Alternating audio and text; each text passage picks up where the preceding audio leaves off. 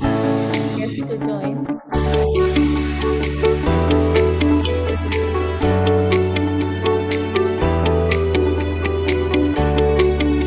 Request all of you to please put on your videos.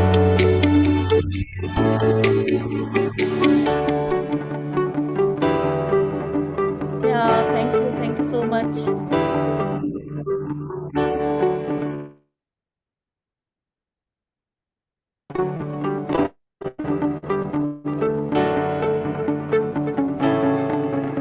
And also, please rename yourself.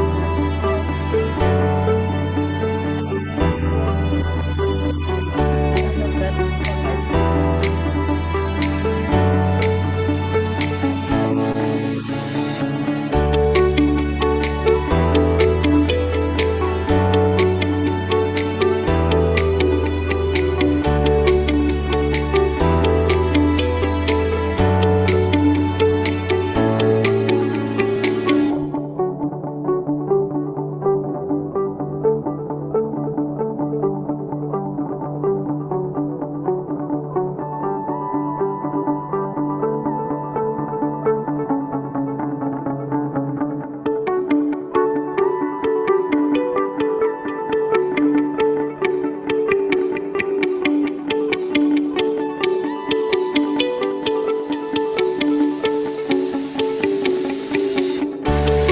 Sutika and others in my team,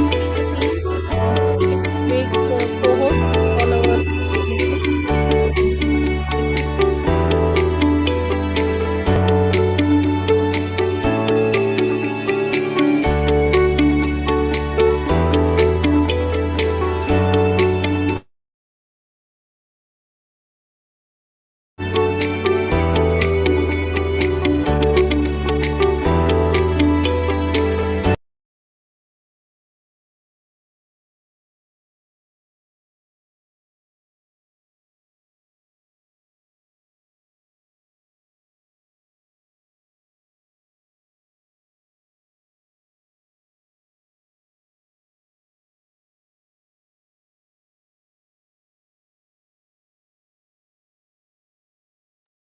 Good morning, each and everyone. I'll request all of you to please switch on your videos.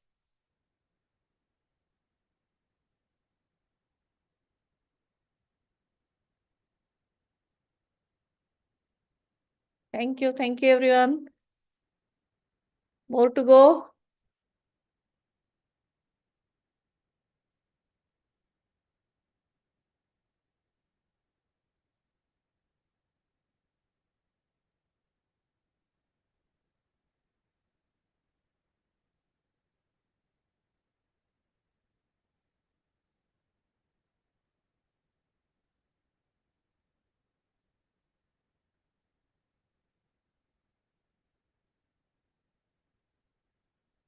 My team to just keep a watch on who all has joined.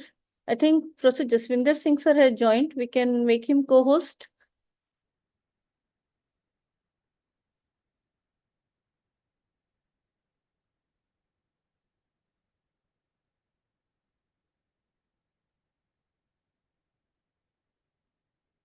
Good morning, sir. Welcome, please.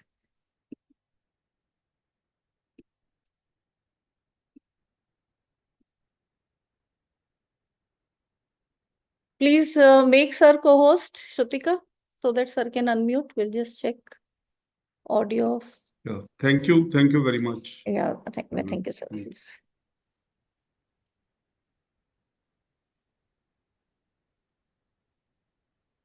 Are we supposed to start at 9:35? Yeah, we'll take, sir, 5 minutes. No problem. Let others also join. And just check out, sir.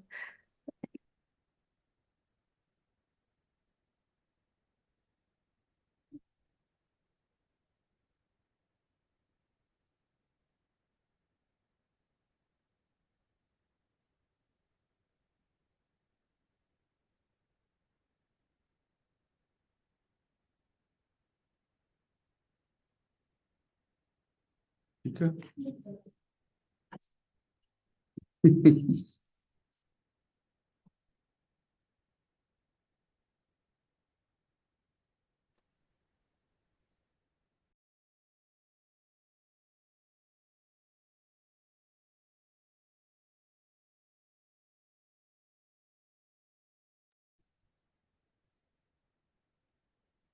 Are you in the college, Professor Femi?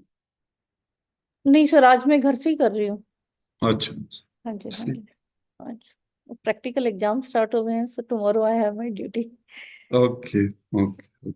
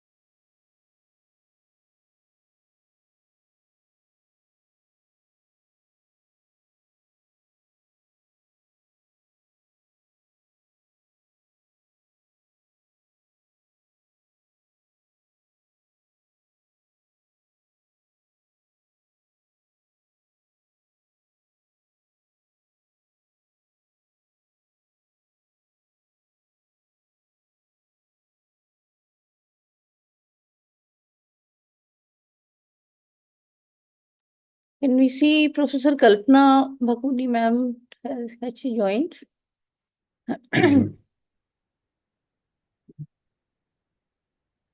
Shrutika, keep on responding. And Professor Bakshi will join late because he's just told me.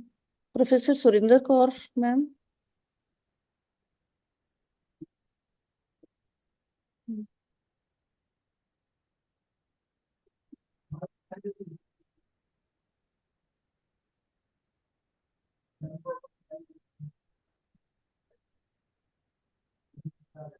Yeah, I can see Professor S.P. Singh, sir. Good morning, sir, and welcome, please.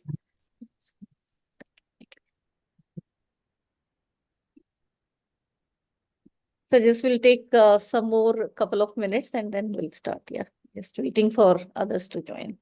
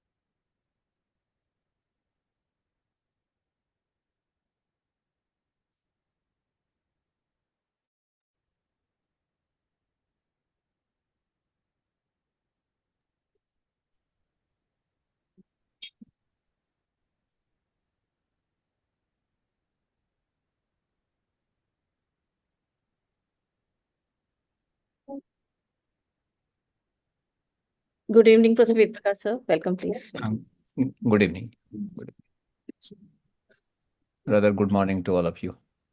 Yeah, thank you. Good morning, sir. Good morning. Good morning, sir. SP Singh sir. How are you?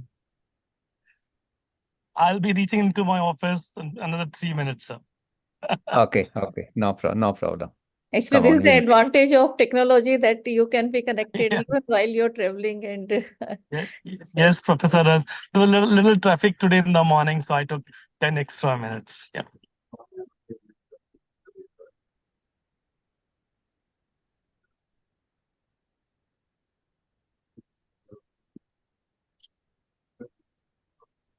So just, I think, 2 more minutes, and then we'll start. Yes.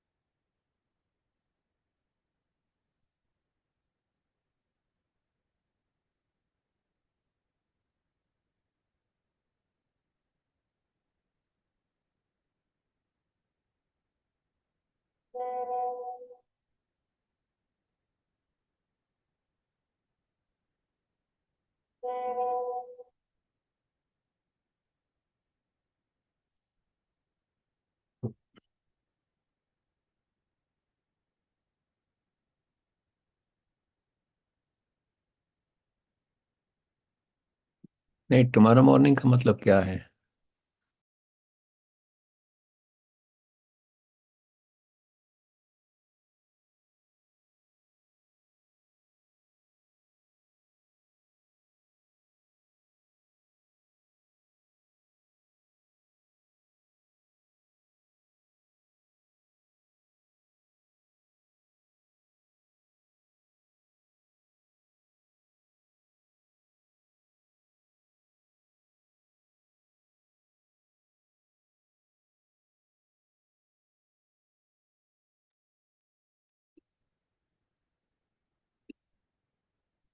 So, good morning, each and everyone. I think others will join as we proceed.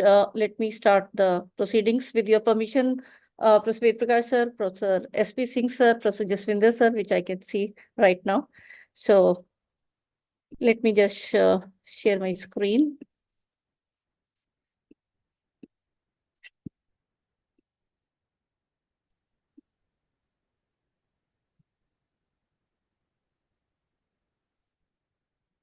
So, good morning, each and everyone, and I welcome each one of you on behalf of UGC Malviya Mission Teacher Training Center, also popularly known as Guru Angad Dev Malviya Mission Teacher Training Center, formerly GAD-TLC, situated at SGTB Khalsa College, University of Delhi.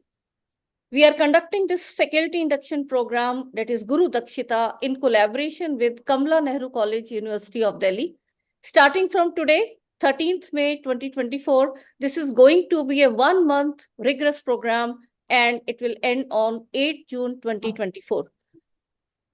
I welcome each one of you on behalf of UGC-MMTTC, which is the Center of Ministry of Education and University Grants Commission, and under the flagship of the program called as Malviya Mission Teacher Training Program. I also welcome you on behalf of my entire governing body at Shri Guru Tegh Bahadur Khalsa College, in the leadership of Professor Tarlochan Singh sir, who is the chairman governing body SGTB Khalsa College, and also Professor Surinder Kaur, who is acting principal at SGTB Khalsa College. I welcome each one of you. And I also welcome each one of you on behalf of University of Delhi. At GAD-MMTTC, we seek blessings from Guru Angad Dev Ji, the second of the 10 Sikh Gurus.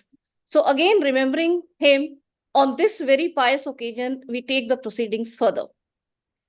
At the central level, the scheme has been named in the honor of Bharat Ratna Pandit Madan Mohan Malviya Ji, and let us remember his academic contributions that he had done and take this further. So I welcome each one of you with a virtual bouquet of flower. I welcome Professor Ved Prakash sir, who is mentor UGC-MMTTC and former Chairman, University Grants Commission. Welcome, sir. I also welcome Professor S.P. Singh, sir, who is founder, Vice Chancellor of Assam Royal Global University, Assam. I welcome you, sir. I'll also welcome Professor A.K. Bakshi, sir, who will be joining slightly late. He's founder, VC, PDM University, and former VC, UPRTU, Allahabad, and also former Executive Director, Tertiary Education Commission, Mauritius. I also welcome Professor Jaswinder Singh, sir, who is Vice Chancellor of Eternal University, Baru Sahib, Himachal Pradesh. Welcome, sir. And he has been instrumental in taking these centers further when he was principal SCTB Khalsa College, and we are still seeking his mentorship and guidance to take these programs further. So welcome, sir, please. I also welcome Professor Kalpana Bhakuri, ma'am, who is principal at Kamala Nehru College, University of Delhi. And this particular FIP, actually, it started with the ma'am that we have around more than 60 plus colleagues who are waiting for their faculty induction program for the first level promotion. So thanks, ma'am, for initiating, and otherwise we are slightly delaying it, but that's how we started. And thank you so much for collaborating, and I welcome you. I can see you on the screen. So nice to see you, ma'am. Good morning. And we take the proceedings further. I also welcome my own colleague, very respected Professor Surinder Kaur, Acting Principal, SGTB Khalsa College, University of Delhi. She's perhaps in a meeting. Maybe she'll be joining slightly late. So I welcome you on behalf of her, and I also welcome her.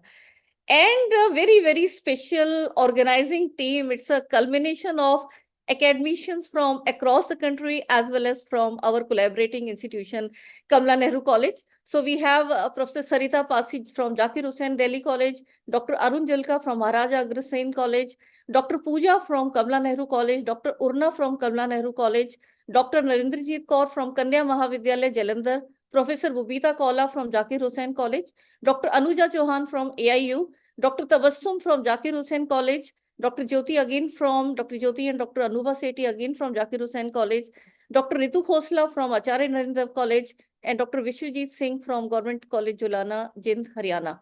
And we'll be perhaps adding, because it's going to be a very, very massive program. And let me tell you, we are having 2 more parallel batches in the evening with the NEP batches. And a special welcome to all the newly inducted faculty who have joined as participants from all our lovely country, India, in this very 1-month program.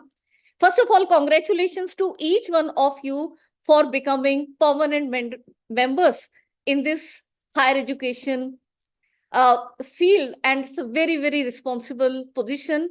And with the help of various experts, we will be trying to orient you around your responsibilities, duties, and how you can be empowered with various skills like technology, to name a few. And also special welcome to all the colleagues from Kamala Nehru College. I think majority of lot in this batch is from Kamala Nehru College, University of Delhi. So I heartily welcome each one of you in the beginning of this faculty induction program. And I will also convey gratitude to my entire core team at GAD-MMTTC, right from Padma Bhushan Sardar Talochan Singh sir, who is the chairman governing body. He has sent his wishes. He could not join today. He has sent his wishes to all of you. Professor Ved Prakash sir, we are honored to have here, sir. Will be also joining soon with Professor Bakshi sir. He will be taking the session. And we have already Professor Jaswinder Singh sir, who has joined. And I also, we in our core team, we have Professor Surinder Kaur and myself, I am Vimal Rar, and we are actually the executive responsibility, I will say, looking at the day-to-day work as well. So let us join hands and pray for the blessings of the God.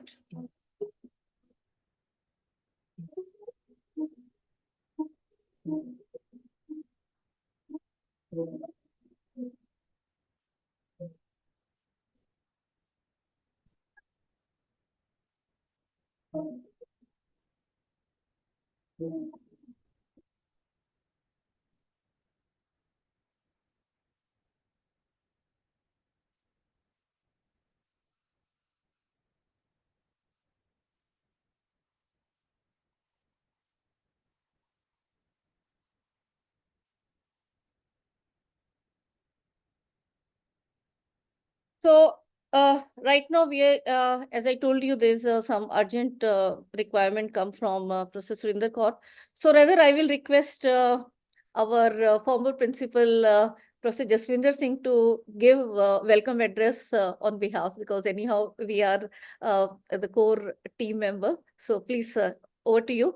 And before I do that, let me briefly introduce sir as well. Just give me a second. So, as I told you, Professor Jaswinder Singh, sir, is now Vice Chancellor, Eternal University, Himachal Pradesh, and also former principal at our esteemed college. He has been very instrumental in the EPG Pathshala project that we got in 2013, and he was himself PI of and co-PI of around out of these 4 disciplines out of the 6 that we had. And he also developed 6 massive open online courses himself in economics, which were hosted on the SWAYAM portal of Ministry of HRD. And he has been member of various national and state level committees, including especially I will like to mention various autonomous status of the college review, advisory committee at Guru Nanak Dev University. He has also been UGC nominee at various universities. He has been convener of UGC committee to draft the undergraduate courses for the implementation of choice-based credit system, and member of standing committee of students of academic council and various, and he has been a writer and philosopher all in the field of not only economics, but in the Sikh history. And he is taking the vision of our minority community further, that how it can be empowered with the help of education, that he had been steering various academic endeavors when he was principal at SGTB Khalsa College, and also continuing now when he has taken this new position of Vice Chancellorship at Eternal University. So congratulations, sir, for your this new assignment, and over to you, please.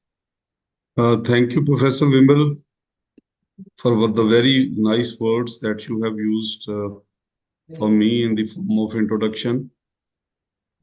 Let me at the outset, congratulate you and Sri Guru Tegh Bahadur Khalsa College for organizing this faculty induction program through Guru Angad Dev Malviya Mission on Teachers and Training Center. I am, I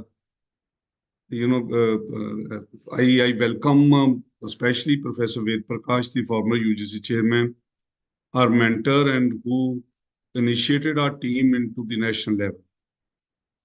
I will come to him a little later, but before, I also want to express my gratitude to Professor Kalpana Bakuni, my colleague in Kalman College, who has been very, very nice to us, all of us in the Principals Association, and also she has been participating in the various policy formulations in the University of Delhi.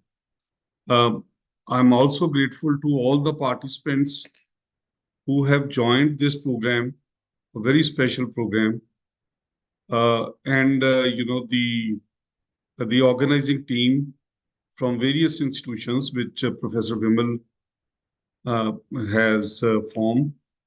Sir, Professor S.P. Singh, sir, also is there. Yeah, Professor S.P. Singh, who is the Vice Chancellor of Royal Global University, Assam. Professor A.K. Bakshi, who will be joining us later, but who will be, delivering a very special talk on the faculty induction program. And also Professor Surinder Kaur, who is the principal of Sri Guru Tegh Bahadur Khalsa College, and who may be very busy, and she may be joining later. So, and all the participants, it is of course my pleasure and privilege to welcome you to this faculty induction program. Faculty induction program was in fact our initial mandate when Guru Angad Dev Teaching Learning Center was given to us. Professor Ved Prakash was the chairman, University Grants Commission, and it was thought that since the universities are in the process of recruiting very large number of teachers. So higher education perhaps is the only area of teaching where no formal training is given to the teachers. So it was thought that the faculty induction program, where the teachers can be introduced to the university education, to the higher education at various levels, beginning from the college, then the university and the University Grants Commission, and the various research organizations where the teachers are going to, grow as full-fledged research scholars, researchers, and the teachers. And we have seen, this blooming into the national education policy also, because the national education policy 2020 emphasized the new role of teachers. It has, in fact, made a very serious attempt in shifting the focus from, the teacher-centric approach to a teacher and student-centric approach, I must say, where both the teachers and the students, they both grow together and they participate very actively in the teaching learning process. We know that the national curriculum framework has been redesigned, and many initiatives which were taken during Professor Ved Prakash's times, especially under the choice-based credit system, like skill education and ability enhancement courses, which were to empower the teachers, and also many ICT initiatives which were undertaken during that time. They have got reflection in the national education policy in a much more serious way. So therefore, this faculty induction program is not merely to, introduce the teachers to the various provisions for their career growth in the higher education, rather also to train them that how to conduct their classes, how to engage the students effectively, so that the problem-solving pedagogy and the active learning methodology, which is being evolved through these interactions, should be implemented.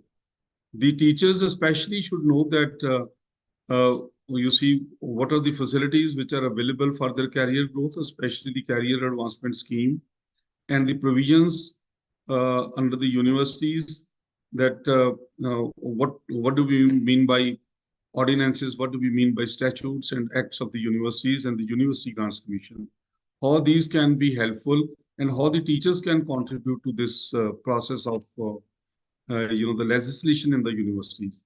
And also, the teachers, it is the prime responsibility of all of us, the teachers and the students, equally, to evolve and to seriously, redevelop our courses, or rather overhaul them as we proceed with the passage of time.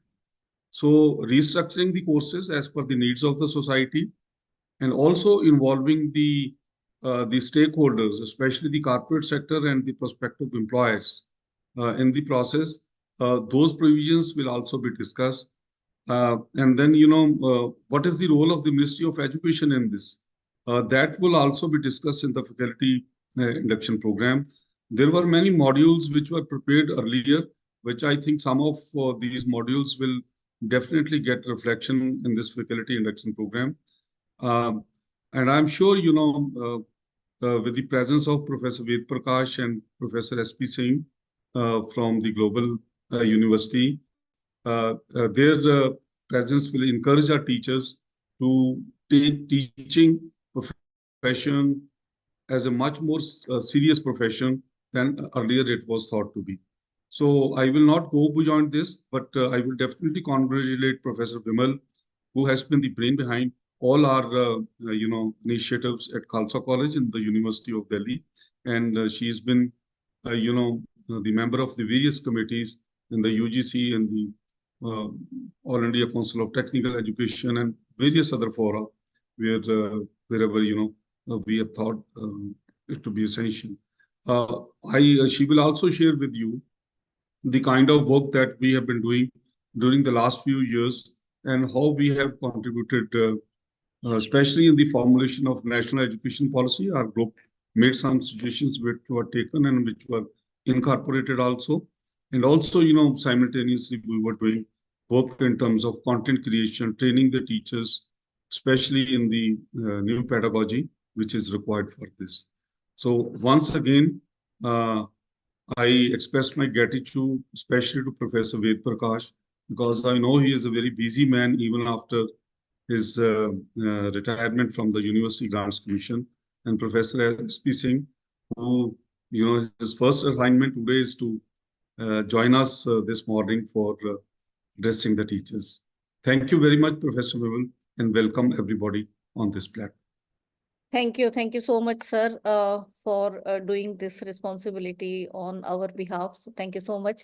And you rightly said that our younger colleagues have bigger responsibilities to shoulder upon, and they have to be rightly prepared, not only in terms of the new policy changes which have impacted us, and we have to be implementing them in the true spirit, but also as the 21st century learners in our classroom, and with the diverse learners coming into our classroom, we have to be having that human touch as well as be ready with the latest technological skills.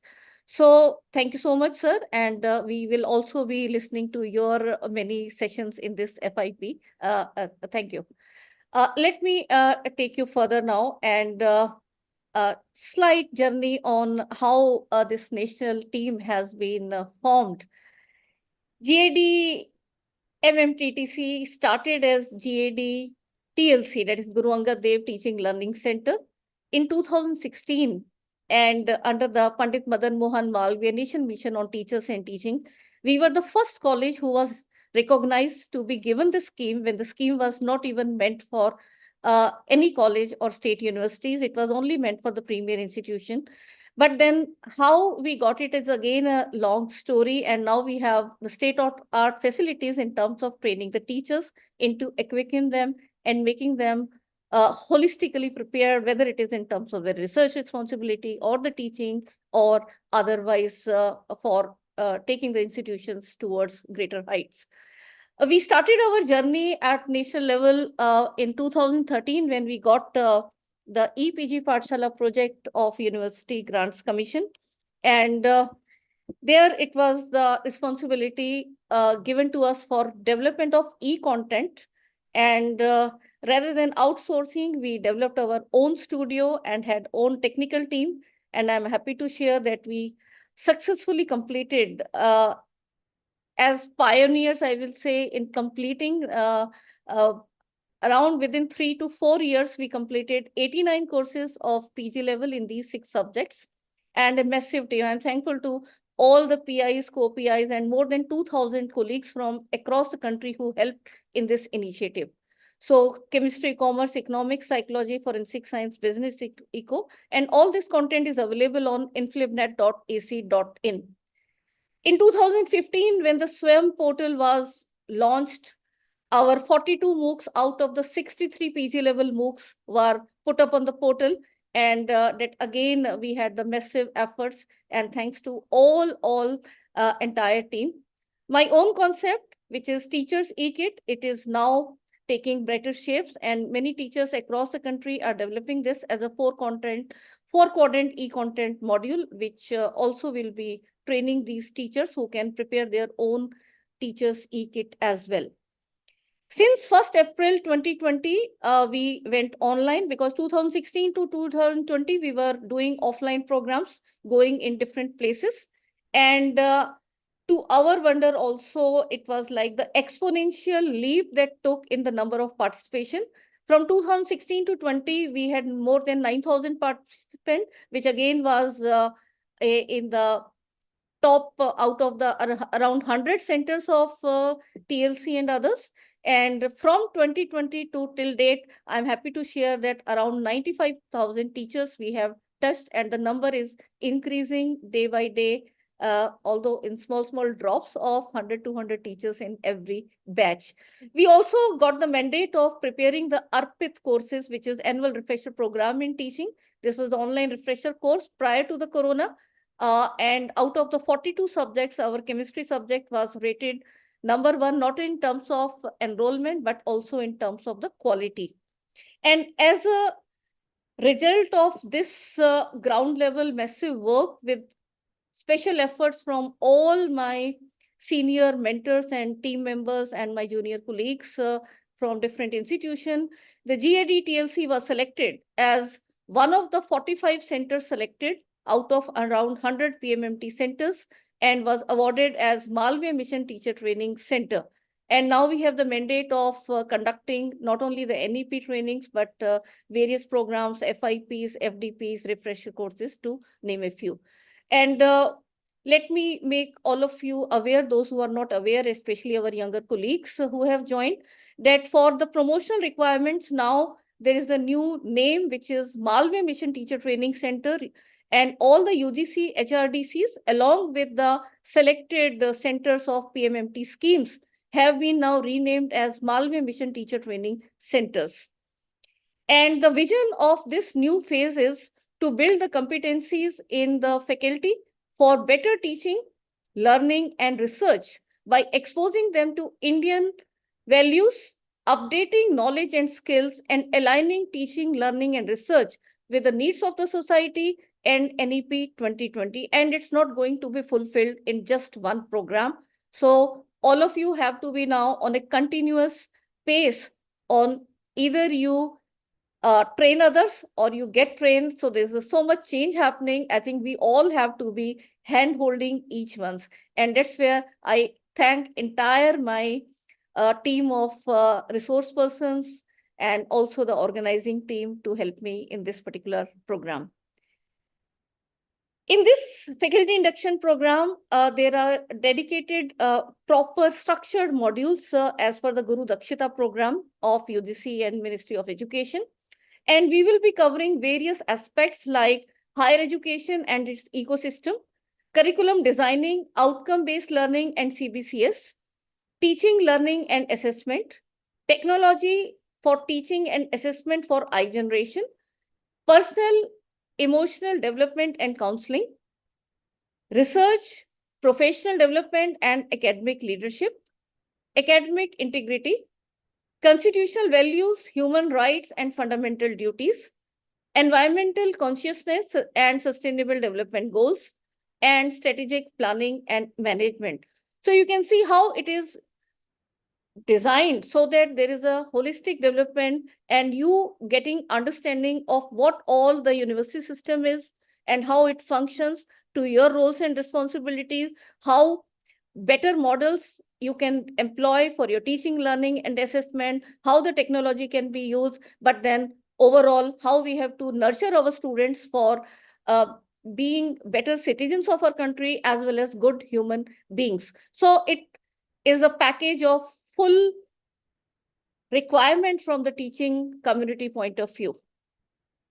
And now I will request our mentor, Professor Ved Prakash sir, and former chairman, University Grants Commission, to be giving the presidential address to us. And before I request him to do so, I will just briefly introduce, although sir always stops me, but sir, please permit me, because this, all the profile of the experts that we have called here, actually, they also tell us the route to our younger colleagues that what all areas they can find interest and then take their career further, whether it is their administrative responsibilities or the various projects and activities that our resource persons are engaged into. So Professor Ved Prakash sir had more than 48 years of professional experience with the DLIT, PhD, MSc, MEd, US Fulbright Fellow from Michigan University, CC, EPAP, HIID, Harvard University.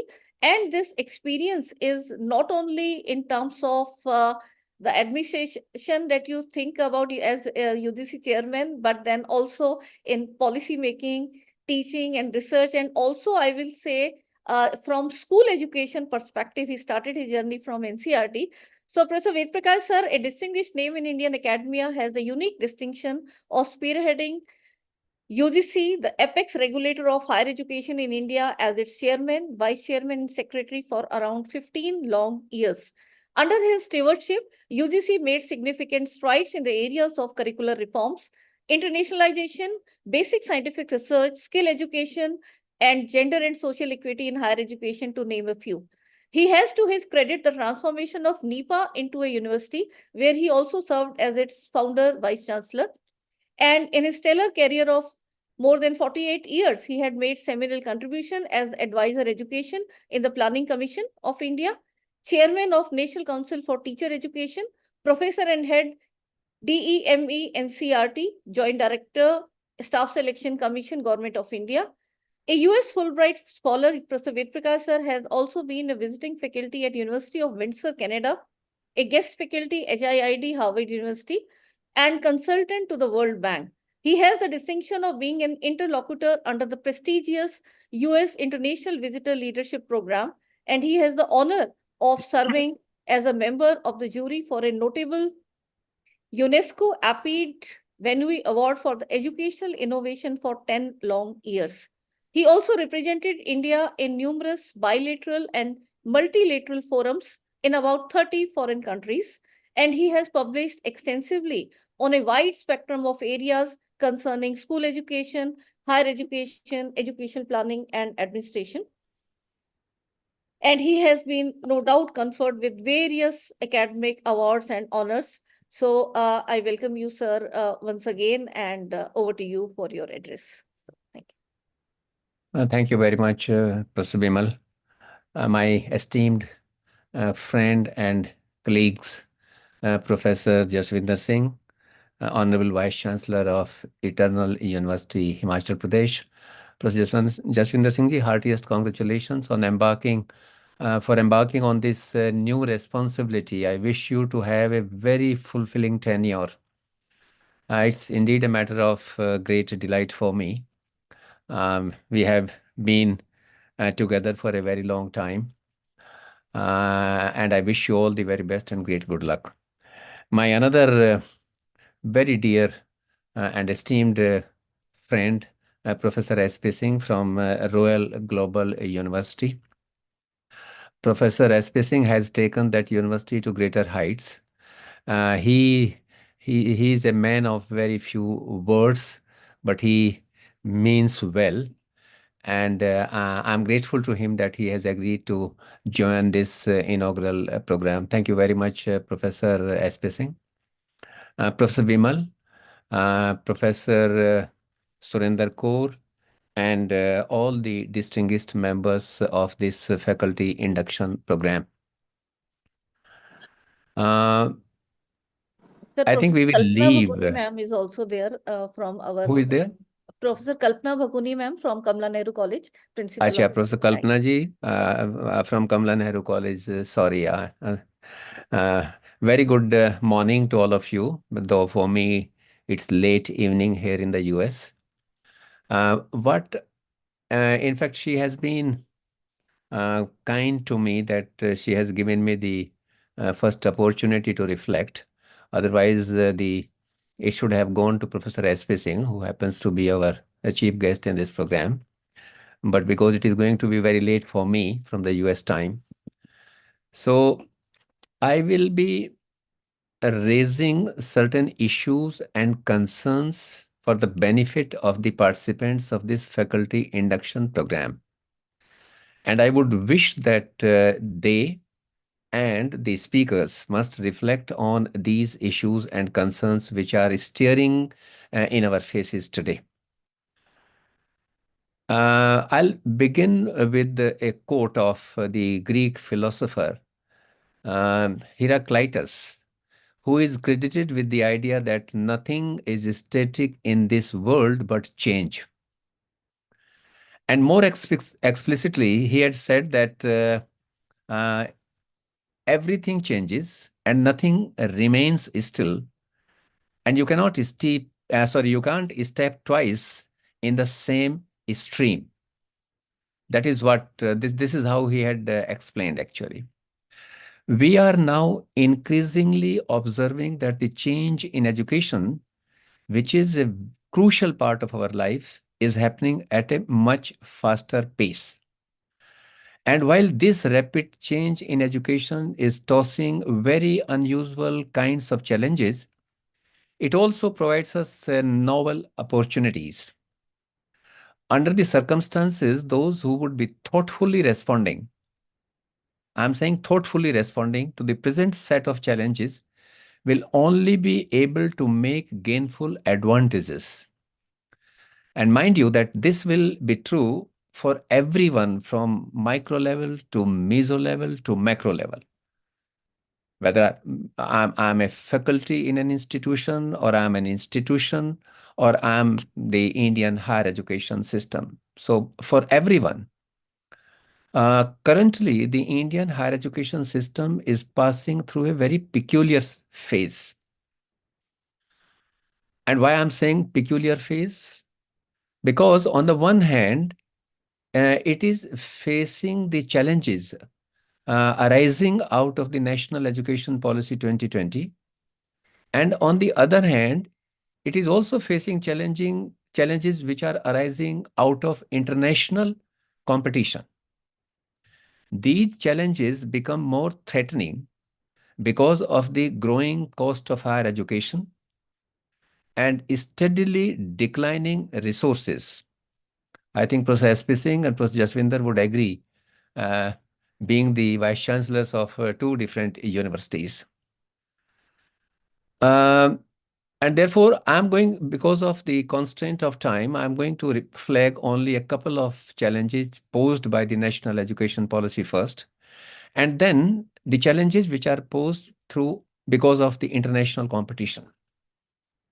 See, National Education Policy 2020, which we have brought out after a gap of 34 long years, has envisaged sustainable transformation into an equitable and vibrant knowledge society by providing access to high quality education to all.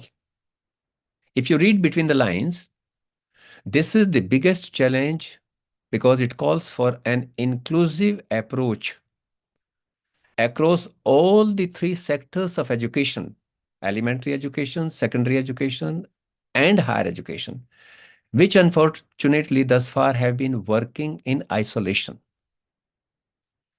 Another concerning challenge is the implementation of three-language formula. We have to address our persistent concern to increase gross enrollment ratio to 50% within 10 years' time, which means that we have to maintain an annual growth rate of 4%. We have reached the gross enrollment ratio of close to 28% in the last 75 years.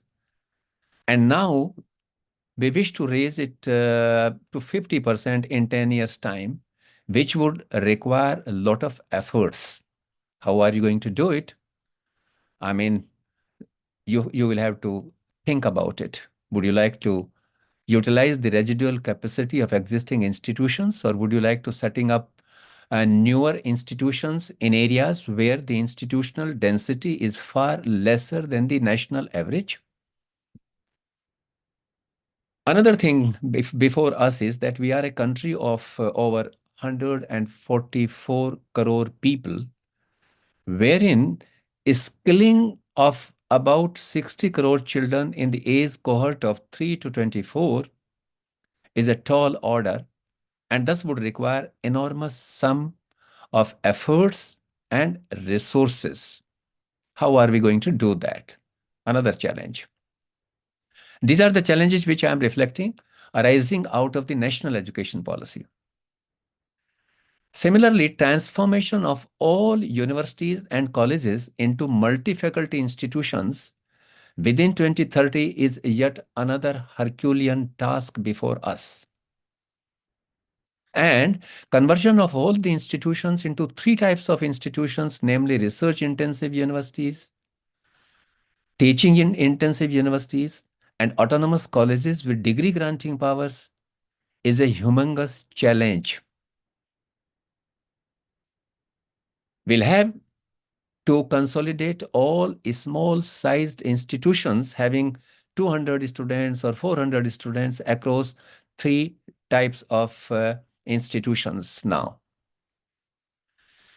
We'll have to halt the further fragmentation of higher education, which we have ruthlessly done in the last 77 years.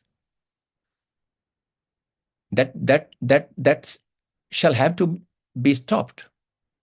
The practice of setting up health university, technical university, teacher university, children university, railway university. I mean, we have made a joke out of it.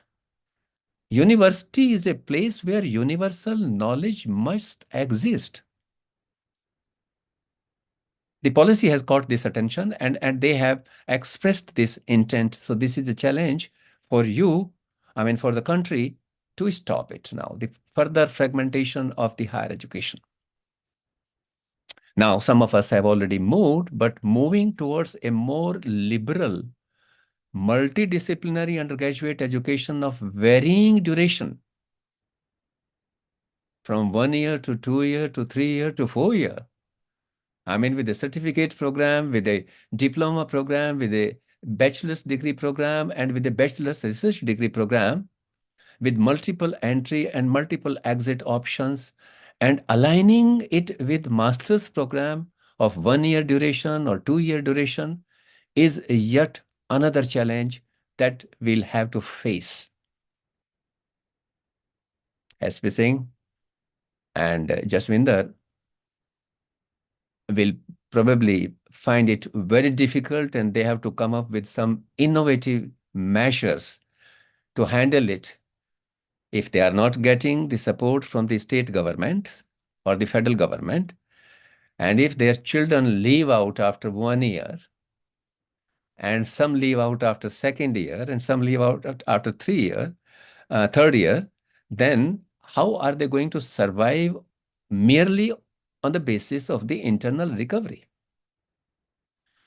Preparing research-ready graduates through a 4-year program would require a complete overhaul of existing curricular provisions of teaching and learning. This is yet another challenge before us. Building and strengthening a research ecosystem across the country is also an uphill task. We shall have to design appropriate strategies for doing that through the National Research Foundation, which we have established now. Introduction of a new system to develop a robust and merit-based tenure track promotion and salary structure system with multiple salary levels to ensure excellence would be yet another challenge before us if we are to translate the intent of the national education policy into reality. What are going to be the consequences of it? How are we going to handle it? What would be the framework for us to do that? Now, we shall have to address the issue of perceived notions of its disputed equivalence, not only between formal face-to-face system and the open and distance learning mode of delivery, but now also between them and online modes of delivery system, because some universities have already been permitted to offer online programs on 100% basis. We'll have to take abundant precaution and work hard in designing and developing the study self-learning modules and correspondingly the assessment procedures for that. Internationalization of higher education in the real sense is another challenge that we have to respond to. Each higher educational institution is now obliged to prepare an institutional development plan within a fixed time frame. Each institution has to digitally store credits and credits earned by individual learners for the purposes of developing academic bank of credit. Similarly, the regulatory system as envisaged by us in the National Education Policy would require legislative framework for Higher Education Commission of India with its 4 verticals. How are we going to make a beginning of it? What would be the coordination mechanism across these 4 verticals of the Higher Education Commission of India? We have also talked about the constitution of Board of Governors for each institution, which would also require legislative framework. Setting up of National Educational Technology Forum for free exchange of ideas on the use of technology to enhance learning, planning, and administration is yet another challenge. Proper orientation of teachers, like Professor Vimal was talking a little while ago, for the development of e-contents in 4 quadrants, hybrid mode of teaching and learning is yet another challenge. And above all, providing quality education at an affordable cost is indeed a big challenge. How center and states together are going to spend 6% of the GDP and 20% of all public expenditure within a 10-year period is a guess for everyone. These are some of the challenges which are before us, but these challenges also provide us an opportunity to make the most out of the present, out of the existing system under the present circumstances. These are not the only challenges, actually, which the Indian higher education system is facing and which we need to deliberate upon and come out with the plausible alternatives. There are also challenges which are posed by the international pressure. A survey of 146 UNESCO member states have revealed, sorry.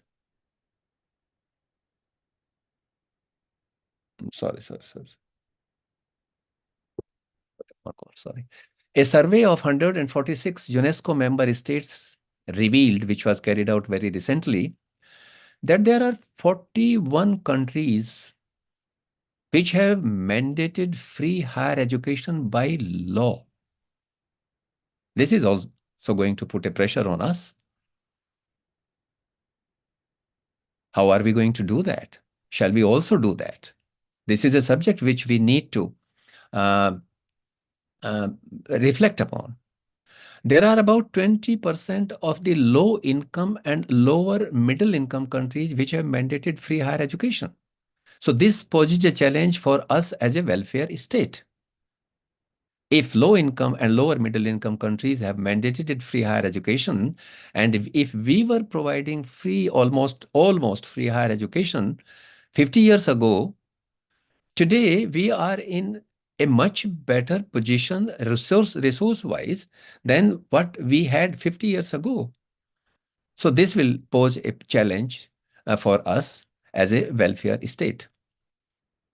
The worldwide gross enrollment ratio in higher education has increased from 19% to 40% in the last 2 decades, whereas we are still below 28% mark. So given the fact that we have taken nearly 75 years to attain a 28%, the challenge before us is to take it to 50% in 10 to 15 years' time. That's a challenge. The another challenge which is posed by the international pressures is that globally, the gross enrollment ratio among women is 43%, whereas we have only 28%.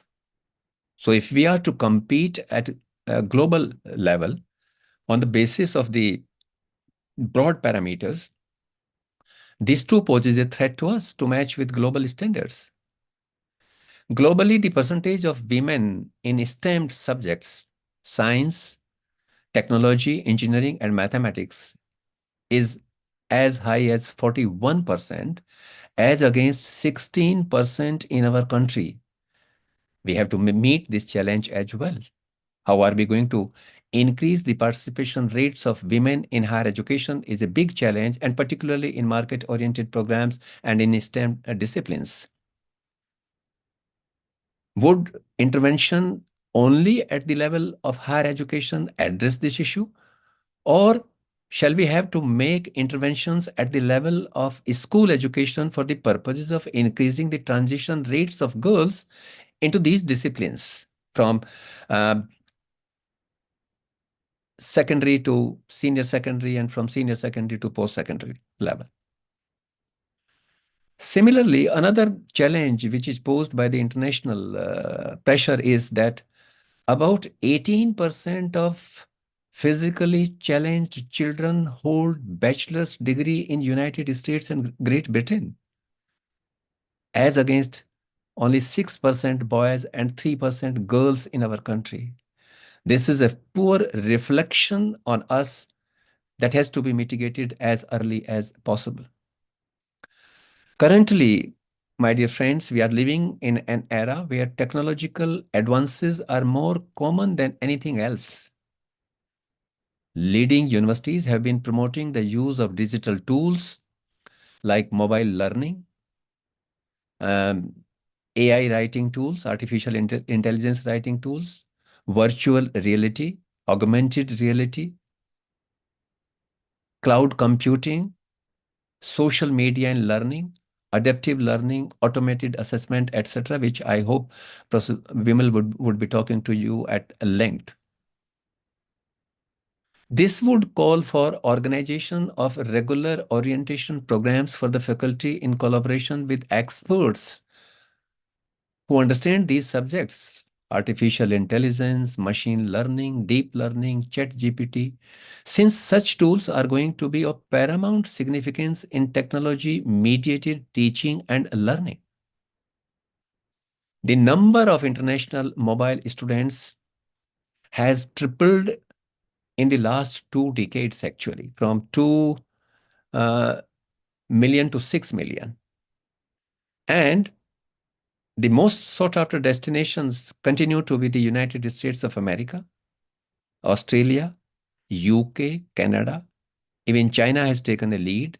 Singapore continues to attract large number of international students due to their proactive role. We are hosting about 47 or 48,000 international students, and most of the international students who come to our institutions are from the neighboring countries like Nepal, Afghanistan, Bangladesh, and UAE. I think we need to work a lot to attract a greater number of students. How can we do that is a subject for reflection, actually. Another issue which is putting a lot of pressure on the Indian higher education system is the global ranking.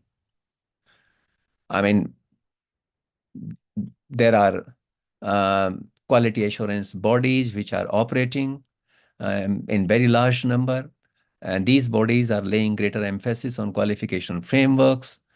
There are about 116 countries which have the national qualification framework addressing higher education. We still have to institutionalize a number of frameworks like the National Higher Education Qualification Framework, National Skill Qualification Framework, National Credit Framework. We are still to institutionalize these concepts across our institutions. Friends, we all know that quality in higher education is a multi-dimensional, multi-level, and dynamic concept that relates to the contextual setting of an educational model. What kind of programs Professor Jaswinder Singh can offer in a hilly area may not be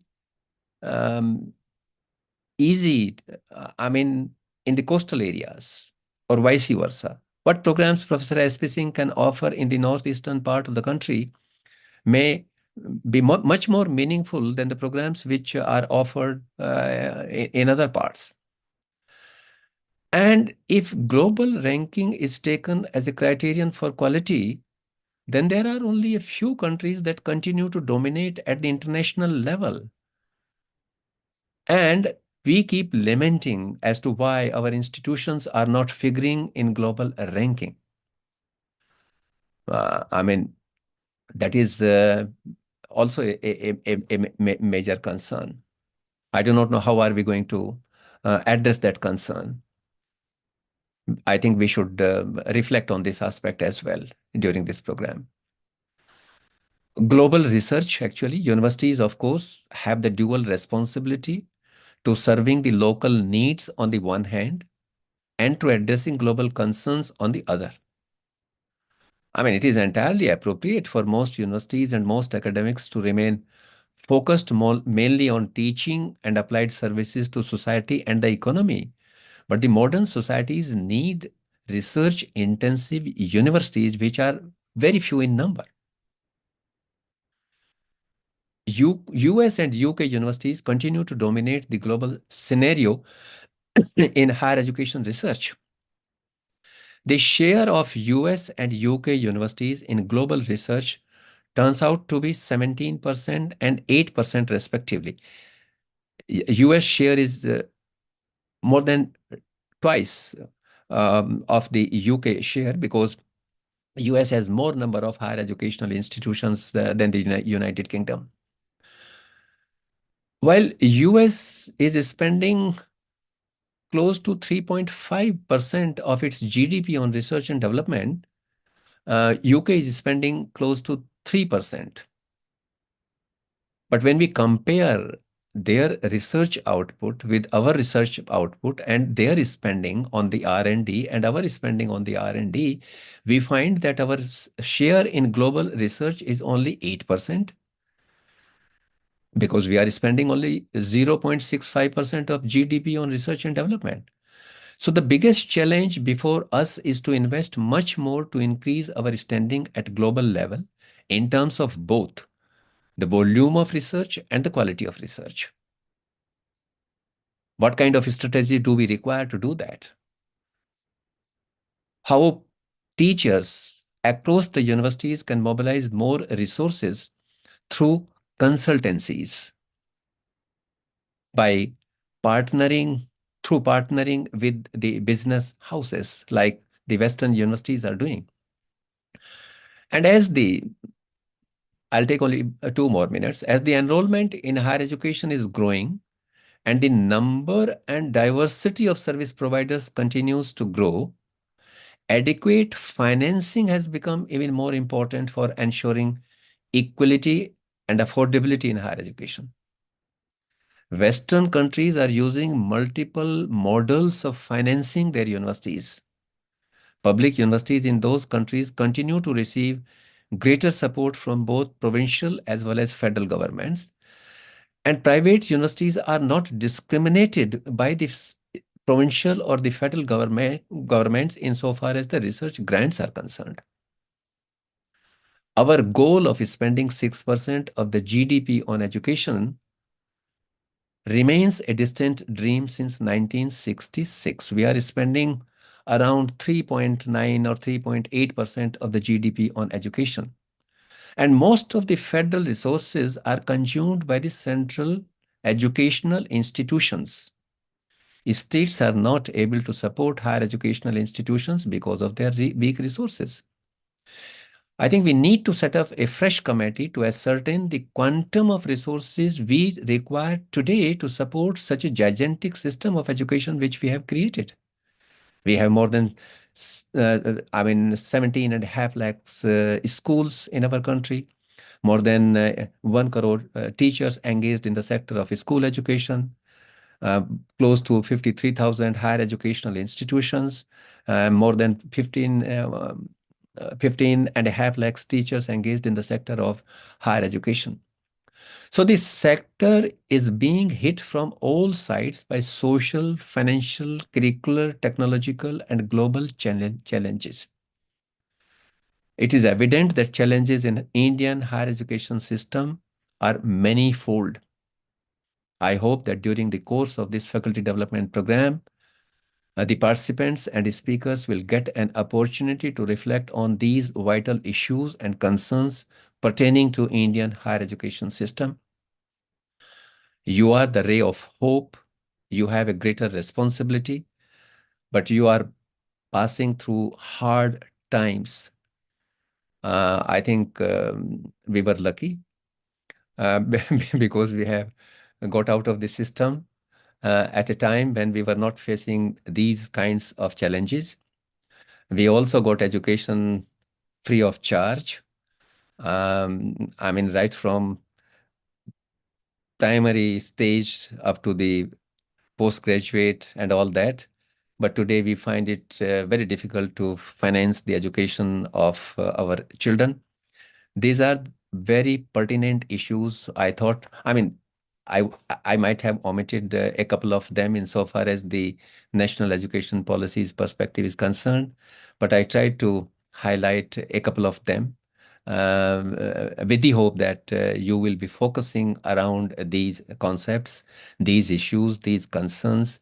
You will be preparing pinpointed questions which you can be asking, or you can be deliberating upon those questions amongst yourselves, or you will be asking questions from the speakers who would be coming to this program. This is a long program of 1 month duration. I would like to compliment and congratulate Professor Vimal for undertaking this great responsibility that she is steering the affairs of the center of University of Delhi. She has made a seminal contribution, and it is because of her hard work that her center has been recognized by the Ministry of Education. I think just to please us, she says that we are the mentors. We are not the mentors. She is all alone. She has been doing this work, and she brought this glory to her institution. I hope you will find it very interesting, and you would learn a great deal, I mean, through the interactions. So I stop, but before I stop, let me express my sincere thanks to Professor Vimal, Professor Jaswinder for having given me this opportunity. Thank you very much for you being a very patient audience. And thank you, Professor S.P. Singh, very much for agreeing to, come to the program and talk to the young boys and girls from across the country who are participating in this program. So over to you. Thank you very much. Thank you so much, sir, for your words of wisdom. And you rightly highlighted on the entire NEP, especially from the challenges point of view, and now how we can convert into opportunities will all depend upon our younger colleagues who are participants. And especially, I think with the focus on quality, but taking everyone along. So equity, excellence, and quality, how can that type of model be evolved? And that has to be done by each of us in our classrooms, as well as at the institution level, as well as at the state or national level. But apart from that, I think you rightly mentioned that we also have a bigger responsibility in hand-holding our school education colleague. Because when the students come in higher education, we came, wahan se ठीक नहीं पढ़ के आए हैं now. So can we also take that lead, that how when we are evolving better pedagogies in different subjects, then can we do the hand holding to the school education system as well? So thank you so much, and sir, thanks for accepting for taking many more sessions, and we'll be looking forward to your interactions with our participants and with our team. Thank you so much, sir. And now let me take the proceedings further. And next, in the inaugural of faculty induction program, that is Guru Dakshta, we have our chief guest today, Professor Dr. S.P. Singh, sir, founder, vice chancellor, Assam Royal Global University at Assam. And sir, it's a true privilege that you accepted our invitation. And before I invite him again, I think sir's profile is going to be enlightening all our younger colleagues. That Professor S.P. Singh, sir, is the founder VC of the Assam Royal Global University, Guwahati. And here he is presently serving the third tenure as Vice Chancellor. He has been heading institutions of repute since the last 22 years. So a long administrative experience, and prior to that, almost around 34 years of experience in teaching and research. Prior to his current position, Processing was involved in organizing and training faculty members of higher education institutions under NSS program, 10 days orientation, 5 days refresher program, many other programs.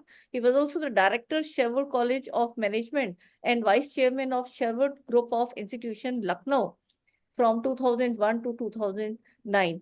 He also worked as founder director of Royal Group of Institution, Guwahati, from 2009 to 2013, and later also served with MET Group as Senior Vice President and Founder Vice Chancellor of MET University, Chhattisgarh from 2013 to 2016. Professor Singh was the former member of Executive Council of Dibrugarh University as Honorable Governor's nominee, Assam Task Force. Presently, Professor Singh is active member of the Universal Peace Federation, India chapter since 2019 and has been conferred with the Ambassador of Peace Award along with many other awards by UPF South Korea, member of Indian Chamber of Commerce, National Expert Committee on Higher Education and Training, to name a few. On 1st November 2022, Professor Singh has also been appointed as Global Vice President of Sun Moon University, South Korea.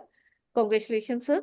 Professor Singh has been also appointed as academic consultant with Asian Association of Indian University in May 2023 and Honorable Member of Equivalence Committee of AIU and Governing Council Member of AIU in July 2023. And as I told you, has also been involved in organizing and training faculty members of higher education institutions under NSS programs, various orientation and refresher programs for POs of NSS. So welcome you, sir, once again, and over to you for your special session, sir. Thank you. Thank you so much, Dr. Rath, Professor Rath. I think sir, 1 you're minute. very Yeah. Let me also welcome Professor Bakshi, sir. He has joined here. Sir, welcome. Good morning, sir. Please. Thank you. Welcome, Bakshi, sir. Hello, so thank you so much, Dr. Rath. I think it was really a very, very, I would say, elaborated introduction of mine. I would say that though the Vice Chancellorship and other positions came in my life, as it has been boon to us by kindness of God, but end of the day, I still am a teacher. I have a class at 11:30 today again after this meeting. So I would say that thank you so much for inviting me. Khalsa College is very close to my heart because I stayed 3 years near to Khalsa College in SFS DDA flat. And that used to be SQ26. That used to be servant quarter number 26. And we used to say scholar quarter number 26. So if you go and come in front of ISH, you will find a room ahead, I mean, across the road is called SQ26. A lot of journey I have traveled there. And I think Khalsa College, I used to pass every day when I was a student of Campus Law Center, Delhi University. Professor Ved Prakash sir, thank you so very much for giving me a chance. It was always an honor to listen to you when I was thinking of this induction program. And I think this was my induction program by Professor Ved Prakash. Today was the 4th session, sir. So every time Vice Chancellors also need induction program and they will require regular refresher program. And I would say that this is like very, very important because every time I try to take out time to be part of any kind of session, that is learning to me also. And that takes me back to 1996.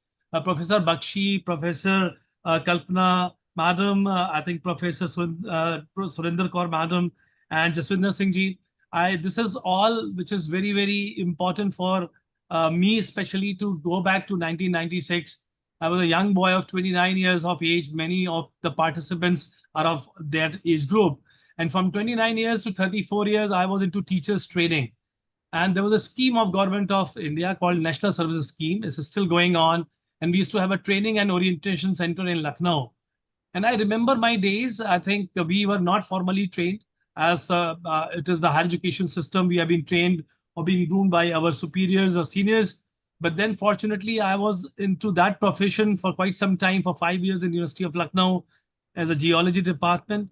But when I joined this TOC, Training and Orientation Center in 1996, I was quite apprehensive. Do teachers require training? Is teachers are meant for they're trainable or not? They're already doctorate, PhD professors. I mean, but I remember one Professor Kesarwani and 5 years journey around 1,500 teachers from BHU to Allahabad University to University of Lucknow, all the universities of Lucknow except all the universities of Uttar Pradesh except Aligarh Muslim University that was affiliated to Delhi University Training and Orientation Center that was situated in social work department. Professor Kesarwani said that, Professor Singh, I am 59. And after 10 years of training in the valedictory session, he said, I'm most unfortunate person that I was not being trained in last 30 years of my life. And today, what I have learned in last 10 days, probably that has changed my life. So at the age of 59, what Professor Kesarwani said, that day I felt and I found that everybody, as Professor Ved Prakash says, change is the only constant. We have to change on the daily basis or maybe hourly basis, if I say minute to minute basis, if we want to take the journey forward and want to become a teacher who is not teaching to become just gaining something out of it, a livelihood from it, or maybe growing himself or herself. But the profession what we have chosen today is the most pious profession of the world. And success will depend upon not only your growth chart, how many research papers you have published, how many, I think, awards you have gained, but it will depend upon how many satisfied students and customers you have, and how many of you have done remarkable job in growth of your institution, leading to the growth of your state and leading to the growth of nation. That is where I think unit number 7 is academic integrity part.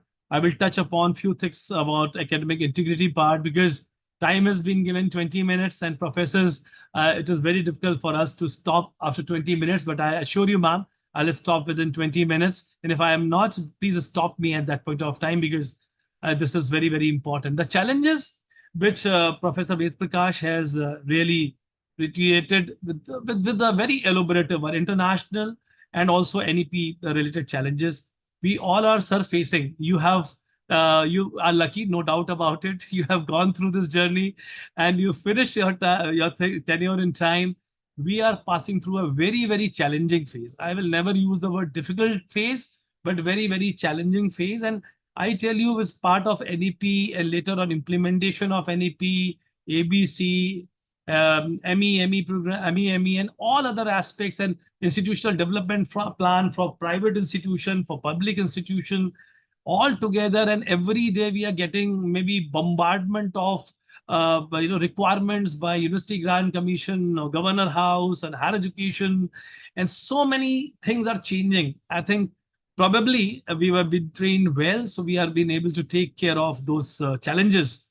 But the time has become very less, and when the time becomes very less, it is what is more important is management of your time. So my first request to all the young teachers are that you please take as many challenges as you can.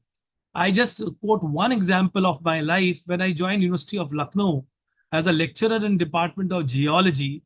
And that time, definitely, I just qualified the NET. I was not PhD even. I was doing my PhD with the University of Lucknow. The first thing which my immediate senior has done to me was, I don't know this is prevalent in Khalsa College or Kamala Nehru College, principal madam may be knowing it, that as soon as I joined that particular department, immediately the key of the department was given to me. The key was to take care of all so-called unproductive work of the department. What is so unproductive work of the department? That looking that water is being filled in the tank, that water tap is not leaking, toilets are clean, and also that any infrastructure requirement, we have to go to the works department to find out how to do it. And also painting, structure, infrastructure, new infrastructure, all that is not having any place in API and PBS was being given to us. And I tell you today with honesty, that was very, very, very productive work I did. And that is beyond API and PBAS.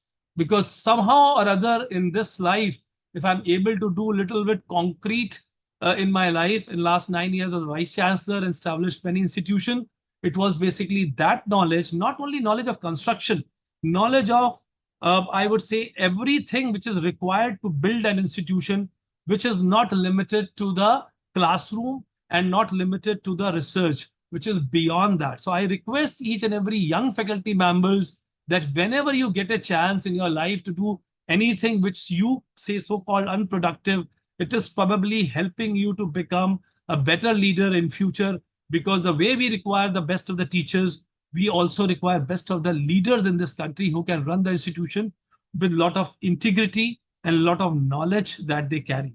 Number two thing, what I want to share with you, while we're working with NSS program, many new challenges used to come every year. Every year there used to be a theme. Theme means theme that watershed development. Sometime it came AIDS. Sometime it was university talk programs. So along with your discipline, maybe chemistry, physics, mathematics, sociology, philosophy, if you get something which is multidisciplinary, if you are being challenged to read something which is not your domain, and which is you challenged to read something which you learn today will become an interdisciplinary in due course of time, please keep on doing that, because the national education policy, along with everything, is talking something very close to my heart. Is 11.1 is holistic education. I tell you honestly, our children are facing a major issue. They have PhD in some subjects or maybe masters in some subjects, but they are finding it very, very difficult to cross the road. They're finding it very, very difficult to have a relationship where either they are not cheating or not being cheated. Their sense of social life is changing remarkably because they are limited to the very, very digital platforms. And therefore, if our holistic education will not come into picture, we may be able to create a lot of good, knowledgeable individuals, but they will not be having sanskar, Sanskrit, and sansaric gyan, which is, I would always say, is a content and intent of NEP.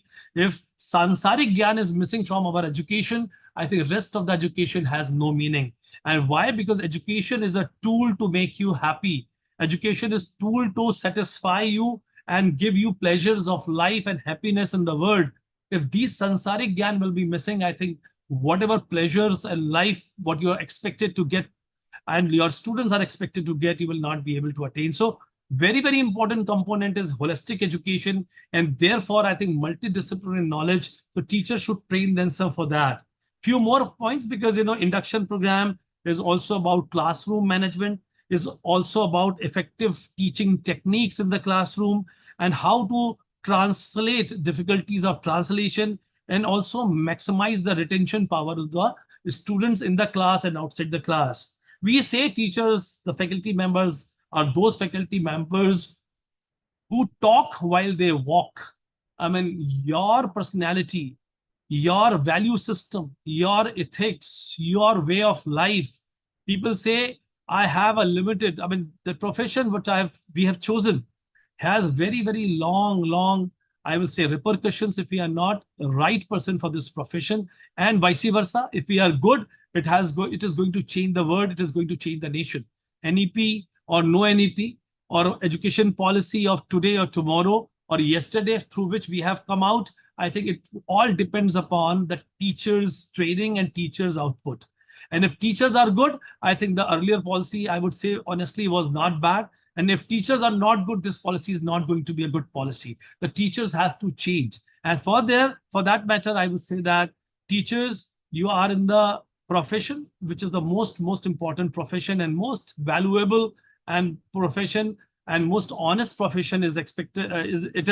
So it is expected from you that while you go to the class, come out of the class, go into public, have social life, you have to be very careful about your attitude, your behavior, your honesty, and also your ecosystem culture around you, because every student learn not in the classroom, but outside of the classroom also through teachers. So I would say that integrity is an integral part and we have to learn from there.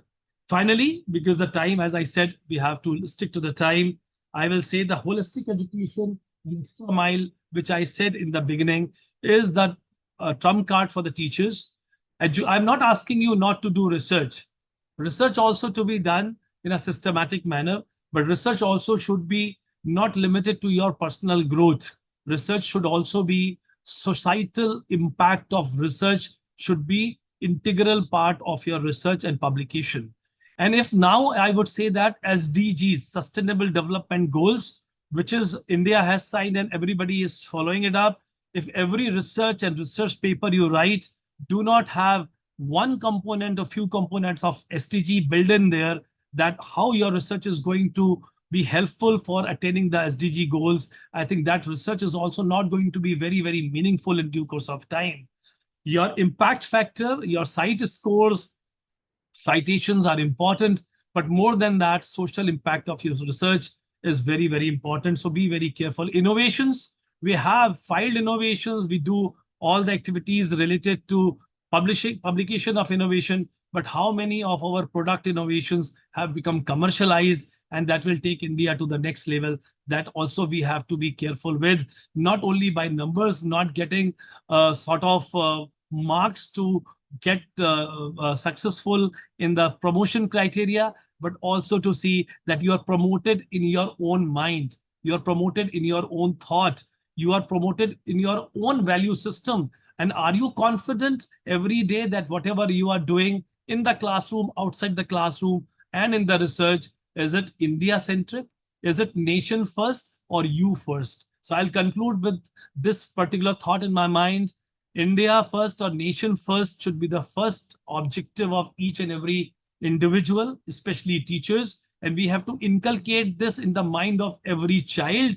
And if all of us will think about nation and society, and then we do our research and teaching in the class, we will be able to attain all the challenges which are there and which will be there in future also. But we have to think very positively, and we have to think that challenges are always shorter than the forces behind us. If the forces behind us are stronger than the challenges in front of us, we will attain the goal. Thank you so much, Dr. Rath, and everybody for giving me a chance, and best wishes to you. And I would love to have an interaction with PPT presentation any day if you want to bring me to any of the sessions. God bless you. Thank you so much, Ved Prakash ji, and everyone here for giving me a chance. And all the best to Khalsa College, and all the best to all the participants for 1 month long teachers induction program. Thank you so much.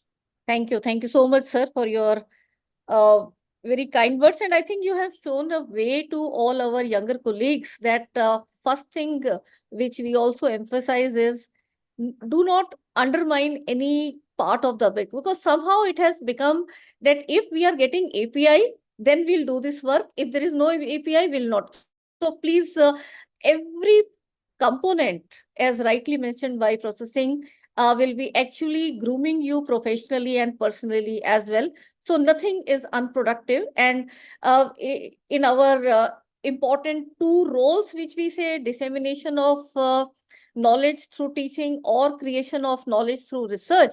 But then apart from that, our institutional development and what surroundings our students are, we are, all that becomes very important towards the holistic development of our students and the so-called sansarik gyan, which बाद में लगता है वो ठोकर खा के सीखते हैं. So that should not happen. We should be nurturing our students right from the beginning, and we are truly blessed to be in the best of the best professions, which nurtures all other professions. And I will say that society is getting groomed in our classroom. So let us be very accountable, responsible. So the academic integrity, but overall integrity also, which will be nurturing our entire society. So thank you so much, and we'll be I'll be requesting you for more sessions as well, and I'll be contacting you later. So thank you so much, sir. And now let us move further.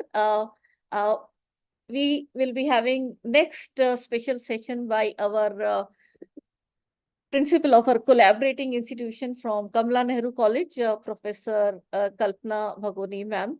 I welcome you once again, ma'am. And before I request her to share her thoughts also and motivate, because motivation is the thing it's not that we just done, and we have to have it very often.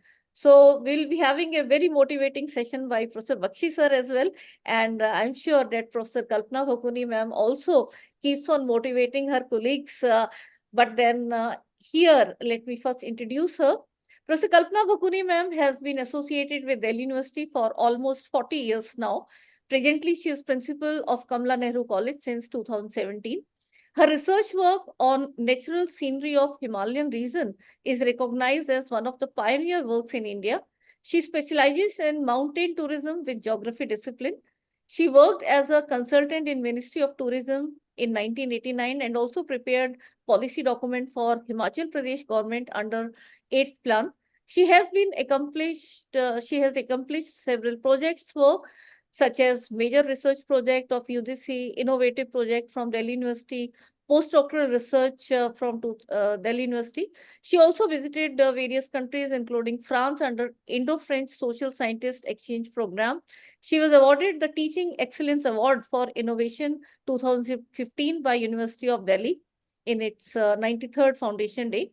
Dr. Baguni has several research papers published in international and national journals. She also has traveled widely, as you can see, from the area of specialization as well, and presented papers in international and national conferences on specialized themes related to ecotourism, sustainable tourism, Himalayan indigenous community, community-based livelihood, gender studies, etc. So, ma'am, we are truly privileged to have collaborated this event with you, and over to you now, please. Thank you so much, Professor Ram.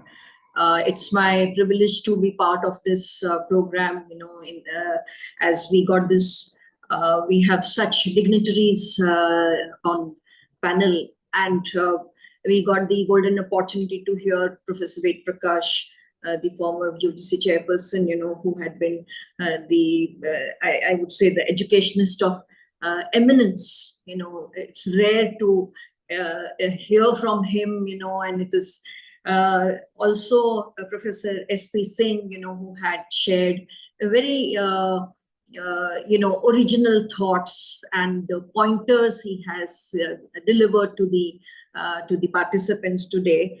And our own Professor Jaswinder Singh ji, you know, who guided us in last so many years as the president of Delhi University Principals Association and the principal of Khalsa College, and now he has moved on as the vice chancellor of Eternal University, Himachal Pradesh, and Professor Bakshi, who is with us here on the panel, and of course my special thanks to Professor Vimal Ra, you know, who has taken this responsibility of making this program a success with you know, a long program for a month. Here I will not repeat anything. We have heard, you know, very meaningful insights from Professor Ved Prakash ji on policies, and you know, we have also seen the perspective from NEP. I would just add a few things here that, you know, this program is, as it's called, Guru Dakshta. I would say that this is the first step towards Dakshta. Dakshta is the perfection.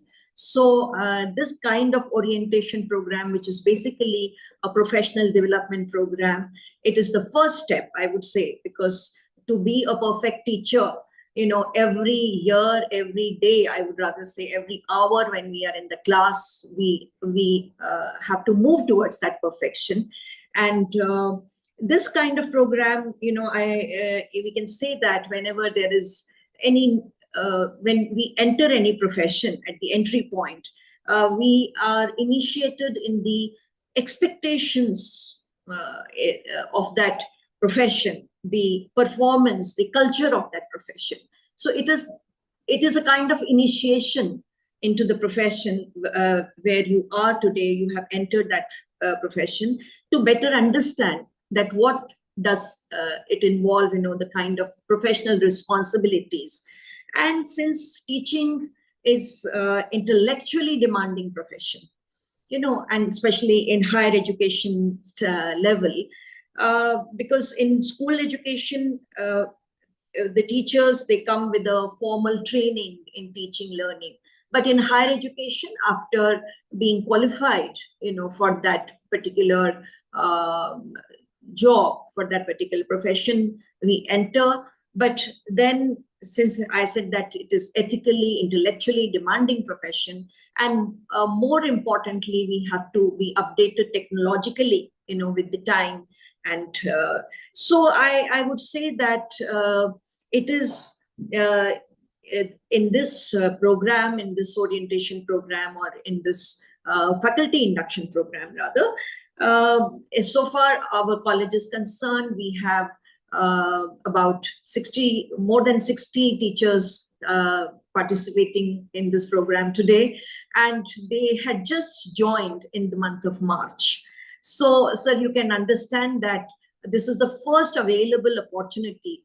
12th May, the classes dispersed, and it was my promise that on 13th, we will be having this induction program. So here we are, and with many other participants, from other universities who are with us here. I congratulate them, and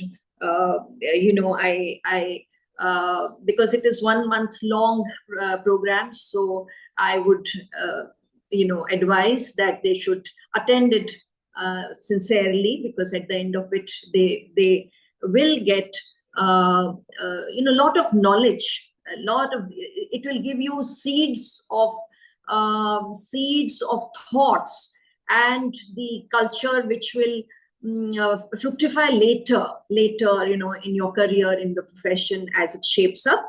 And with these words, once again, I thank the coordinator of the program, Professor Rao, and all the dignitaries who are here, and the participants to attend this program. Thank you so much. Thank you.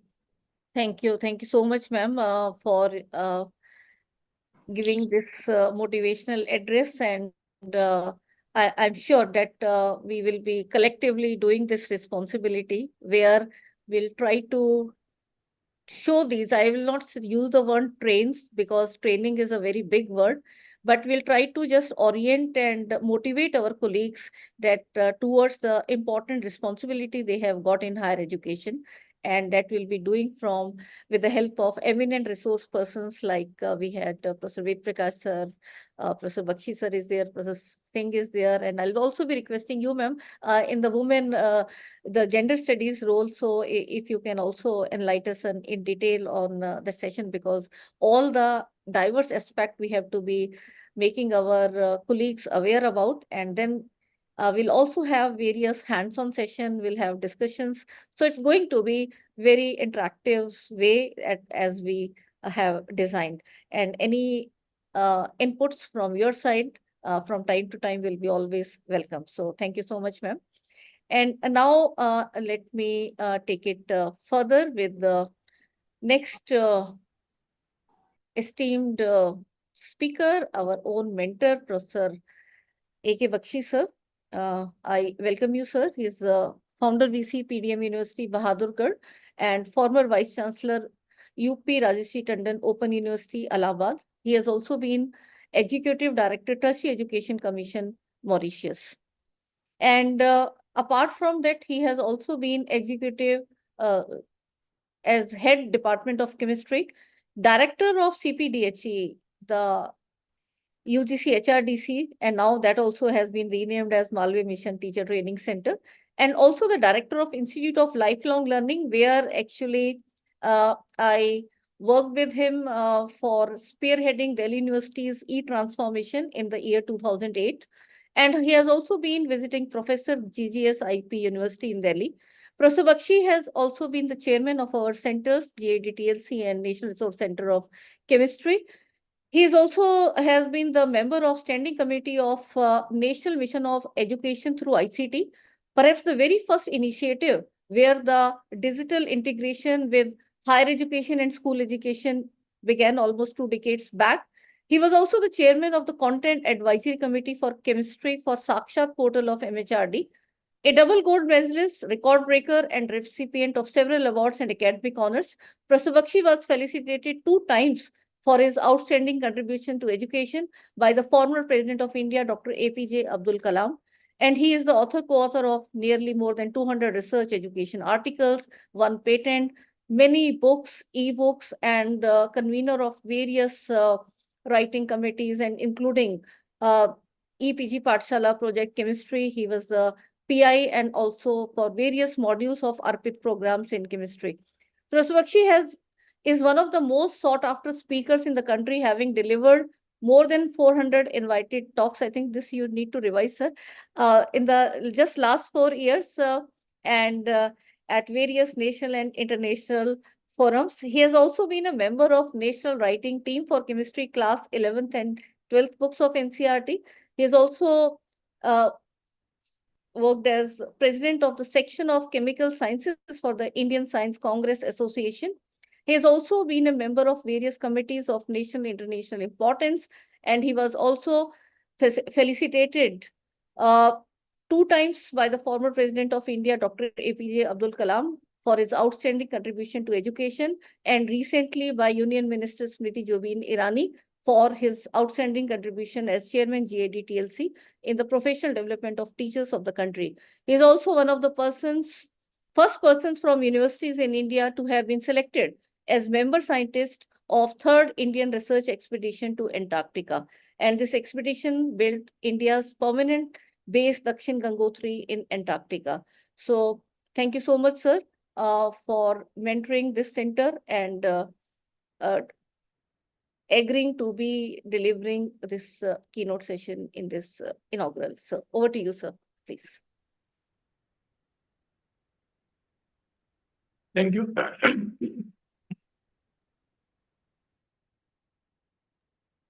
Thank you very much, Professor Vimal, for your nice words of introduction. It's indeed a great pleasure and a privilege to deliver this keynote address at this faculty induction program in the presence of esteemed dignitaries present on the occasion. I also take this opportunity to extend my warm greetings to all the participants from all over the country. I know the majority of them are from Kamala Nehru College, but then all from different parts of the country, the rest. So I extend all of them very warm greetings. And I'm sure that this faculty induction program is going to be a game changer for you. Because if you look at the spirit behind this faculty induction program, it actually aims at empowering you in so many ways. And just before I start, let me just share my screen.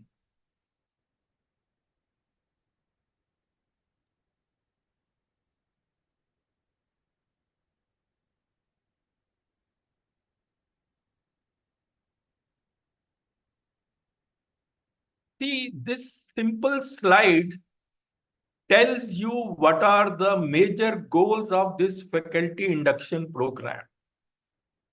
Though everything is not covered, but this is what this program aims at. As you can see, it will give you an understanding of higher education landscape. How is the system of higher education in the country working? Universities, what types of universities, colleges, then how do they all function, and policies, etc. that will come under higher education landscape. After that, the focus is going to be on enhancing your teaching skills, because that is your main job, to excel as a teacher. So what all you need to be doing in order to achieve that, that will also be covered in the various lectures. Then, as a teacher in higher education, you not only have to disseminate knowledge, you also have to create knowledge. And in that regard, this program will focus on promoting research culture. Because my feeling is this is one front on where we lack. Then comes how to improve the student outcomes. So for that, we should be very clear what we expect our student to do as the result of learning. How we can improve their outcomes. Do we still need to focus on rote learning, or we will have to change ourselves? So all this will come under this, and it will include assessment and examination reforms. Then, you are all young teachers. You have a long career ahead. How to manage your career? That's going to be a big challenge for you. Because it is the race against time. Today you may be in 30s or 40s, but how do you plan to manage your career in the next 20, 30 years? That also will be discussed. We will also be discussing on the focus with a focus on skill development, which is becoming very important these days. Rather, people say skills are becoming more important than degrees. And many big companies are now recruiting people without degrees, provided they have the skill set. So that is the importance of skill development. That also we will be talking. And last but not least, personality development, which is often neglected. That is a must for enhancing your competence. That will also be discussed. So I'm very sure that in this 1 month program, various national level experts will be speaking on all these and many other related areas. And in this, technology is also going to play a very, very important role. So this was just a very, very brief introduction as to what are going to be the aims of this Guru Dakshta. So in this series, I shall be delivering the first talk, and I feel privileged to do that. And this talk is on this topic. Let's start now. This is the title of my talk. In the light of NEP 2020, Empowering Teachers for Challenges in Higher Education in India in the 21st Century. See, this talk will cover all the major challenges which you are going to face in the coming years. Therefore, we thought it would be pertinent to begin the talk with these challenges. One more request to all of you is, please take all these lectures very seriously. You should not attend lectures just because they are part of, or this program is necessary under your service conditions or for your confirmation. No, that should not be the aim. Try to learn from each lecture and try to make it a part of your life so that every day you become better and better. This is my small request to all of you. Don't think it's a wastage of time. You should, because any person who is speaking, he is sharing with you his or her life's experiences. And there is always a lot to learn from that. So this is the title of my talk. I am talking about challenges. And as you can see here, challenges are nothing else but the opportunities in disguise. This is going to be a motivational talk based on NEP 2020, aimed at empowering higher education teachers to enable them to succeed and thrive in the 21st century. And believe you me, it can prove to be a game changer for each one of you. Just attend it and then you see that how it can change your life or career. And this entire talk is based on my conceptualization and experience. And it will prepare you for facing the challenges not only in your profession, but also in your life. The thinking behind the talk is, give a man a fish and you feed him for a day. Teach a man how to fish and you feed him for a lifetime. So this talk will be, feeding you for a lifetime. You have to view it from that perspective. This will be measured in two parts. In part A, which is the introductory part, I will just, touch upon the salient features of NEP 2020 and the traditional roles of teacher. And then in part B, I will come to all the challenges. Now, if you look at the National Education Policy 2020, a lot has been said, so many programs are being conducted. But if you look at this policy, what is the spirit behind the National Education Policy? See, one thing you all have to keep it in mind, that education is relevant and of quality only when it is able to serve the needs of the changing society. Otherwise, education has no meaning. That is why different policies come at different times, because so many developments have taken place. And now in the 21st century, world is changing very, very fast. And it's mainly because of technological advancements. And therefore, education system also has to change, keeping in view the, demands of the time. And this National Education Policy proposes various reforms in education that are suited to 21st century needs. See, NEP 2020 is a visionary document which expresses the aspirations of the nation. And it aims at making India a global knowledge superpower. That is the first important point. When I say global knowledge superpower, it's not only in dissemination of knowledge, that is teaching, learning, but also in terms of creation of knowledge. We should become a global superpower in research also. And the second is global study destination. India's higher educational institutions should become so good that students from all over the world come to India for the higher studies. So these two are the major aims of NEP 2020. And NEP 2020 proposes to achieve these goals by making education more holistic, flexible, and multidisciplinary. Please remember, these three things are very important. Holistic.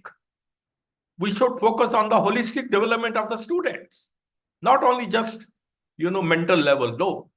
Then flexible, it offers so many flexible features. For example, academic bank of credits is permitting that flexibility, and then multidisciplinary. We will talk about multidisciplinary little later. And these are the 5 pillars of this NEP 2020. Please remember them. Access. We want to expand outreach of higher education. We want to enhance gross enrollment ratio. Then quality is another point. Then equity. The education needs to be imparted with equity. You have to be fair. Affordability. Education should be affordable. And there should also be accountability in imparting education. See, what I am telling you is the crux of NEP 2020. And when I say holistic means overall development, physical, emotional, mental, and social. And then when I say equity, this is the difference between equality and equity. In equity, as it is on the right side, you have to be fair. You have to do justice. Not equality will not work in our society. And then why I am focusing on empowering teachers, why I want all of you to be empowered. Please remember, the quality of an education system can never exceed the quality of its teachers. So if you want to enhance the quality of an education system, you must raise the competence level of the teachers. That is why, it is said An institution is ultimately as good as its faculty. Buildings don't make that big a difference. The quality of the faculty makes the difference. And once you are empowered, you in turn will empower your students. And that's how the whole process will work. Please remember, our greatest natural resource is the minds of our young children. India is one of the youngest nations of the world. 50% of the population is below 25 years. 65% population below 35 years. So a big demographic dividend we have. So we need to ready these children for future. And to a great extent, this responsibility rests with you, the teachers. Please remember, students may be 25% of our population, but then they are 100% of our future. This is something about which we cannot afford to be oblivious of. And please remember also, a child miseducated is a child lost. We cannot afford to lose even a single child. No talent of the country should go waste. We have to ensure this. So, having said that, now I will come to the traditional roles of a teacher in higher education. You all know that these are the major roles of a teacher in higher education: to disseminate knowledge, that is teaching, then create knowledge, that is research and guide research, and then academic administration and management. And a teacher is expected to excel in all these three roles. Now, from my vast experience in higher education at national and international levels, I feel that if you want to be an outstanding teacher or a researcher, you need to have a very sound and deep knowledge in your discipline. You should be very good in practical skills. You should have the patience to become an outstanding teacher or a researcher. You should have complete clarity of concepts, and your teaching should reflect the amount of thinking you have done on the subject. See, all this is very easy to say, but very difficult. Many of us lack in these things, and that is the reason why sometimes we are not able to do good research. And for an outstanding researcher, besides what I have said, you need to be an out-of-box thinker. You need to have an analytical mind. You should be innovative and creative. And then 4 C's. 4 C's means curiosity, creativity, courage, and commitment. All these 4 qualities are must if you want to excel in research. And one more thing, both for an outstanding teacher or a researcher, you should have excellent communication and presentation skills. These can do wonders. Many of you are very young. You can cultivate all these skills. Please remember, no one will really take the pains to listen to your ideas until and unless your communication is effective and impressive. Nobody will bother. You have to come down to their level and then take them along. Please remember, all the great speakers were bad speakers at first, but then they worked hard and then they reached to the top. Why not you? So, this was the introduction where I just wanted to tell you about the salient features of NEP 2020 and some traditional roles of the teacher, what are the requirements. Now I come to part B, which is the real main topic of this lecture, and there I will talk about what are going to be the challenges in higher education in the 21st century. See, what I could feel was we are living in an information age where we can get just any information just by a click of a mouse. And this information age is posing many challenges now. First is that this is an age of uncertainty with respect to jobs. There is a future of jobs report published by the World Economic Forum, based on which one can say we are not sure where our students will be working tomorrow. Those jobs may not be existing at present. This is a big, big uncertainty. We are not sure. So this is one problem. Second is, this is an age of mass education. Every institution is trying to increase the gross enrollment ratio. This is an age where more students over the next 30 years will graduate than since the beginning of the recorded history. So what does it mean? There are, of course, very few traditional jobs, but there are going to be many takers. So this will create a very tough competition. Even now you see, even for one single position, there are so many applicants. That's basically a manifestation of this fact. And third is, this is an age of artificial intelligence. This is an age where artificial intelligence will equal the intelligence of the students by the time they finish their formal education.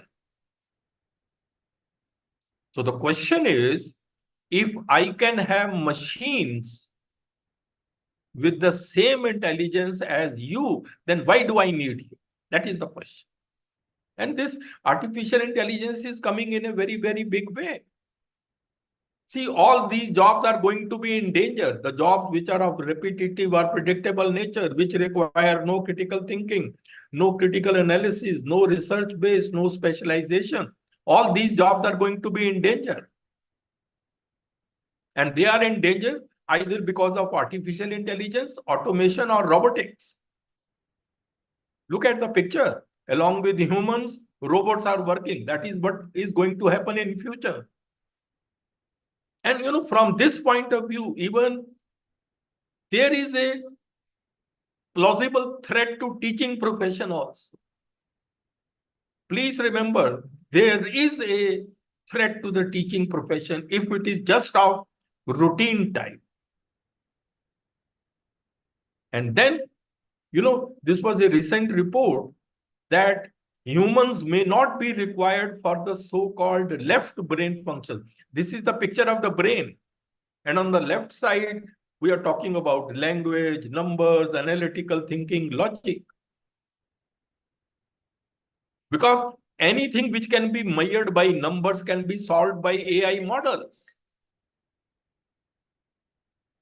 So, humans may not be required for these so-called left brain function. The focus in future is going to be on right brain function. And what are the right brain functions? Imagination, emotional intelligence, expression, creativity, critical thinking, etc. So this is a message that we will have to shift our focus. And Elon Musk, who is the CEO of Tesla, he recently said that AI systems will become smarter than the smartest human, probably by next year or by 2026. So you can imagine where the world is heading. But despite all that, AI has been having some positive sides also. This was also a report in Times of India. The positive side of AI, how AI foiled monkey attack. A monkey attacked a girl and the girl started speaking to Alexa, bark like a dog. And it started and the monkeys fled. So maybe in lighter vein, this is the positive side of AI. So the challenge from this is, the challenge for the teacher is now going to be what to teach, how to teach, so that our students are successful in a future that is so uncertain. This is a question for each one of you.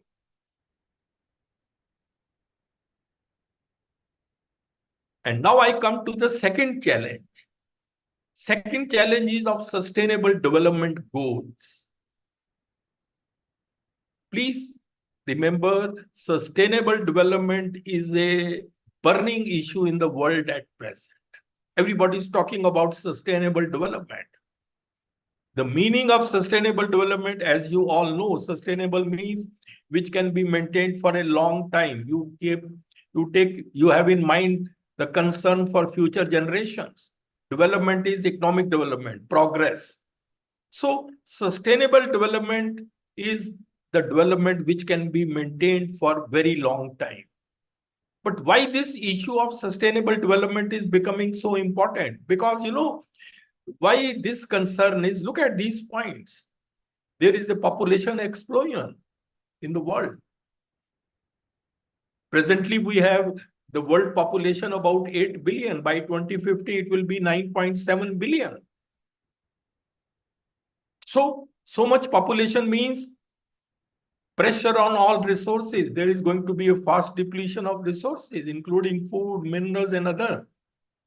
Then there is going to be a problem of water scarcity. FAO report says by 2025, 1.8 billion people will face acute water scarcity. Even there is a report that maybe the future wars will be for water. Then there is also a problem of environmental degradation, you all know. And then a climate change, rising sea level, increase in atmospheric temperature. So all these are the issues of concern. And then who will address these concerns? Education has to address, if we want to create a sustainable future. That's why, United Nations in 2015 gave 17 sustainable development goals. For achieving them by 2030. These are the 17 goals. You can look at them. No poverty, zero hunger, then good health.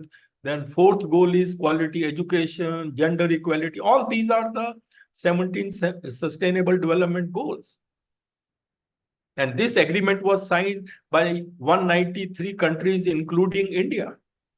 This is called United Nations Agenda 2030 for Sustainable Development. But United Nations did not give any roadmap. Why? Because, world is full of diversity and you cannot provide a single solution to the various problems. The nature of the problem may vary from region to region. But these goals are actually representing the real world problems. And if you want to solve them, you need knowledge of several different disciplines for their solution. For example, if you want to solve the problem of climate change, you need knowledge of climatology, you need knowledge of political science, economics, green technology, sociology, different discipline. Just with one knowledge, you cannot solve this problem.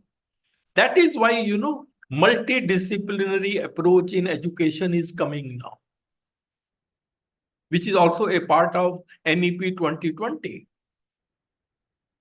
Because multidisciplinary education allows students to gain a deeper understanding of the subject matter through the lens of different disciplines. That is why the present day people are talking about multidisciplinary education. Even, when in 2015 this United Nations agenda came, Prime Minister Modi said, much of India's development agenda is mirrored in the Sustainable Development Goals. Most of our policies are aligned with these goals because India is a signatory and committed to find solution. Even G20 meeting, which was recently held in India, its working is also aligned with the 2030 Agenda for Sustainable Development.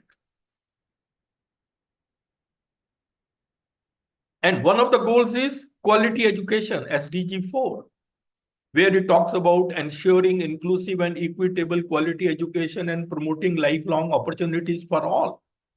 So in this goal, these terms come: inclusive, equitable, quality education, promoting lifelong learning. And you know, all these also come in NEP 2020. So you can very well see that various provisions of NEP 2020 are basically based on SDG. SDG 4 was given in 2015. Policy came in 2020. They are aligned with each other. And you have to keep this thing in mind. That is why I am telling you, this is a challenge for all of us. See, you remember long back, environmental science paper was made compulsory for every student. Something similar needs to be done for sustainable development, so that everybody is able to, understand the real world problems and contribute in their solution. This is a must.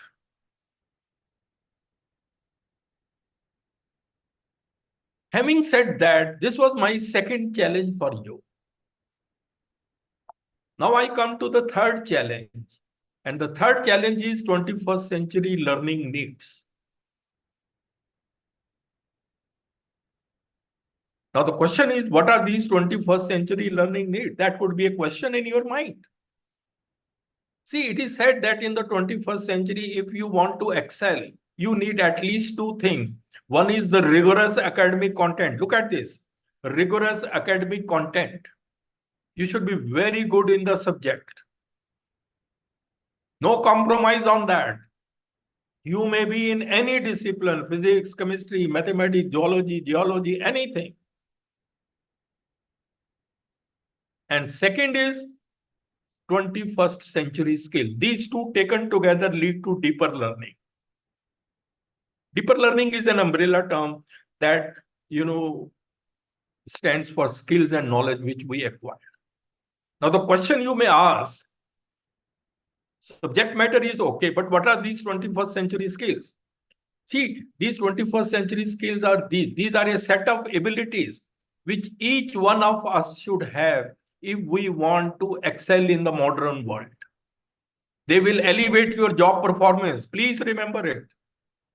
They come under these three categories, as you can see: learning skills, critical thinking, creativity, collaboration, communication, 4 C's.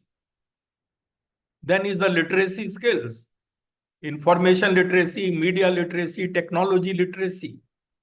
And the third is life skills: flexibility, leadership, initiative, productivity, and social skills. So taken together, these are 12 skills. But these are must for everybody.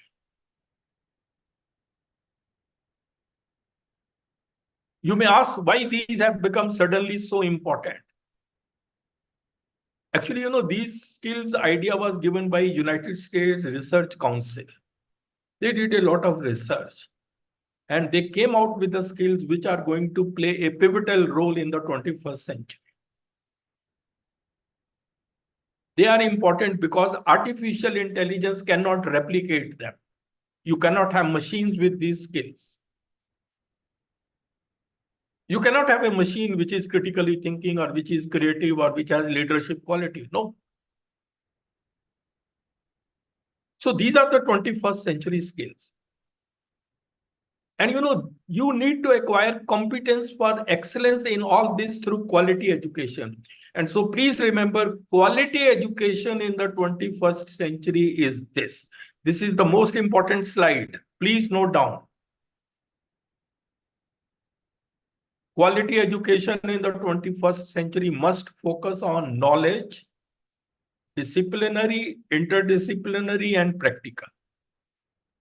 Second is 21st century skills, which I just mentioned, including domain-specific skills. If you are from chemistry, chemistry-related skills. If you are in statistics, those skills, economics, some skills which you need for those disciplines. And third is your personality, your values, your attitude, your traits. And these three things taken together will determine your competence in any profession. I think this slide summarizes the entire education concept, especially with the focus on quality education. That's why, in various universities, they are doing skill enhancement courses, basically to strengthen second point, and then value-added courses for third point. Institutions are trying to create a conducive learning environment. They are trying to build adequate infrastructure. Because without this, you cannot work. And therefore, the aim of quality education should be to acquire competence. That should be the goal of quality education. And this slide summarizes the best. Look at this once again. Your competence in any profession, you may be an IAS, you may be a professor, you may be an engineer, you may be any other person. You need knowledge, you need skills, you need personality. But in context of our higher education, this is must for every teacher as well as students. Then, the fourth challenge, which all of us, especially the teachers, are going to face is the need of creative and innovative minds in India. See, there is a crisis of innovation and creativity in Indian education system. No Nobel Prize. Look at this. No Indian scientist working in India has been able to get Nobel Prize after 1930. C.V. Raman was the last person. When he got Nobel Prize in physics for his discovery of Raman effect. Nobody after that, it's more than, you can see, 90 years, more than 90, nearly 94, 95 years. Nobody has got it. Nobody has ever got it in chemistry, working in India. These people did get Nobel Prize, but they were non-resident Indians. Even Amartya Sen, who got Nobel Prize in 1998 in economics, although he is an Indian, but for years he has been staying abroad. Even Abhijit Banerjee is an American citizen. So you can see there is a crisis of innovation and creativity. And please remember, Nobel Prize is not a lifetime achievement award. No, not at all. If you want to excel in research at that level, you need, amongst others, enormous amount of creativity and open-mindedness. Creativity and open-mindedness are must for research. You should be willing to collaborate. Our students are generally look at every other person as a competitor. Then it becomes difficult to collaborate. You need to be willing to be collaborate. Then perseverance and resilience. We sometimes want immediate gain. That may not be possible. You should also be resilient. Setbacks, failures will occur. You should bounce back.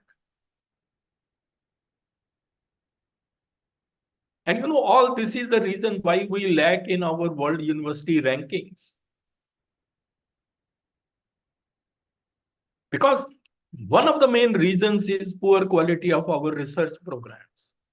See, my feeling is, I've taught so long, even in Delhi University and abroad, we don't teach our students for research work. No, never. We never focus on that. And then sometimes best students do not come to research also. This was the report presented in Rajya Sabha. Best science students are going to civil services.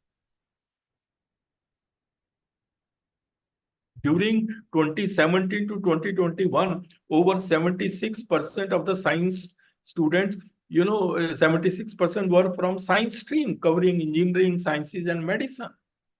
Only 23.6% were from the humanities.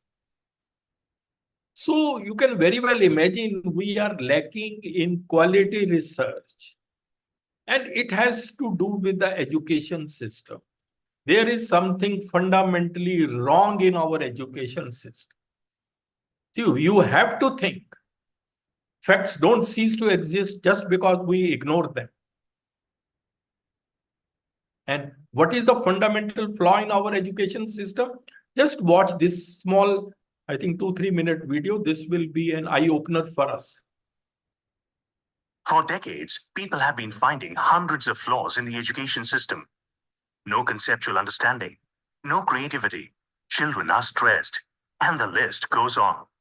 All these are symptoms. But what is the root cause to all this? What is the fundamental flaw in the education system? Let us play a rapid-fire game. You have 1 second to answer every question. Let's start. First question. A4? Okay, no more questions. Did you think apple first? 98% of people are most likely to think so. Because that was what we were told in our kindergarten. Imagine that this was done differently. Say we had asked you for all the words starting with A. Ant, ace, April, apt. Different answers would have popped out of everyone's head. Do you see where the problem is? Before children start going to school, every child is unique. Every child thinks different. But the education system makes every child think the same. This is the fundamental flaw in the education system. Why did this start? During the Industrial Revolution in the 18th century, the education system was designed to make children ready to work in factories. The factories did not require people to think, but to only work like robots. So, the education system stripped children of their freedom to think and destroyed their true potential. The same education system continues even today. Only the industries have changed. A study by NASA shows that 98% of children think different before they start going to school.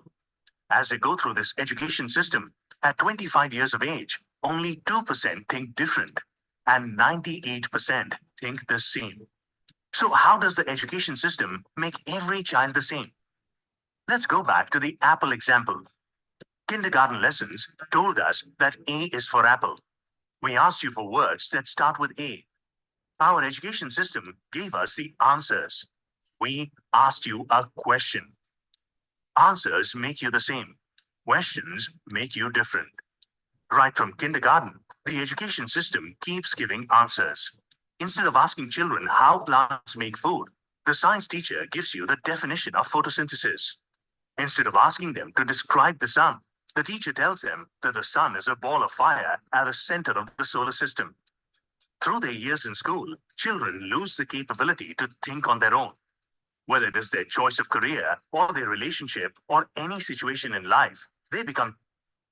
So you can see how our education system strip our children of their ability to think on their own. And this is a big, big damage, because education is not the learning of the facts. It is the training of the mind to think. And sometimes we are failing in that. Our education system is outdated and does not encourage thinking, innovation, and creativity amongst students. And please remember, without creativity, there can be no progress. And we would be forever repeating the same pattern. Another challenge is the fifth challenge. There are all in need to enhance quality of higher education imparted in India. So the question is how to do that. See, in education, 3 things are very important. Please note down. One is, what do we teach? That is the curriculum. Second is, how do we teach? That is basically, pedagogy.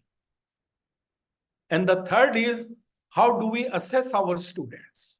That is the assessment, examination. So,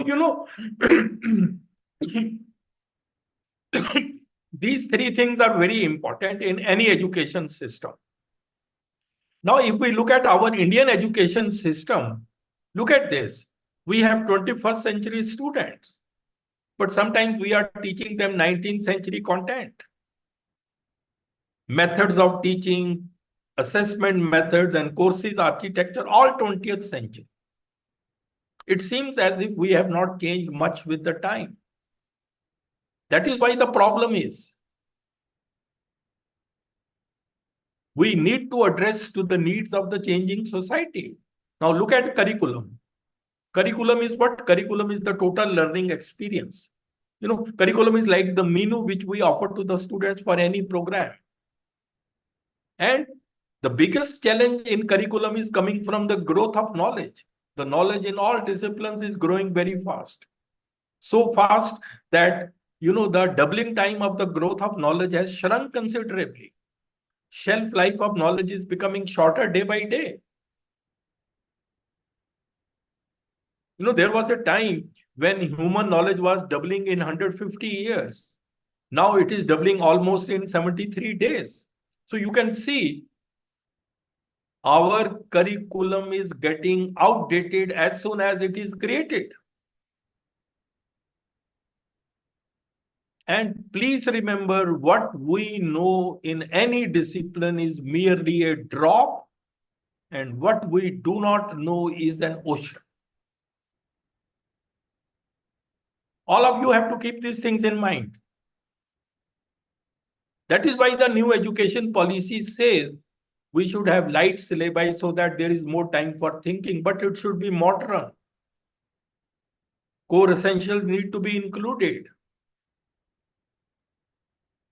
Because, you know, outdated syllabi sometimes increase the gap between what is learned and what should be learned. And this affects the quality of research. See, one of the main reasons why we have not been able to become leaders in many fields, this is one main reason. We have not been exposed to the latest developments. And then there is also a lack of proper coordination between school and higher education. See, Professor C.N.R. Rao, the Bharat Ratna scientist, he said 90% of the universities in India have outdated curriculum. 90%. So in the modern time, we need to have skill-based and industry-led curriculum. World is shifting towards skill-based economy. Emphasis is going to be more on practical knowledge and hands-on experience. And teachers also need to be equipped accordingly.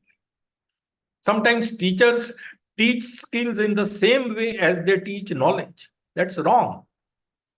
Skill is practical, knowledge is knowing, that is doing, that is theoretical. Please remember, the way the focus towards skill is increasing. It is said, future belongs to those who learn more skills and combine them in creative ways. Then comes pedagogy. Pedagogy is how do you teach?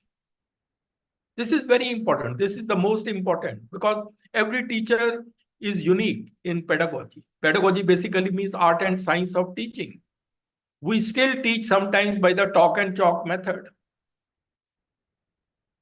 This chalk and talk method is a teacher-centric approach, mainly a monologue, many complex concepts you cannot explain on the board. It presumes that all students learn in identical fashion. That may not be true. Some may be slow learners, some may be average, some may be fast learners. Then you can't solve many problems in the class due to the paucity of time. Then the whole method is slow and time consuming. And then we have very large classrooms. So you can see these are the limitations. And then this method of teaching generally focuses on examination, rote learning, and scoring high marks. Very unfortunate. No, these are the realities. I am telling to young people because you are the people who can change the system. This is today's reality in every discipline. Nobody wants to learn concepts. Everybody wants to score 90+ marks. Irony of our country is focus is on well-filled mind. What we need is well-formed mind. Because, you know, the real education is that which transforms the learners. Just as a seed gets transformed to plant, a plant to the tree, like that. But that's not happening. That's why, it is said we need to focus on learner-centric education. Learning is not the product of teaching. Learning is the product of the activity of the learners. Involve learners in various activities. Engage them in activities. They will learn much more.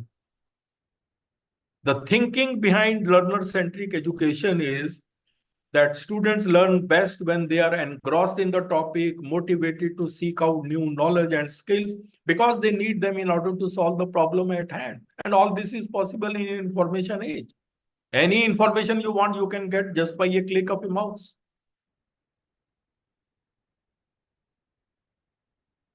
Experiential learning is also a learner-centric education.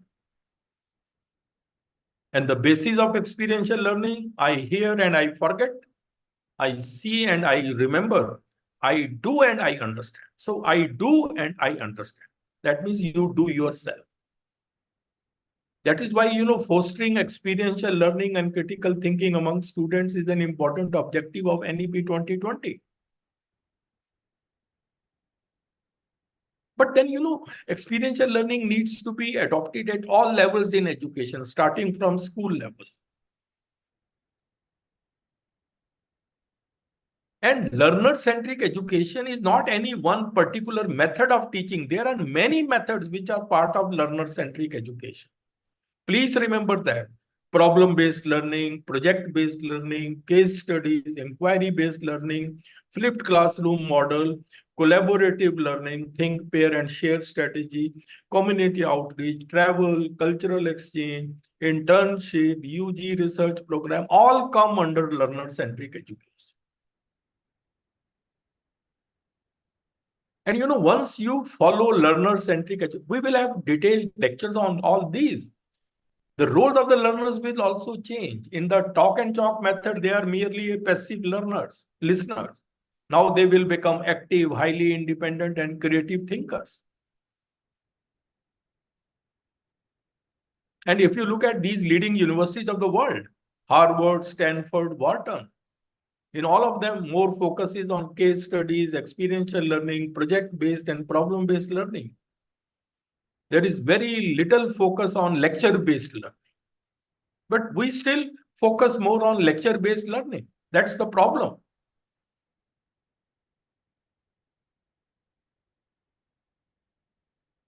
Please remember, if we teach today's student as we taught yesterday's, we are going to rob them of tomorrow. Teachers will have to change with the changing times. This is a must. This was my article in Education Times, the creativity crisis in the Indian education system. This was about flipped classroom. And third is assessment. How do we assess our student? This is the third component of education system. Even NEP 2020 says we need to transform the culture of assessment. Because, assessment drives learning. The way you will start assessing your students will start learning in that way. So it can be a good way to enhance the quality of education in the country. If you look at our education examination system, it is mainly rote-based, mainly about textbook content and testing facts, definitions, and procedures given there. Anything which is outside the textbook, we say it is out of syllabus or even protests start. That is the serious drawback in our system. And then our traditional exam don't assess the skills that industry needs. Where is the testing of them? Therefore, assessment process needs to be made more scientific to encourage multiple skills of the students, such as analytical skills, critical thinking, conceptual clarity, etc. And in all of them, teachers can play a very important. See, without your help, without your cooperation, without your seriously participating, we cannot change even the system of assessment and evaluation. See, there are about more than 4 crore students in higher education. They appear in various exams. If we change the system, they will start learning in a different way. Look at IIT examination. They have a total different type of question. That is why people, start attending coaching centers, that, because with the normal learning, they cannot succeed. So your competence, your skills, your creativity matters a lot. And please remember, in cognitive learning, when you are acquiring knowledge, there is a revised Bloom's taxonomy. Look at this. This means that any cognitive learning process is a 6-level hierarchy. It starts from remembering, then understanding, and it takes you up to creativity. These are the 6 learning outcomes. And all the 6 learning outcomes should be tested in an examination. And any learning should take you from lower order thinking skill to higher order thinking skills. But do we do that? That's the reason, why we are not able to excel.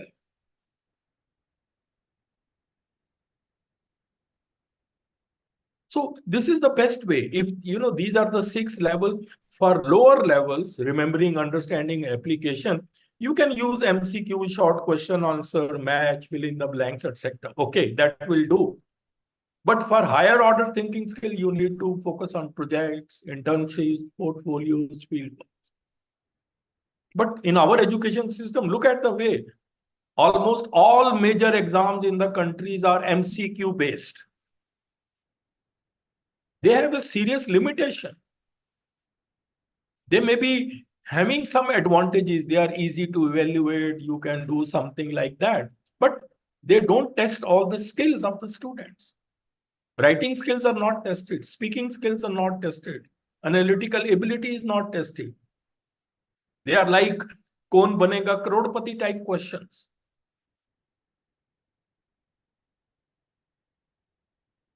Then, the 6th challenge, which I think is very important, is all the teachers, you need to embrace technology and become tech savvy. Please remember, it is difficult to imagine education without technology in the 21st century. But even NEP 2020 says the relationship between technology and education is bidirectional. Technology enhances the quality of education. Enhanced quality of education further improves the technology. So they feed on each other. But we are depending too much on technology. Over-dependence needs to be avoided. Technology should be used strategically to benefit the students. Excessive use of technology by students has impacted, their creativity and generation of original ideas. Even for small things, they use technology, computer. Writing by hand is almost forgotten now.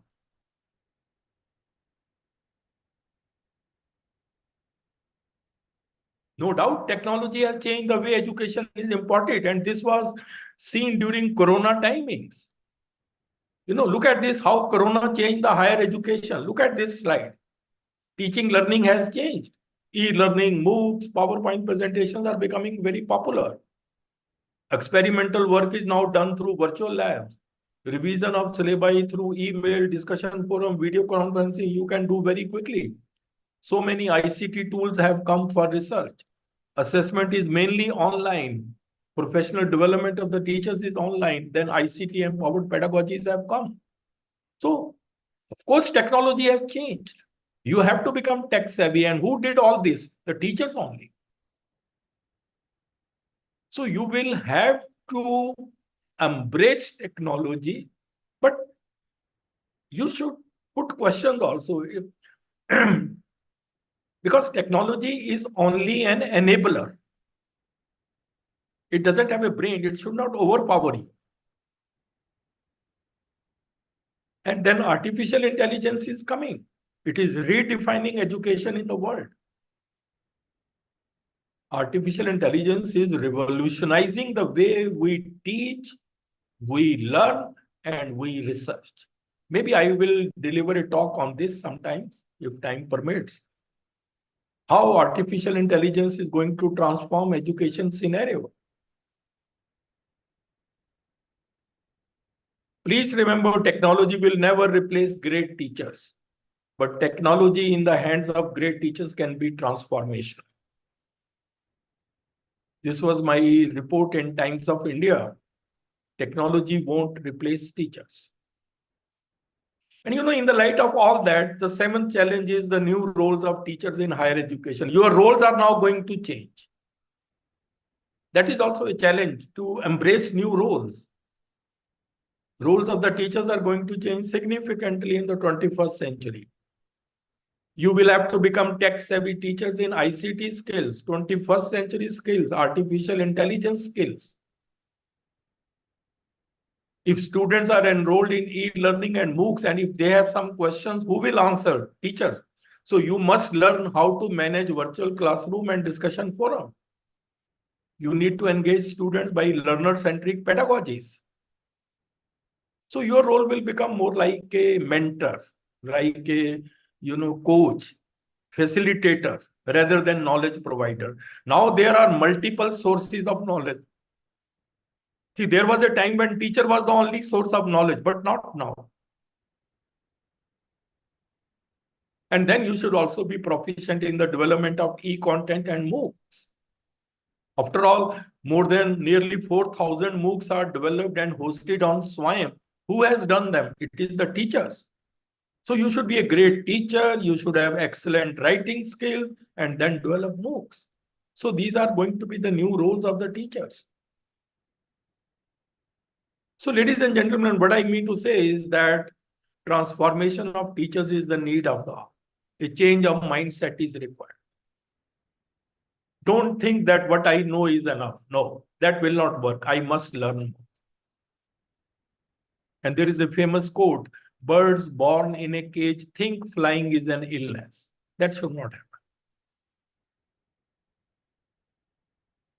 So the key to meeting challenges of higher education in future is the regular empowerment of the teachers. This is very, very important.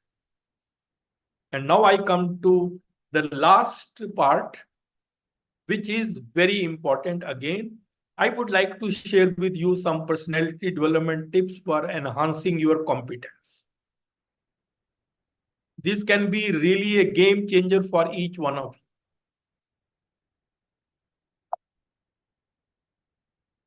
See, I showed you this slide. Your competence is determined by knowledge, skills, and personality. Knowledge, skills, we generally talk a lot, but now I will be talking about your personality. And if one of these three is weak, it will adversely affect your competence in any profession.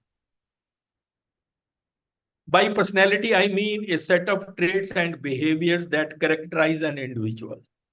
Personality doesn't mean your looks. Please remember that.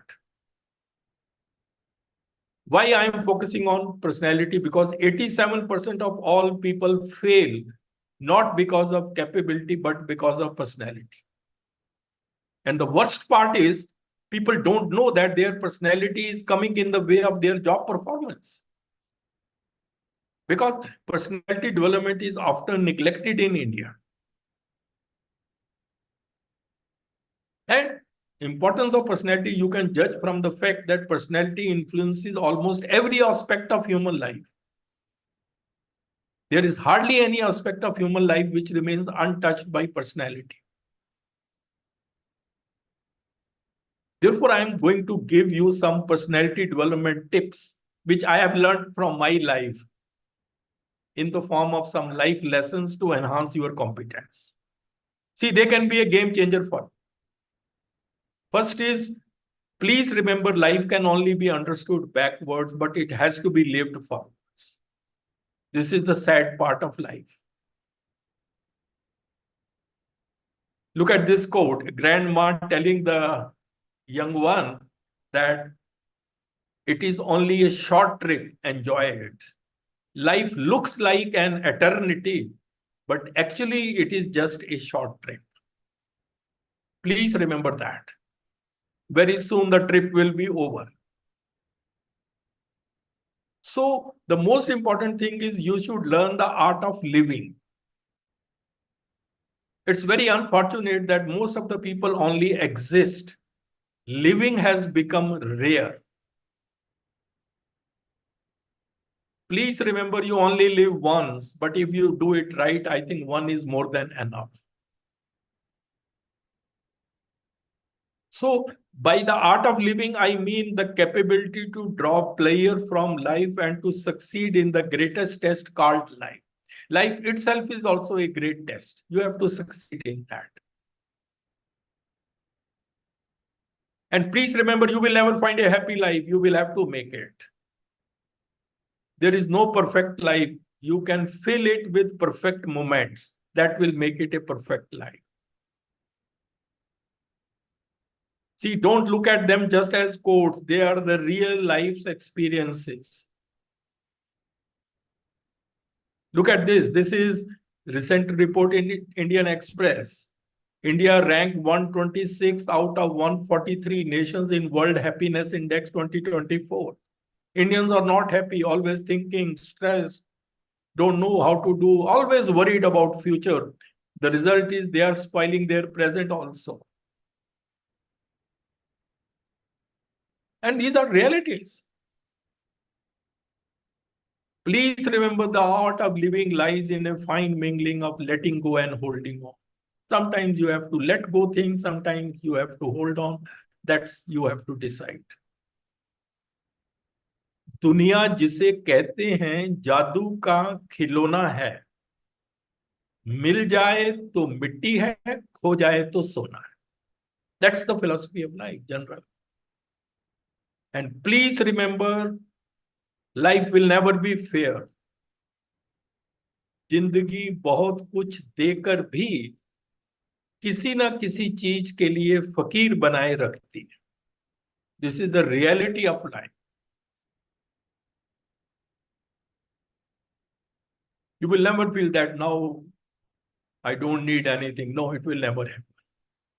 So then the question is how to lead a art of living. Be proactive in life. This is one lesson for all of you. Be proactive. If you are proactive, you will focus on preparing. If you are reactive, you will end up focusing on repairing. Take action well in advance. Because proactive people don't wait for the ship to come in, they swim out to it.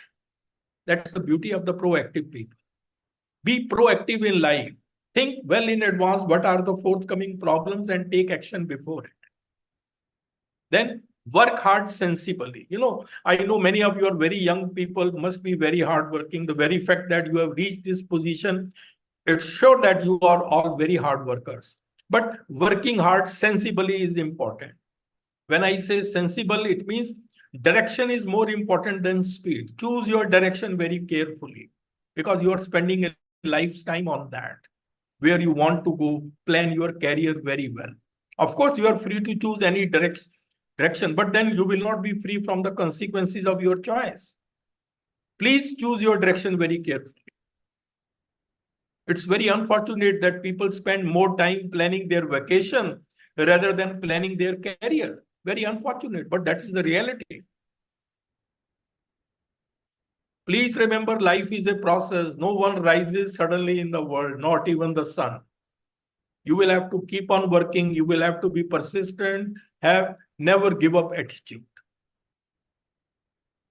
And then in this journey, self-belief can help you. Believe in yourself.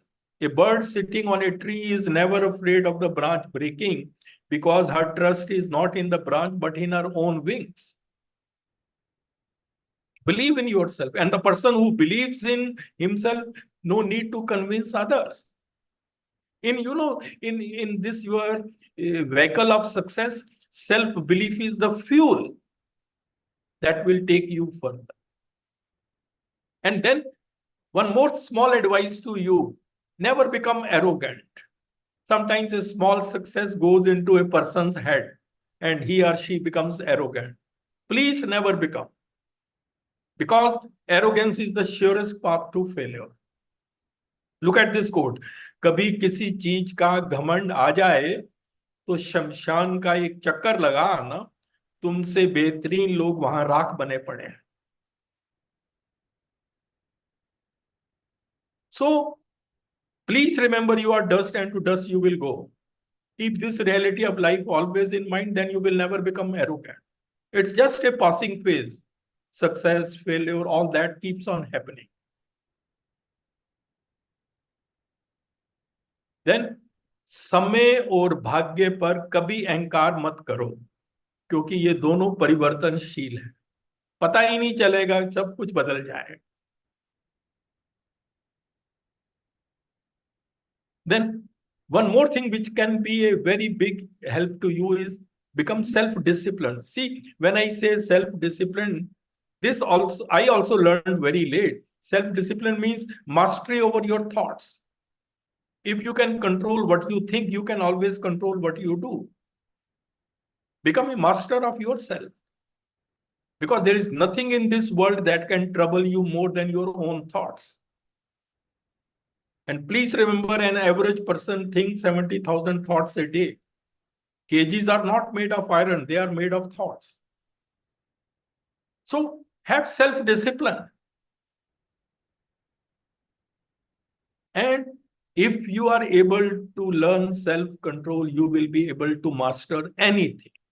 Start practicing it, do yoga, do something. Slowly you will be able to achieve this. And this can be the turning point in your life.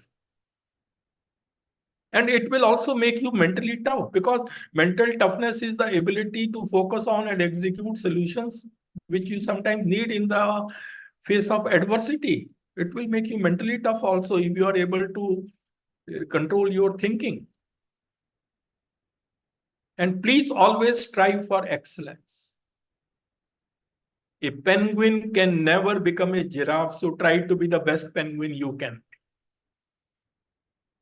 Excellence should be the key word. If you are a teacher, become a great teacher. You will be respected. See, every line needs top people.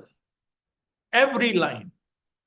You should be able to excel and reach to the top. Then the world is before. And then always be positive and honest. Always have positive thinking. Look at this, 11 marks out of 10. So that's the height of positive thinking.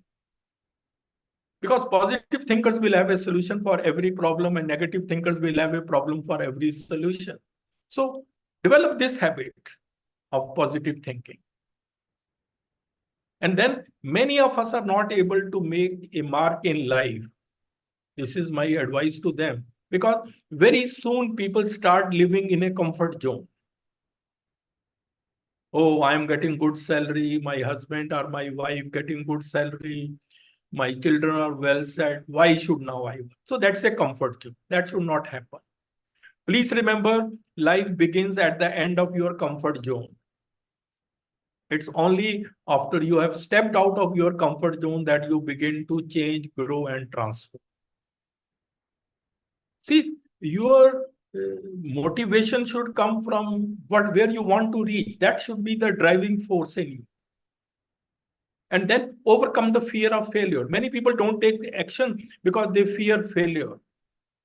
Please remember, जब तक तुम डरते रहोगे, तुम्हारी जिंदगी के फैसले कोई और लेता रहे. Overcome the fear of failure. Failures can be the pillars of success depending on how you take them. That's why people sometimes say, failure is not opposite of success. Failure is a part of success. You learn first attempt in learning. That is what the fail means. And your attitude towards failure determines your altitude after failure. Again, the mindset comes here. Everything is, mindset. There is a very famous quote. The greatest discovery ever made is that you can change your life by changing your mindset. Mindset is, there is something called brain. Brain is an organ, but mind is like a software. You can change it. You can control it. You can switch on, switch off, all that. Once you have achieved that perfection, then no looking back. And then please stop worrying and start living. This is a big stumbling block in the growth of many people. They are always worried. Please remember, worry is a misuse of your imagination. We suffer more in imagination than in reality. One day you will look back and realize that you worry too much about things that don't really matter. But by that time would have gone, and then you cannot do anything. What will you do then? Nothing. So the prudence demands that you should act now. And the best thing is, you should worry only about the things which are in your control. What is in your control? Your attitude, your effort, your focus. Try to worry about the things which are out of your control, what others will think, what will happen in future, what will be the actions of others, what happens around me. No, don't worry. No. And then take risks in life also, because that's very important. Sometimes, take risks, be courageous. Sometimes you need to lose small battles in order to win the war. So be prepared to lose if you want to win in life. Take risks. It's okay. Perfectly, nothing wrong. And one more small advice to you, young people: create a sense of urgency in your life. If, for example, you give yourself 30 days to clean your home, it will take you 30 days. But if you give yourself 3 hours, it will take you 3 hours. The work expands according to the time available. So the same applies to your goals, your ambitions, your potential. You can create a new life for yourself by creating more urgency in your current life. Please create urgency in your life.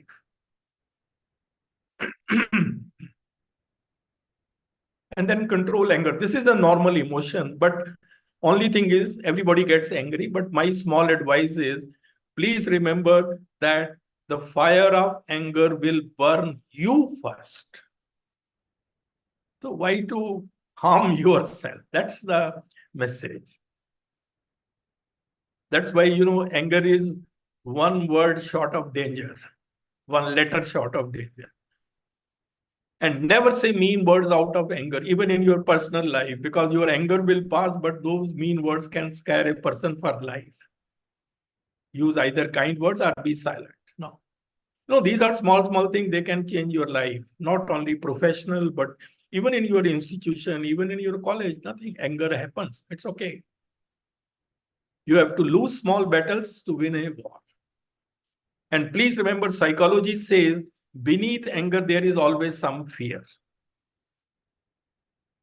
Always some fear is there beneath anger. So, और ये बड़ा अच्छा tip मैं आपको दे रहा हूं, किसी पर ज्यादा नाराज होने से बेहतर है कि अपने जीवन में उसकी अहमियत को ही कम कर। ये बहुत प्रैक्टिकल टिप है आपके लिए। उसको कहो नहीं कि मैं कम कर रहा हूं, अपने मन में कम कर दो बस। So, ladies and gentlemen, time management is the life management. Everybody gets 24 hours a day. Today, you are 40 all 40-year-old people have got the same time. The secret to success is how you manage your 24 hours. In the life of all these tips, they can save you a lot of trouble. They can help you in maximizing your performance in the shortest time. एक बहुत अच्छा coat है अमिताभ का, कल खो दिया आज के लिए, आज खो दिया कल के लिए, कभी जी ना सके हम आज के लिए, बीत रही है जिंदगी कल आज और कल के लिए। ऐसे ही सारी जिंदगी बीत जाएगी और पता ही नहीं चलेगा, और जब रियलाइज होंगे तो पता चलेगा आप कुछ बचा ही नहीं। So please invest your time, don't spend it. Every day is once in a lifetime. Every day is once in a lifetime. बंदी है हाथ पर सबके घड़ियां, मगर पकड़ में किसी के एक लम्हा भी नहीं. And time spares no one. Look at this. I just took it from Bollywood. Look at these people. समय की धारा में, समय की धारा में मरी है जानी थी है, जो घड़ी थी जो घड़ी थी वही है जानी थी है। Look at these, all these were so famous personalities, mass following, how time changed them. Look at that, just see. So the message is live in the moment, because the present moment is the only moment available to us, and it is the door to all. Life becomes more meaningful when you realize the simple fact that you will never get the same moment. Don't think too much ahead. And one more small thing, inside every person see, you will meet many people in life. Every person you meet or there is one person whom you do not know. This is in every person. You should never say that, oh, I know him or her 100%. That will never happen. There is always some enigma in every person. Be mentally prepared for that. And then have a high opinion of yourself. Look at it. Having a low opinion is not modesty, it is self-destruction. Think high of yourself. It is a necessary precondition for happiness and success. Look at this, the cat and the lion. And please, you are unique. No one can match you. Remember that. Have a high opinion. You may not be perfect in many things. Agreed. But then many things cannot be perfect without you. So please stay special in your own little ways. So ladies and gentlemen, just 2 minutes and then I'm stopping. At the end of the day, you will agree your biggest competition is with you only. You have to win over yourself. You have to become the master of your mind. You have to not become the puppet of your mind. Be your own king. And you are a king if you know how to rule yourself. So learn to rule yourself. You don't have the problem. You are the problem. Please remember, this is a very important slide. You don't have the problem. You are the problem. स्वर्ग भी तू है, नरक भी तू है. इन दोनों का फर्क भी तू है. जिंदगी छोटी नहीं होती, लोग जीना ही देरी से शुरू करते हैं. जब तक रास्ते समझ में आते हैं, तब तक लौटने का वक्त हो जाता है. And then it's never too late to be what you might have been. See, all of you have a long life ahead. You have to become tomorrow's academic leaders. You have to become. So if you imbibe all these, your life will change. It's like a roadmap for you. Challenges keep us fresh. There is a famous quote, a ship is safe in harbor, but that's not what ships are built for. Similarly, humans are not designed to be happy in status quo.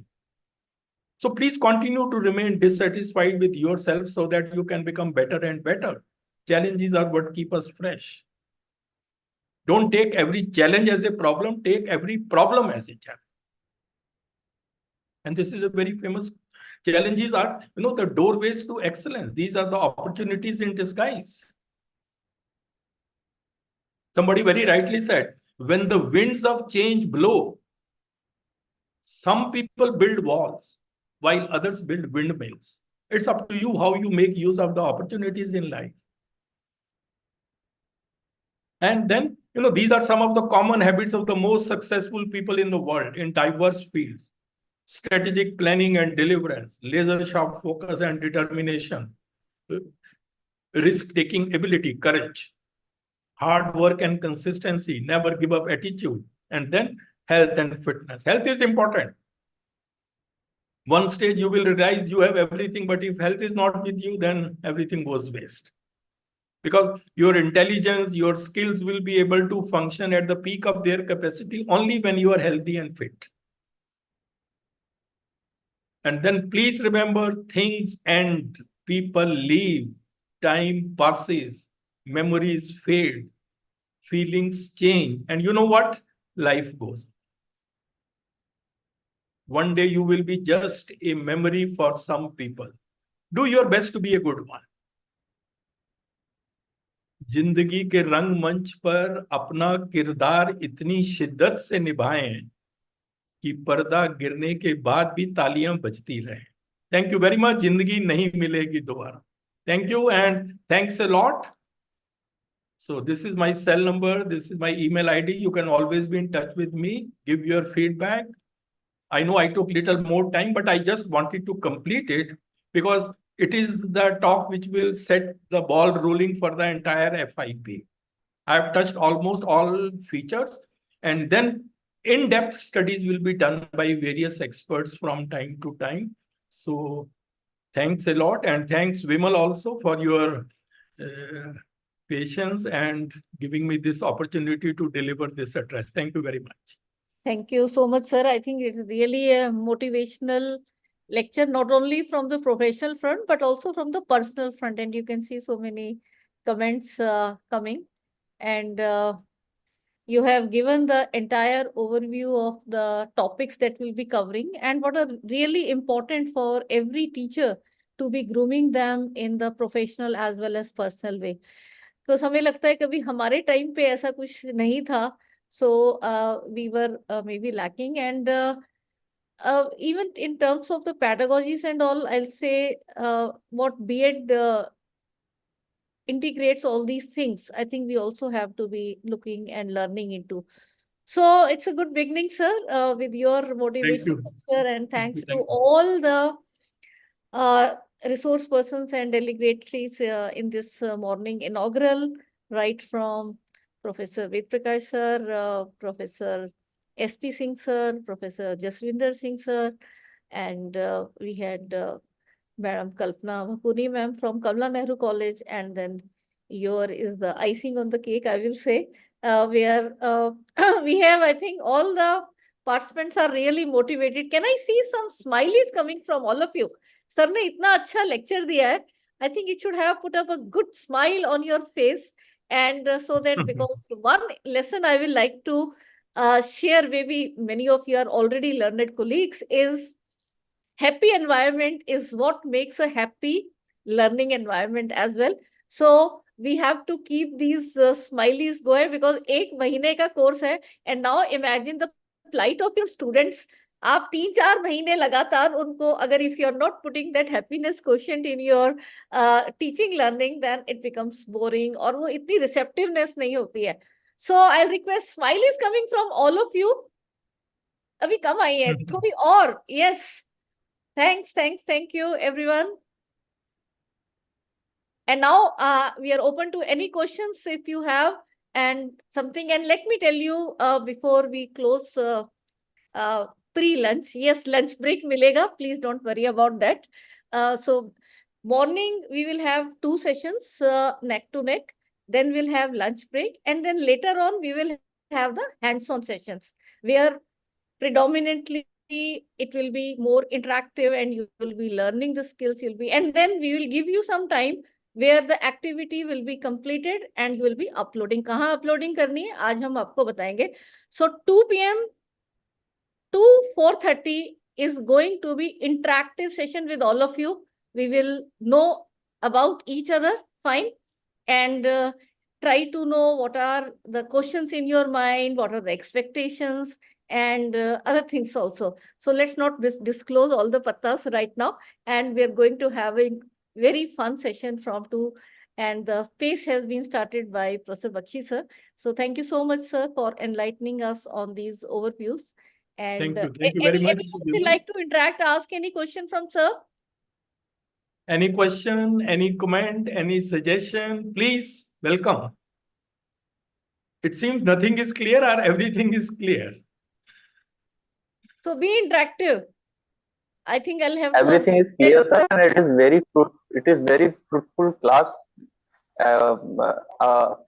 Actually, it is online class, but I feel that it is like a physical mode. So very thank you for your this kind of interactive session, sir.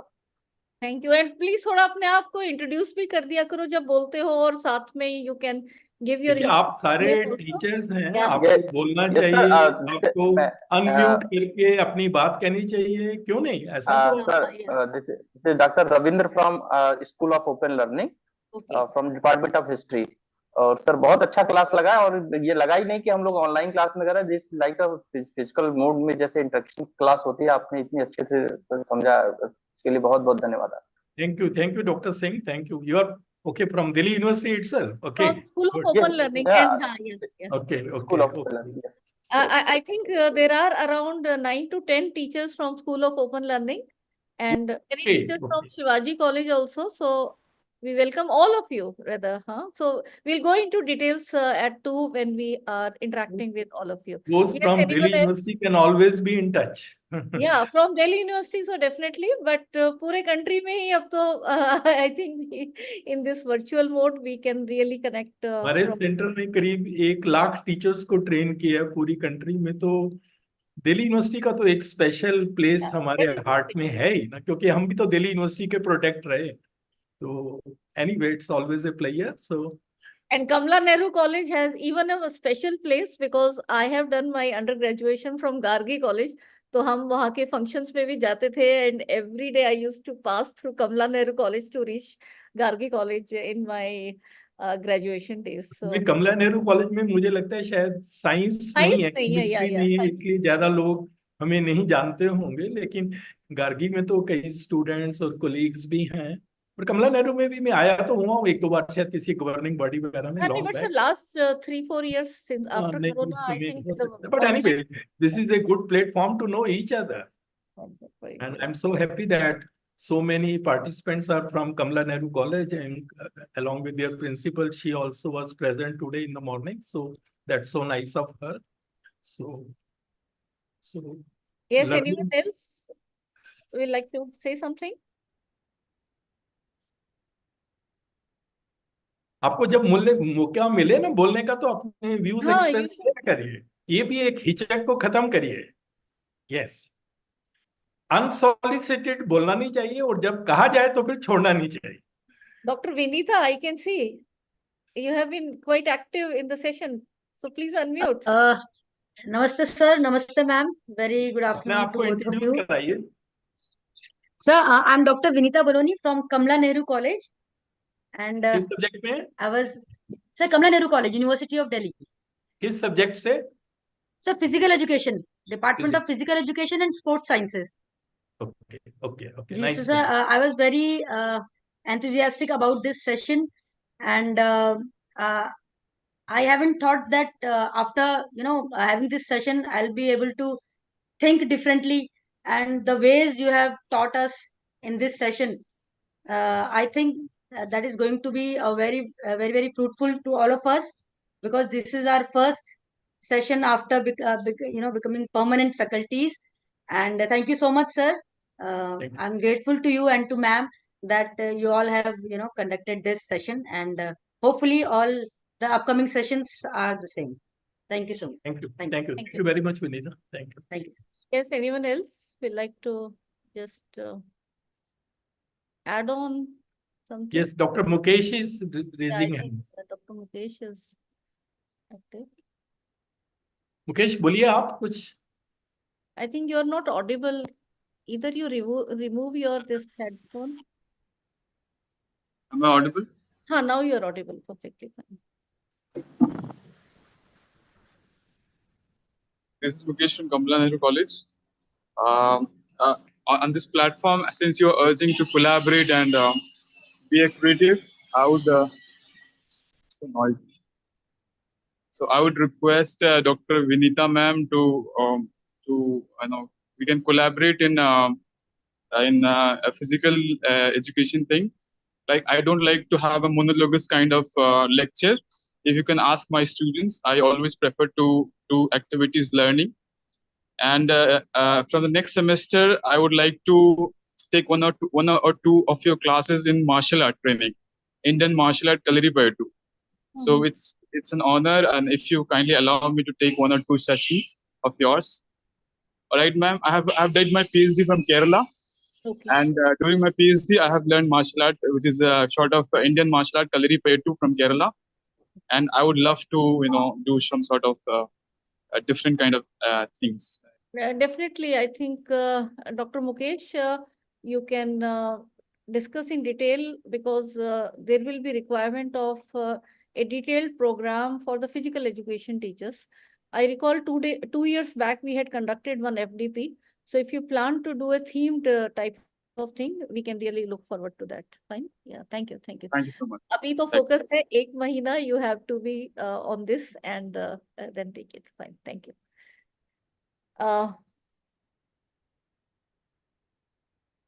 So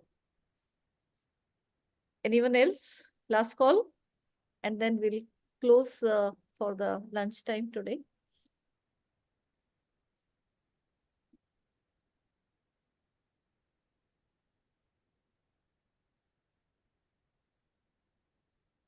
No one here. There are no backbenchers. All of your front benchers. Okay. Okay, so gradually we'll see the change happening, and so we'll close now for the morning inaugural part, which has been a marathon for all of us. But then this is required. We have to be training ourselves for some really rigorous time to be, because in our institution also we have these type of programs happening. And I like to again put on records thanks to, first of all, Ministry of Education and UGC for giving us this big responsibility of conducting so many programs for our fellow colleagues. Also to my institution, SCTB Khalsa College, entire governing body and the principal.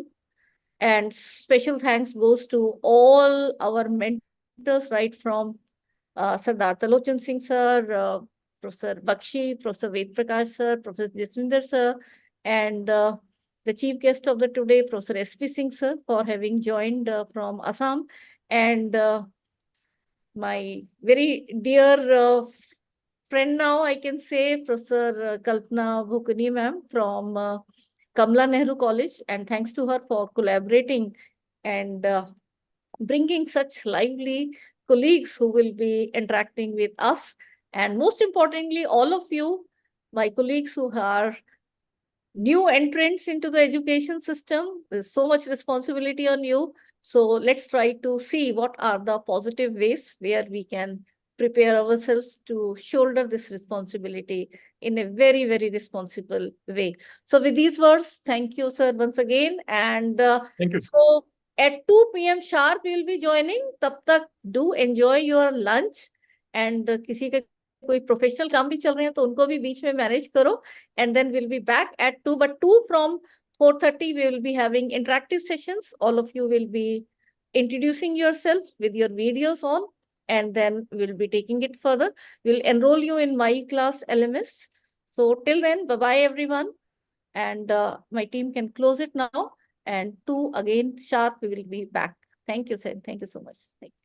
Thank you, ma'am.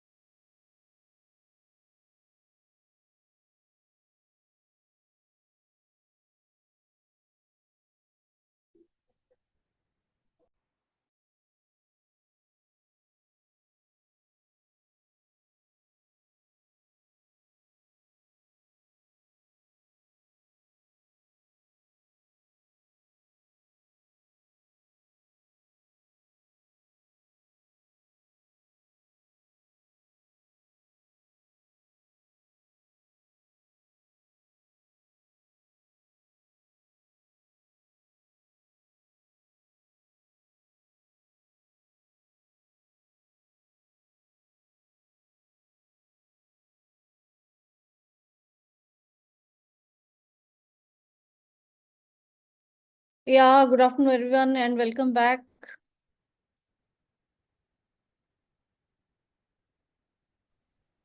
Good afternoon, ma'am.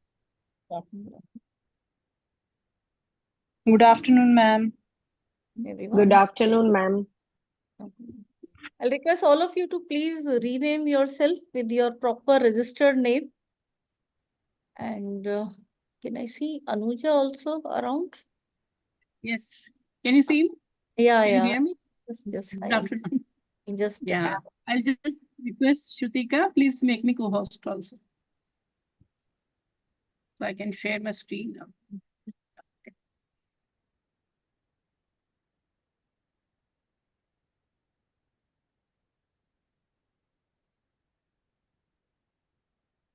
So shall we start? Your co-host, Anuja? Yes, I think we can start.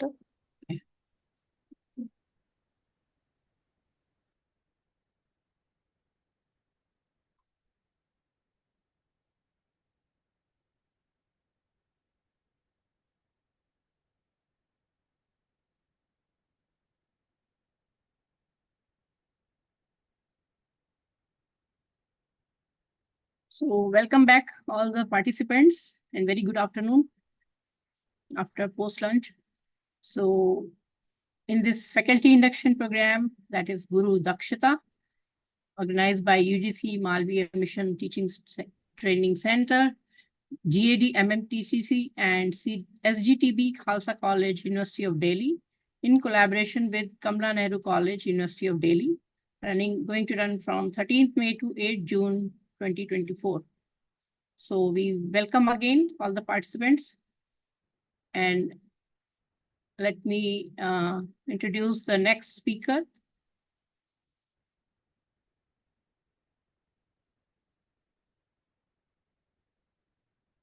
So next session is going to be taken by Professor Bimal Rao, Coordinator GAD-MMTTC and Professor Department of Chemistry, SGTB Khalsa College, University of Delhi, also Director and Coordinator of this program. So it's my pleasure and privilege to introduce her formally also to all the participants about the speaker and the next session. So Professor Bimal Rao is leading women educator and is a leading woman educator in the field of e-learning with an experience of more than 25 years, including a decade of experience in the corporate e-learning world. She is amongst the pioneers in implementing ICT in higher education in the country. She has to her credit many research papers, patent books, presentations, projects, and invited talks at local, national, and international forums. In the field of e-learning, Professor Rao has made a mark at the national level in various activities such as development of e-content, teachers e-kit, MOOCs, empowerment of teachers in ICT skills, introduction of newer teaching methodologies, etc. The 4-quadrant format of e-content has been co-designed by her for ePG Pathshala project of UGC. She has also authored around 400 modules of e-content in 4-quadrant format. At Guru Angad Dev Teaching Learning Center, that is GAD-TLC of MHRD, Government of India, she has trained more than around 95,000 teachers. GAD-TLC has been selected as Malviya Mission Teacher Training Center to conduct NEP and other trainings for all higher education teachers. At Center for E-Learning, SGTB Khalsa College, she has developed more than 50 MOOCs in 4-quadrant format for Swayam platform. She is the only chemistry teacher of the country to be awarded the National Resource Center of Chemistry of MHRD, Government of India, for developing ARPIT courses 3 times in a row for all chemistry teachers of India since 2018. She has been contributing to policy making at national level in various committees like Online Courses Regulations 2018 of UGC, E-Governance Committee, Technical Committee of National Academic Depository of UGC, and Expert Evaluation Committee for National Education Alliance in Technology of AICTE. A recent feather in her cap is that she is member of expert committee for the capacity building of faculty members under Malviya Mission Teacher Training Program, UGC, which will make guidelines and monitor the functioning of all 111 Malviya Mission Teacher Training Centers. So Professor Rar has been conferred with various awards like INSA Best Teacher Award 2020, Edupreneur Award by Ministry of Education, Bahrain, Delhi Ratan Award, Edupreneur Innovator Award, to name a few. So it's an honor to invite her on the dais now. So over to you, Professor Rar. Thank you. Thank you so much, Professor Anuja. In this session, actually, it will not be a session of the one-way transaction, but I'll call it as an ice-breaking thing. Fine. So because I have been into a decade of corporate exposure as well, and any training, they start with ice-breaking. And that's how we do it in the face-to-face as well. But I thought, let me also put one ice-breaking session in this online mode. So we will all be interactive and take it further. So you will be introducing yourself. We'll also be telling about your hobby and your subject. Fine. But before I come to that, there are some important instructions. And if you have any difficulty, any question around that in completion, let me take you through that part. So we must all, first of all, understand that what all will be required for this program to be completed.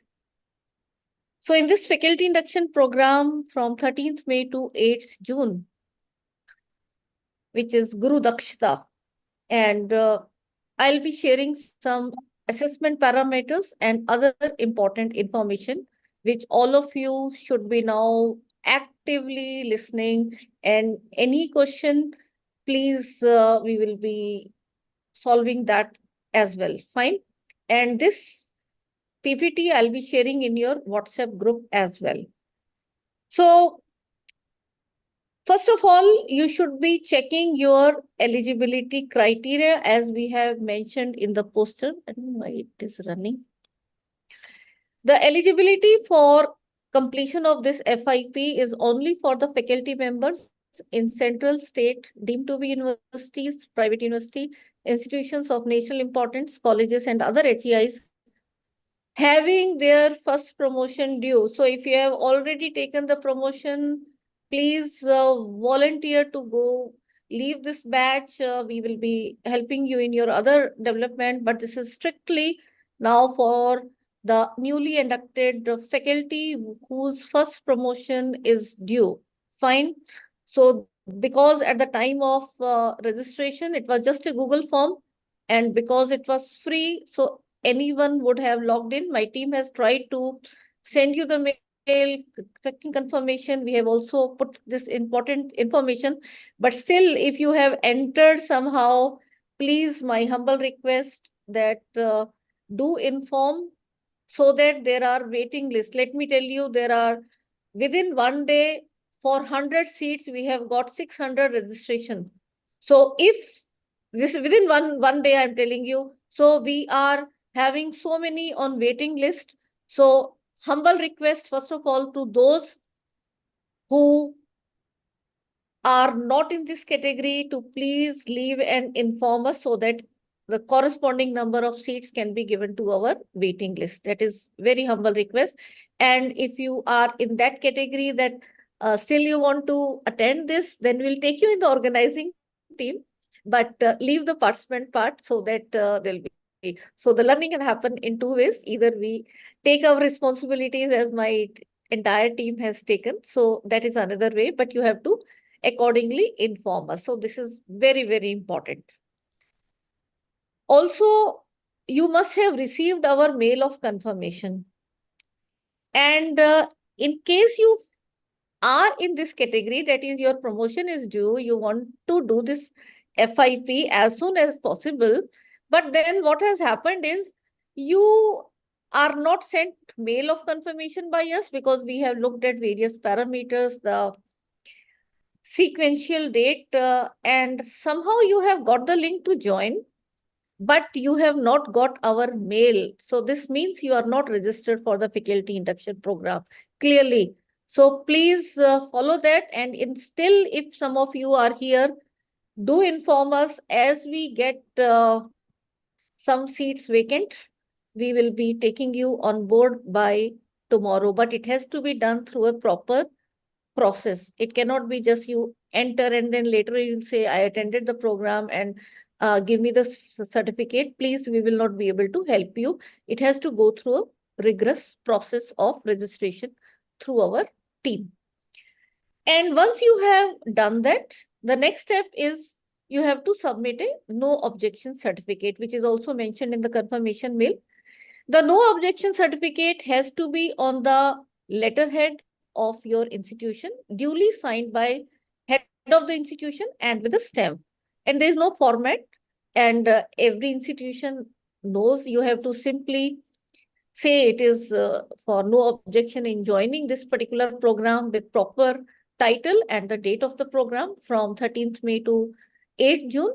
And that should be scanned and sent to us. Fine, that is another requirement. There are some colleagues who have taken duty leave. So if you have taken duty leave, that means you will not be given any other assignment by your institution. So that duty leave letter also should be sent to us, because in case you are a duty leave participant, you will be required to submit your joining after we give you relieving. This is very compulsory because many times when we are in the initial stage, we don't know these requirements, but it is very important. The moment you take any duty leave, you have to then rejoin your institution. And for that rejoining, you will require our relieving letter. The relieving letter we will be only able to give you once we have obtained your duty letter, and then we will look at your attendance. Only when you have attended, then we will be giving you the relieving letter. I hope this becomes very clear to all of you. One more requirement which we will be sharing in your WhatsApp group is that there is an offline application form. I'll show you that offline application form also, where it is just one sheet. You can take the printout, you paste your recent passport size photograph on that, and it will be like self-signed. NOC have already given, duty letter also given. So this will not require any institution's signature. So this will be self-signed by you, and it will be for our records purpose that in this FIP, who are all the teachers who have attended and then completed as per the based on various parameters I'll be telling you. So till now, any question, any clarity, if you have anyone in your mind, please, you can write the chat. And so there is one colleague, you have not received the confirmation letter and you have registered. But as I told you, registered, my team will get back to you, Shrutika or Gayatri or Himanshi, who is there? Yes, ma'am. हाँ, इनके जरा information note करते रहो. So contact him or her. Please mention your phone numbers also. We'll resolve all your queries. Fine.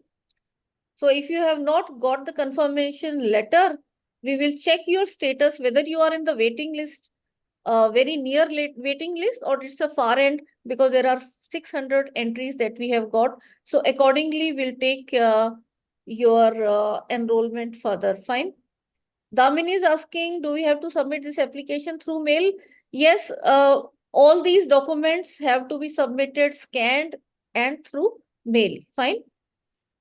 Someone has logged in from iPhone. Please, I cannot make out who you are. All of you can rename yourself. When you are looking on your video, can you see the 3 dots? Click on those 3 dots. You will be able to rename yourself. So please mention whatever your name is and your phone number and email ID, those who are not yet registered or who have not got the confirmation mail. Fine. So my team will get back to you. Neha is also saying confirmation mail not received. Dr. Sudata is saying, can a newly appointed assistant professor do this program? Yes, only if you are permanent and newly appointed, because in this batch we are giving preference to the only recently permanent colleagues who are due for their first promotion. It has to be done as per the UGC guidelines within 1 year. So if you have got permanent just 2 days back, then also you are eligible. Fine, but it has to be within this year, or we are also taking those colleagues who have slightly 1+ year. So we are taking those for the faculty induction program. Fine. Dr. Ravindra is saying, what about those who have already submitted the scan NOC?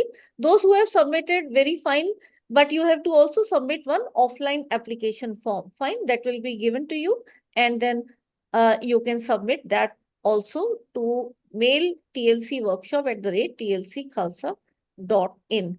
Dr. Sudata, if you are in probation, definitely you are eligible because that is the period before you get confirmed. It has to be completed. The faculty induction program itself means that it is induction of you in this higher education system.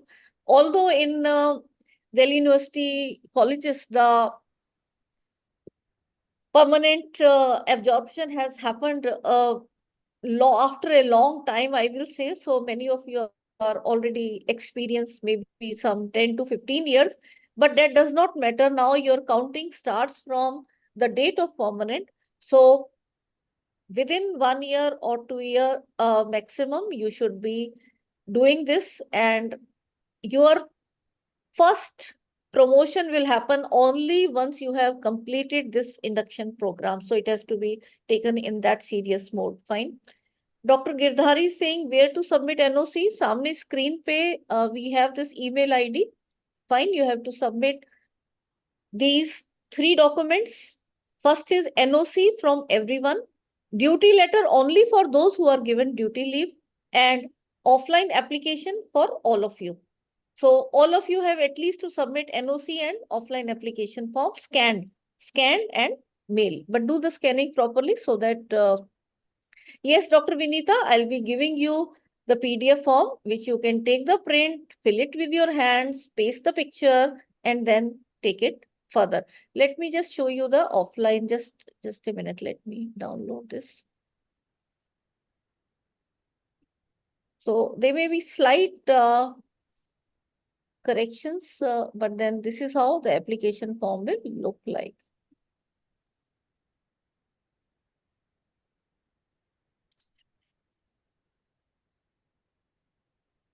So this is the application form. Fine. You have to put up your recent passport size photographs and all the other details you have to fill up and do the filling up. Fine. I'll be doing just fine tuning, and this will be shared to you as the final PDF version. Yes, all those who are in probation period are eligible.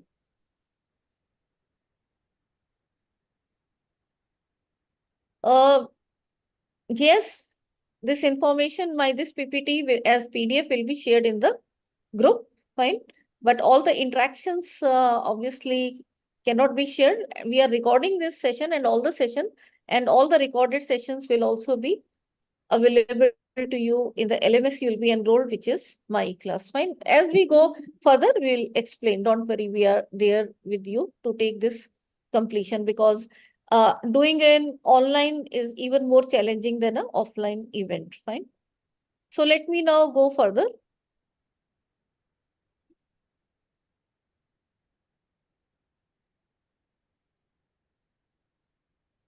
The themes of FIP, as I told you in the inaugural also, these are the 10 modules around which there is a detailed curriculum given.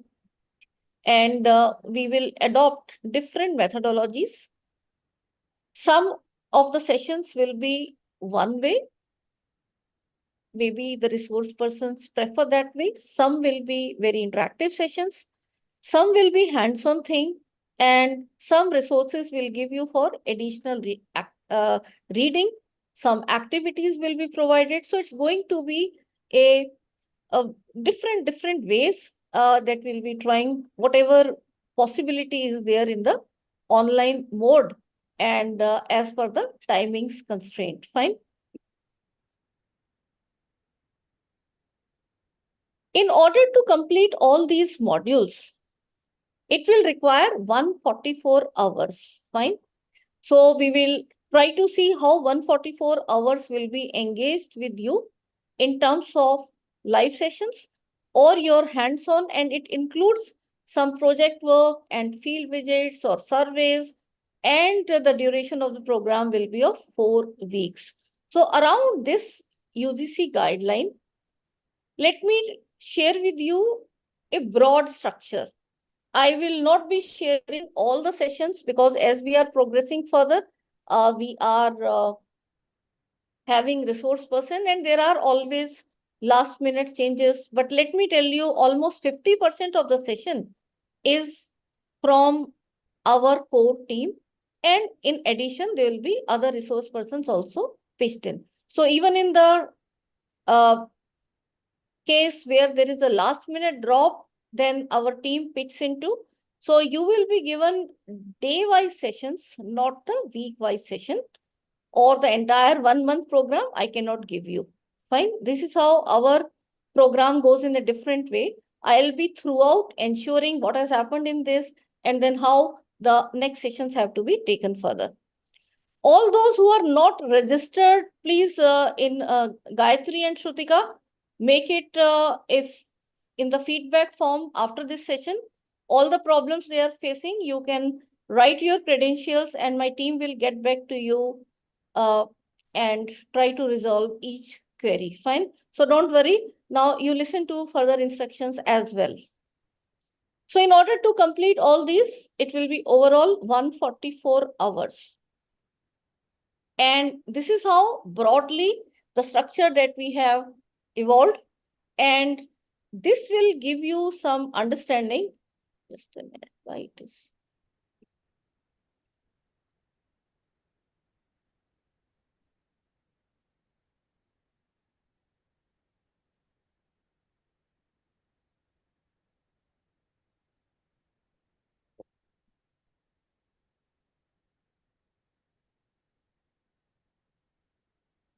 Yeah.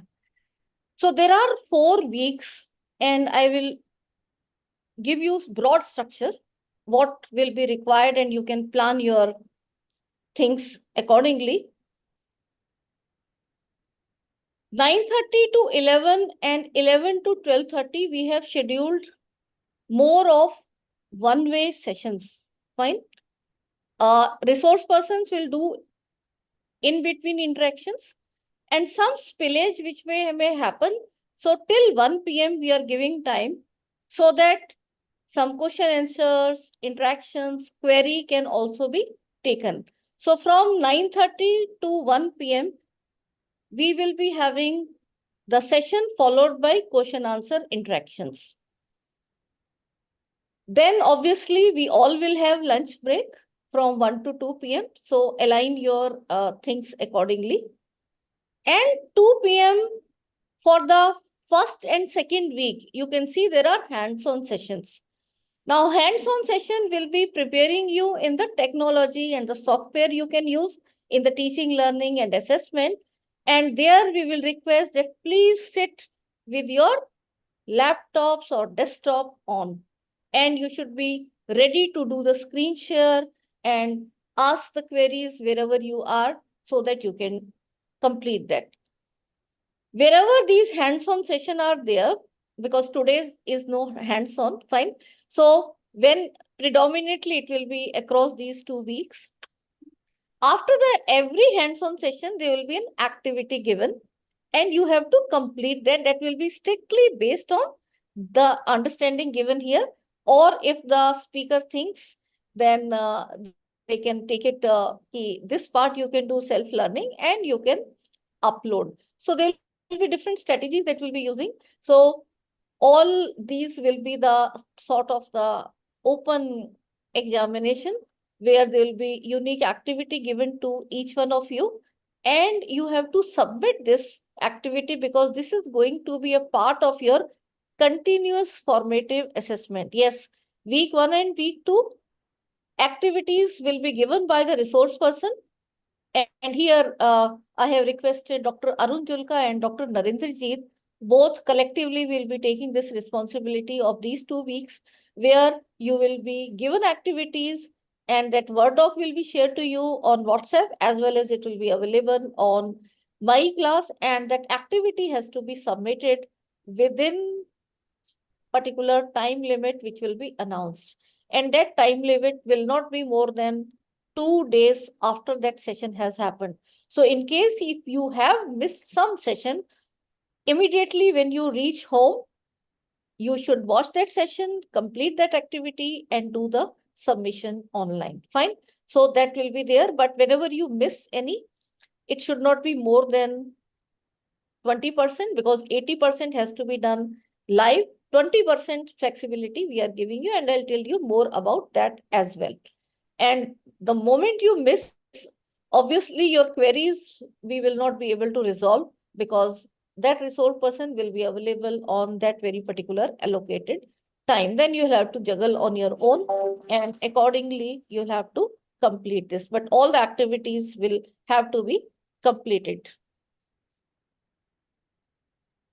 Now, after week 1 and 2, in between, I have written 25th May. 25th May ko kya hai?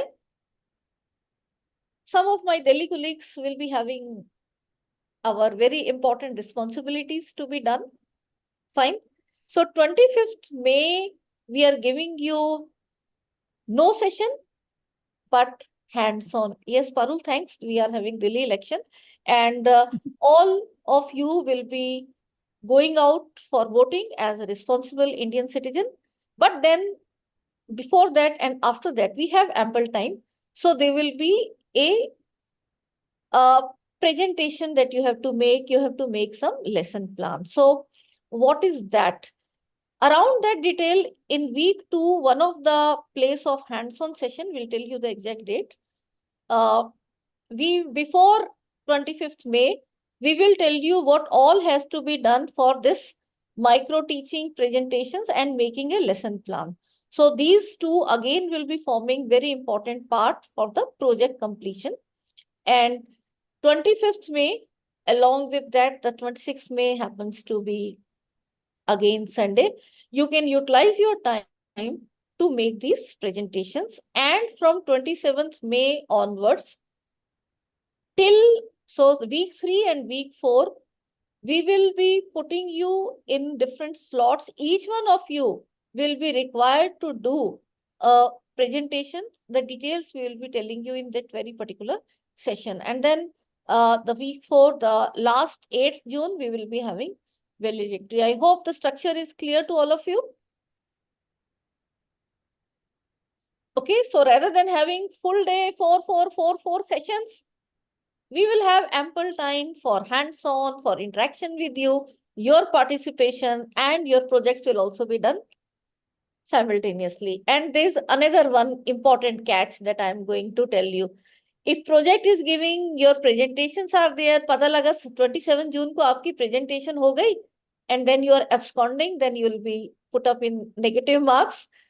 All of you have to be present, and all of us will be marking for the presentation. So there will be a peer assessment, and we'll give you some forms for that digital, ghar baith ke hi karna. But then we will be all participating in that process, because listening to others also, we will be getting ideas and how we can improve upon our own teaching, learning, lesson plan delivery, the various teaching aspect that we can take. Fine. So this is going to be really interactive part in week 3 and week 4, and also the week 1. So happy with the structure? Yes? No?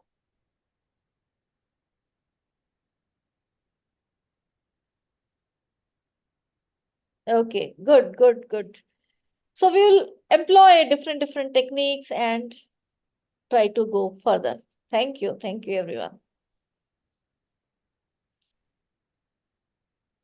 There are some frequently asked questions.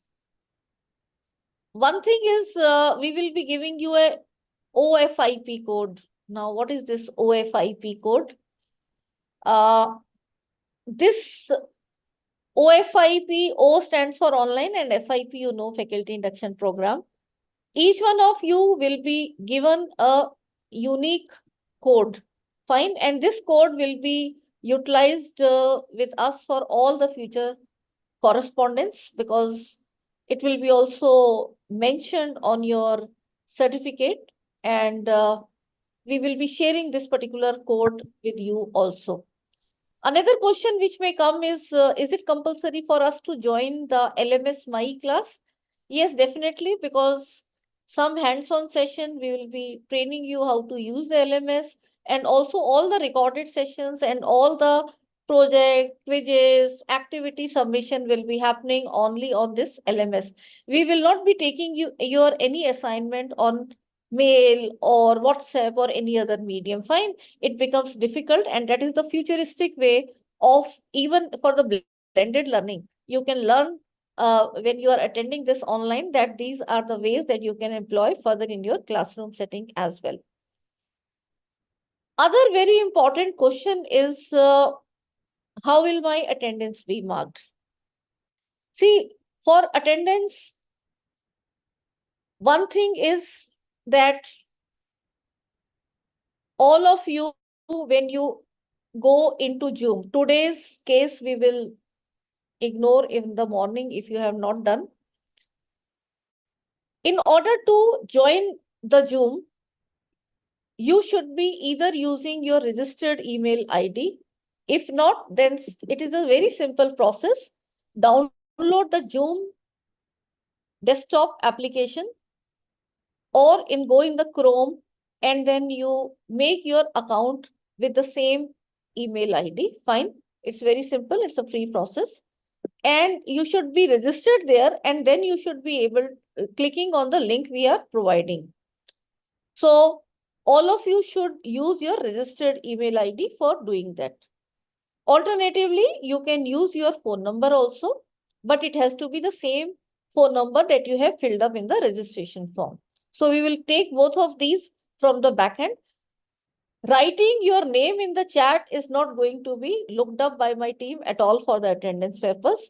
We have this technology. Why should we go into the manual way? So from the backend, as admin, we will be exporting who all has attended from what time to what time. In entire day's time, whenever we stop the Zoom, we will be able to see how much time you have been logged in and how much time you have not been logged in. But that will be possible only when you are using your registered email ID. Dr. Mukesh, यहाँ लिखने का कोई फायदा नहीं है. I am not looking at your name right now, and this is not adding to the attendance. The attendance is automatically being there in the Zoom. And if any particular session you have missed out, because I'm giving you 20% flexibility, then that corresponding session, the recorded session, will be available on LMS My Class, and then that you have to be watching, definitely apart from other self-learning that you can do any number of time.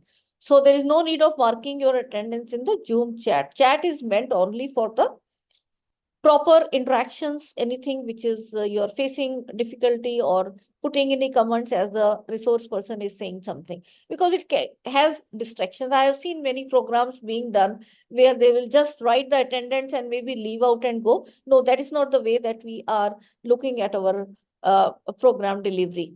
So there is a limited flexibility. There is not full flexibility, irrespective whether you have taken duty leave or not, because this is a very sincere 1 month program, which will be actually justified when it is a residential program.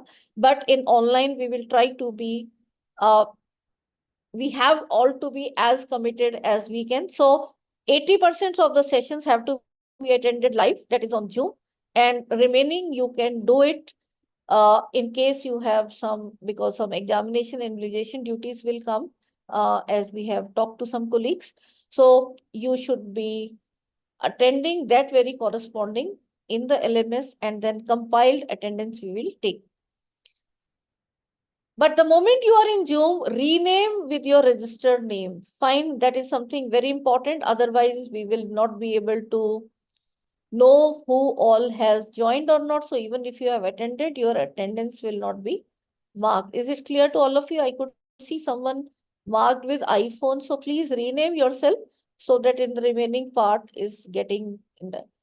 And once you get the OFIP codes, you can even mention your FIP code number along with the name. I hope it is clear.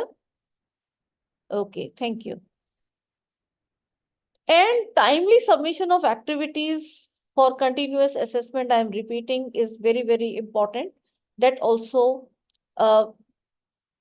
should not be violated if you have missed any particular session. So it becomes your responsibility the moment you reach home after the completion of the other commitment. You should watch that, complete that activity and submit to us in time. The time submission for every activity will be announced by the speaker. There are two options, slight variation, but those who are with duty leave, that is, they are given free hand that you have nothing to do in our institution by your head of the institution, and you only attend this program. For them, we are asking duty leave, and all the completion has to be done before 10th June. That is, by 8th, we are having valedictory. Okay, so 2 more extra days where they can do the completion of pending things. Option B is where I think majority of you will be preferring, because apart from your institution's requirement in terms of some invigilation duties, which you can interchange with others, try to fit into the structure, and they will be given some more time, that is till 16th June. So I'll be giving them 1 week extra so that they can complete all the pending work.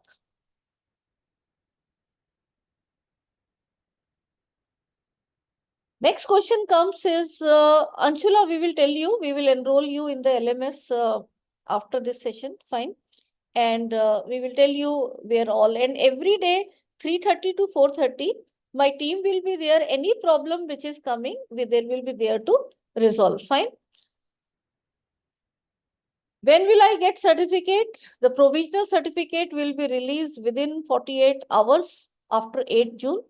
But the final certificate with grade will be generated after the corresponding last day of the submission of option A or option B. Fine, as you have opted. Next question comes is it compulsory to fill feedback form? Yes, it is compulsory. There are no marks for that. But then we will be also analyzing. There are 3 takeaways that we are asking that for every. Dr. Girdhari, thoda sa aram se. We are there. Abhi 4:30 baje tak baithe hain. So please try not to repeat the question. LMS instructions will be given and we'll all take you on board. So feedback form is compulsory.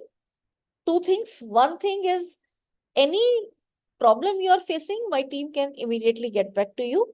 And it is also giving us constructive feedback in terms of taking our sessions further, in identifying our resource persons and so on. And this will be available on both the WhatsApp group as well as the My Class. And we'll be adding for every session 3 takeaways, which you have to fill. And all that also will be taken into consideration of the formative assessments. Is there any WhatsApp group? Yes, there is a dedicated, there are 2 WhatsApp groups, one for the Kamala Nehru group. Kamala Nehru College group is there on a separate WhatsApp group, and other WhatsApp group where we have the teachers from across different institutions of our lovely country, India. So both of these groups, you should be there in one. Dono mein nahi add hona, because in both of them, there will be same instruction going on. And if you are not there, then it is an alarm. And in today's feedback form, please mention that you are not on the, or immediately mail us. Then it is because then you will be missing various important information. Because being live is through these sessions. Throughout, my team will be there, and anything you are having there, you can. But don't clutter the WhatsApp. कोई good morning, कोई thanks वगैरह के message एक साथ हम करेंगे thanks 8 June को. So do not clutter any of those messages because important information will be missed. So do not put the screenshot. If I tell you feedback form submit kar do, and then you'll say screenshot submitted. At the back end, we'll come to know whether who has submitted or not. You have to ensure it from your point of view. So all these will be helping us in taking this as a very fruitful interaction with all of you. नहीं तो किसी को problem आएगी and the important information will be missed out. So please try to help us in this way. For the faculty induction program, your quiz will be there. Just a minute. Who has?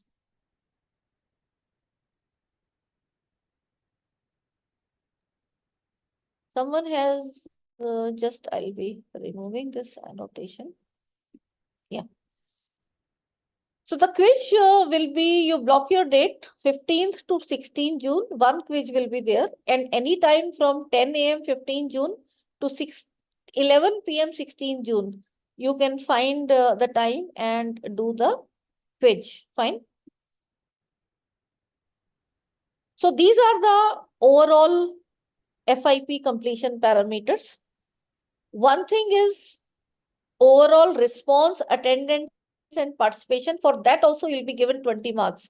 One thing is requirement. If you don't complete the attendance, even if you do activities, quiz, and do everything, we will not be taking it further. So all of them are important, but out of this, we will be looking at the feedback analysis, the manual, the automatic grading of Zoom, and LMS attendance, and then you will be given 20 marks, which will be decided by us.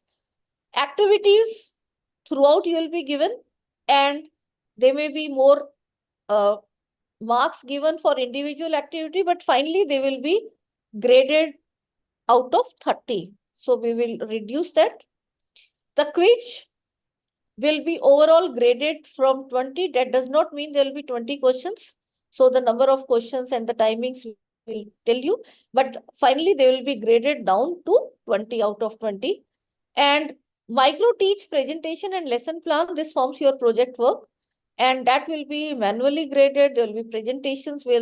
Every session 2 of our entire team will be here, and here I will like to thank Professor Sarita, Professor Anuja, Professor Sujan. Many will be joining to guide you and take your presentations, and this.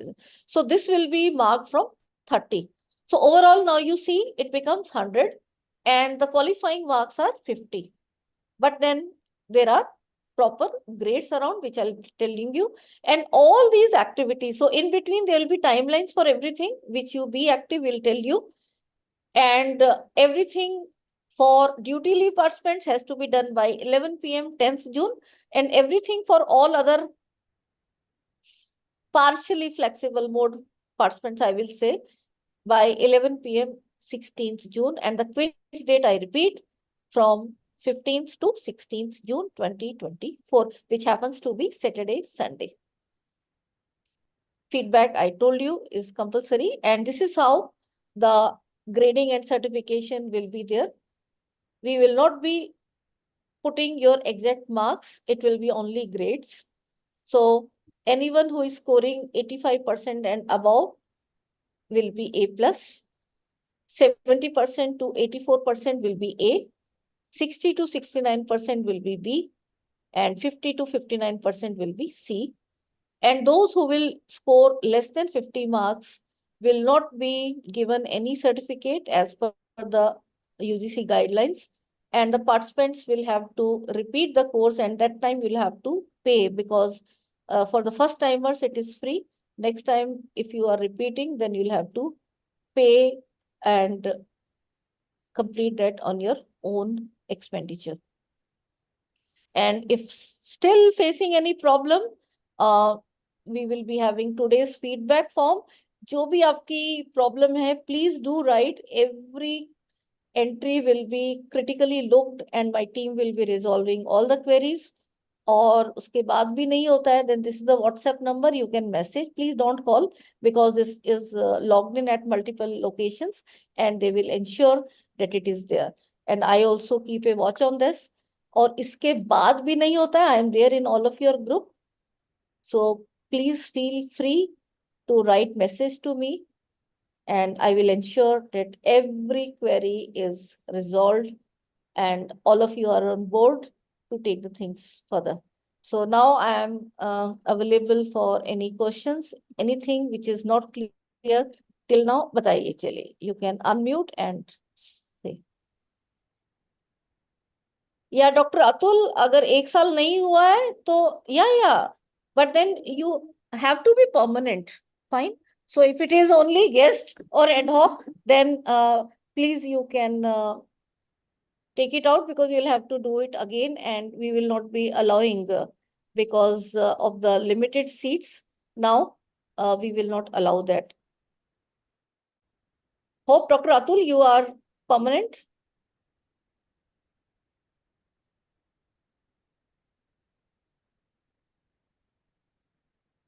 Okay, so now let us take one by one and Himanshi and Shrutika.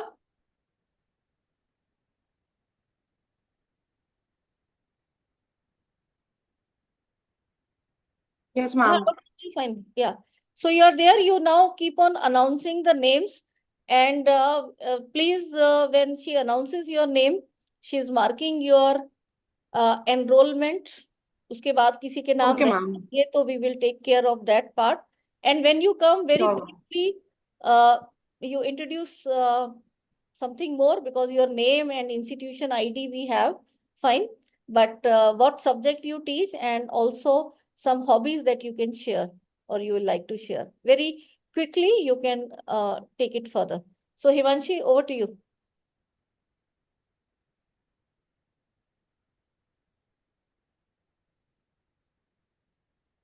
Unmuting. You can unmute all of them.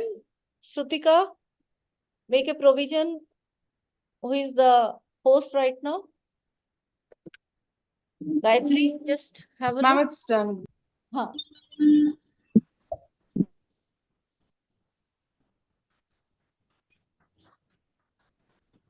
So all be attentive and one by one, Himanshi, you take your name and keep a note. And all those whose names are being announced, they will unmute and show their presence. Just briefly introduce yourself, furthermore for your hobbies and the subject you teach. Fine. Ma'am, can I take the names from the chat? People are... नहीं, chat से नहीं. अभी तो अपनी sequence से, the Excel you have registered वाला, उससे start करो. Okay, ma'am. Let's first start from the outside Kamala Nehru College because Kamala Nehru Yes, ma'am. still have, yeah. Ma'am, first we have Abhijit Mishra. Institution का भी नाम बोलते रहो बेटा.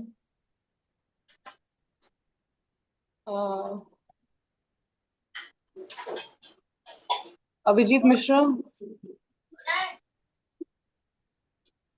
मैं नेम्स भी ड्रॉप कर देती हूँ चैट बॉक्स में.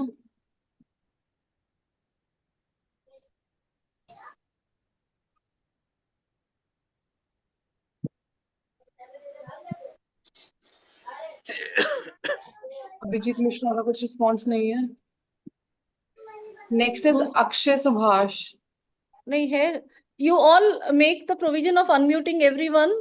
Abhijit Mishra, if you please unmute yourself and record your presence. Abhijit Mishra is co-host. You can speak.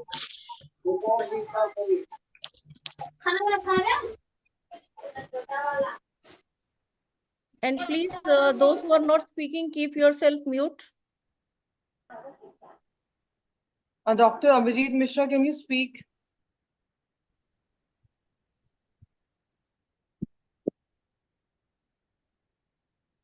Okay, make a note of him and move to the next one now. Yes, ma'am. Hmm. So the next participant is Akshay Subhash Jagtap. I have dropped his name in the chat box. He's there. Akshay, sir, please unmute yourself. Yes, ma'am. My name is Akshay Subhash Jagtap, and I am working as an assistant I professor. cannot see you. Can you put your video also on? Yes, yes. Hello, ma'am. Yeah. Now we can see. Yes. Yes. Yeah, please. My name is Akshay Subhash Jagtap. I am working as assistant professor in chemistry subject. And my hobby is jogging and to teach some poor people, students, some students. Right. That's And good. That's good. You do it in your own subject or something else also? no, own subject or some basic science subjects, concepts. Right. Thank you. Thank you so much. Let's move to the next one. Thank you.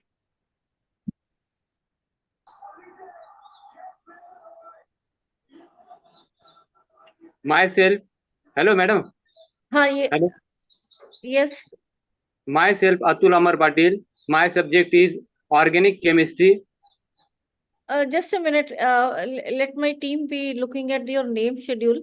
Okay, otherwise they will be confused. So let us take it in sequential manner. Huh? Akshita Godara. Yes, ma'am. Akshita Godara. Hello. Hello. Next is, I think, Akshita Godara. Yes, And I'm right now serving as a teaching assistant in Marwadi University, and my core is digital marketing, as well as I am pursuing my MBA from Marwadi, and right now I'm pursuing my PhD. I'm done my MBA from Marwadi University, and I'm pursuing my PhD from Marwadi University as well in digital marketing. And any hobbies? Yes, like drawing and everything, but marketing is my hobby, and I want to go and grow in the marketing only. Okay. Thank you. Can we go to the next one, please? Dr. Good Alpa. afternoon. Next is Yes. Dr. Good Alpa afternoon, Jain. ma'am and everyone. I'm Dr. Alpa. I'm serving as an assistant professor in Shri V.R. Patel College of Commerce, Mehsana, that is situated in Gujarat. This is the second program that I have attended with you, Vimal ma'am, that NEP orientation also I have attended with you. I am very happy for it. I'm teaching commercial communication. I'm also taking sessions with Honor English. And my hobby is to teach students good communication skill as well as some professional ethics and etiquettes also. I'm also associated with the finishing school coordinator. I'm IQC coordinator of my college also. And I'm very happy to attend the sessions arranged by you. Thank you, ma'am. Thank you. Yeah, thanks. But when did you become permanent? Yeah. Ma'am, I have total experience of near to 5 years, but in 2022, Gujarat government has announced the granting aid that recruitment, and I have joined my college in the year 2022 on the So you basis of require that. this FIP for the promotion. Okay, fine. Ma'am. That is what my Thank you. concern was. Thank you. Exactly. Thank you, ma'am. Next one, please. Ma'am, next is Amit Tiwari. Good afternoon, ma'am, and all. My name is Amit Tiwari. I am assistant professor at School of Open Learning, University of Delhi. My subject is library and information science. In my free time, I love playing cricket. That's my hobby. Okay. Thank you. We have a good cricket ground in Khalsa College. Yeah. And in front of my college also, ma'am, this university amphitheater is there. But in SOL, students are not there, huh? So yeah, exactly. So yeah, we take the classes in PCP mode, but public contact programs are there the Sundays and other days. We take the classes. Thank you. Yes, please. Next one, please. Ma'am, next is Amita Handa. Yeah, I am Dr. Amita Handa, and I am from the Department of Physical Education, Shivaji College. And I recently got permanent in 2023 after working for 13 years as ad hoc. And most of the students have, here in college have participated till Ranji Trophy level, and they are doing really good in sports. And I am fitness freak, and I love listening to music. Oh wow, good, good, good. Thank you so much. Thank you. Next is Yes. Anjali Sen.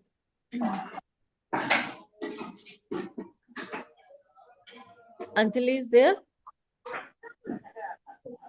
Good afternoon, ma'am. Anjali Sen. Can you put on your videos also?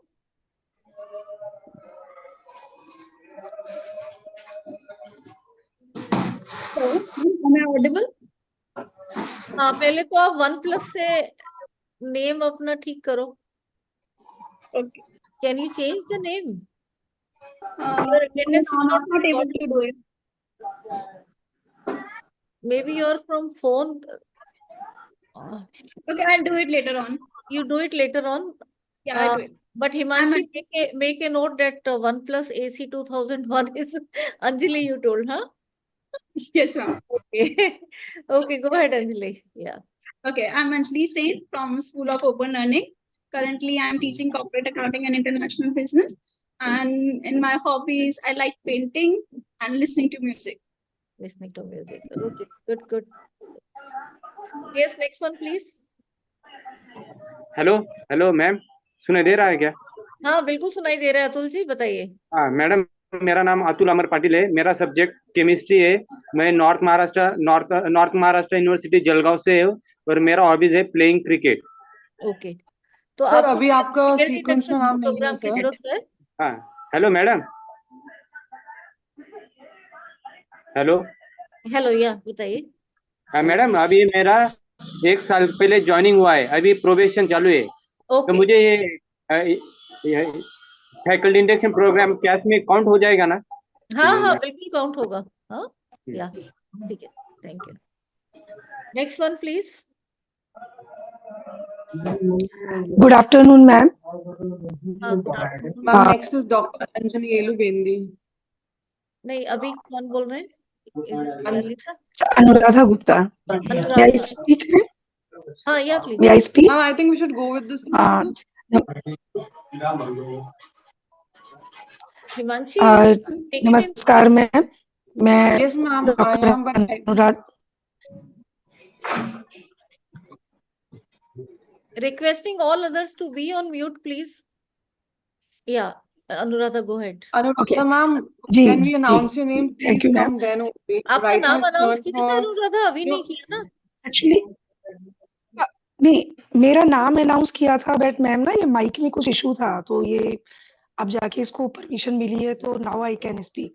If you allow तो Ma'am, we मैं can बात announce करूं, in the end otherwise once I again. Can नहीं, wait. अभी आपका announce नहीं है, just hold on, otherwise ना विल मिस। Okay, sure. या प्लीज होल्ड ऑन। Sure. हाँ, Yeah, I know. Now it's the turn for Dr. Anjane Elubendi. बैठ नहीं पाऊंगी। Dr. Anjane Elubendi.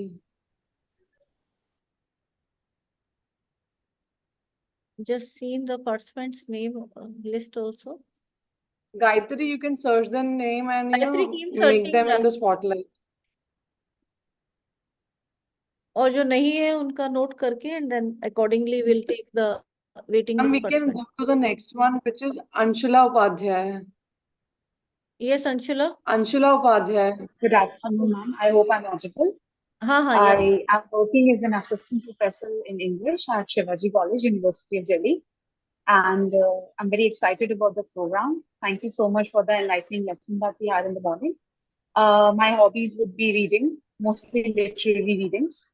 And I'm really looking forward to this program. Thank you so much. Okay, thank you so much, Anshula. The next one is Dr. Anu Kumari. Am I audible? Hi, ma'am. हाँ, yeah. Myself, Dr. Yes, Anu. I am from Miranda House in Hindi department, and my hobbies are poetry, recitation, and writing. Okay. Thank you so much. Thank you. Yes, please, next one. So now, next is Dr. Arvind Kumar Saxena.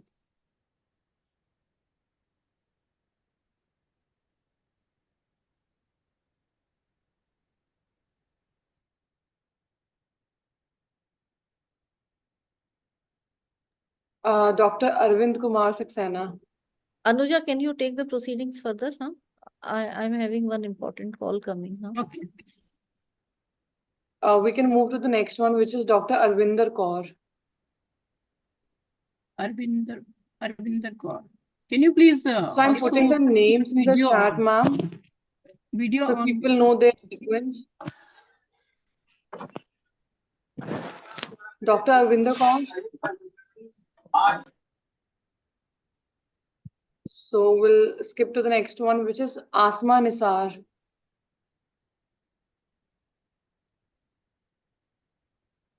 Asma Nisar.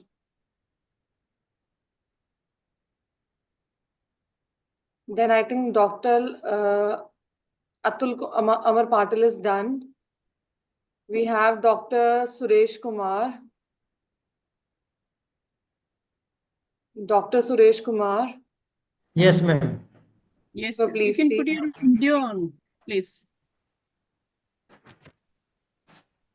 Yes, now we can see you. I, Suresh Kumar, ma'am. Yes. Professor in School of Pharmacy, Pragjyotispur University, Assam.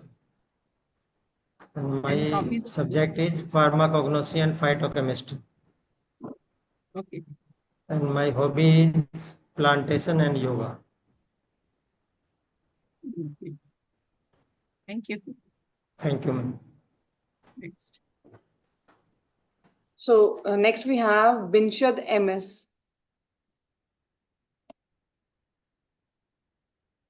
Binshad MS. Binshad MS.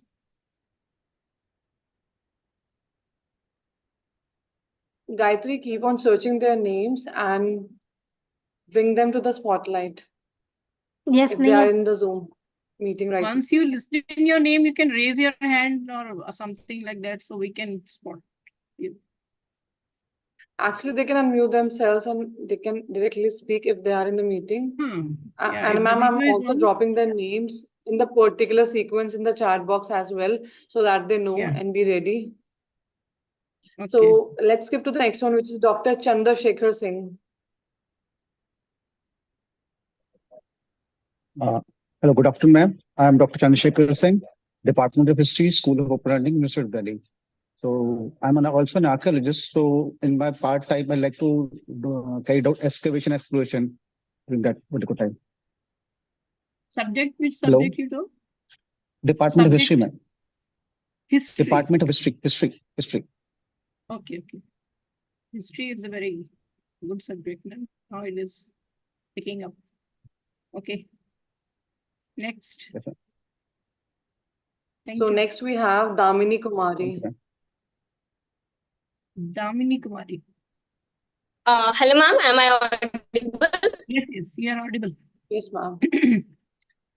Hello, ma'am. My name is Damini Kumari. I am from Department of Commerce, School of Open Learning from University of Delhi. I teach the subjects related to the finance, financial management, and other things. And my hobby is listening. We couldn't hear your hobbies. Can you repeat? It's listening music, ma'am. As simple.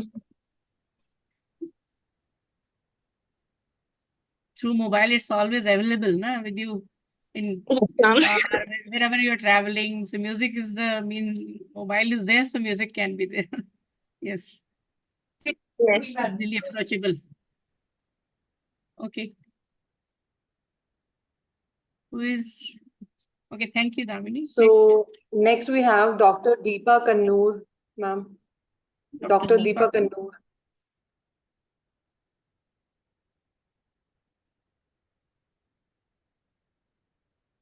Dr. Deepa Kannur. Hello. Yes, I can. What's your name? Please open your video so that we can also see you. Good afternoon, everyone. My name is Dr. Deepak Kumar. Actually, the name told was Deepa Kannur. Yes, sir. Dr. Deepa Kannur. Because through list we are going, no? So your name perhaps will be taken later. So It is Dr. Deepa Kannur. Let her come first. Then. So, ma'am, I think we should skip to the next one, which is Dr. Girdhari Sahu. Dr. Girdhari Sahu. Good afternoon, madam. Am I audible? Yes, you're audible. And we can see you. Okay, madam. I am Dr. Giridhari Sahu, currently working as a lecturer in commerce under Higher Education Department, Government of Odisha. So my college is affiliated to Utkal University, Bhubaneswar, Odisha. Prior to my joining, I was working as assistant professor in a private university at Bhubaneswar, Kalinga Institute of Industrial Technology, one deemed to be university. And my hobby is gardening and watching cricket. Gardening. Okay. Gardening and watching cricket. Okay. Yes, madam.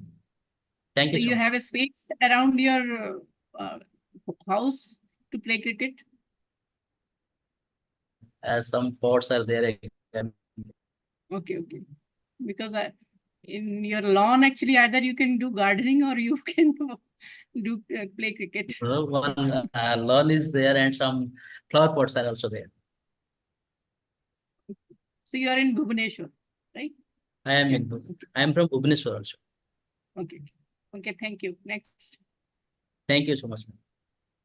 Yes. So next we have Ms. Divyanshu Chauhan. Ms. Divyanshu Chauhan.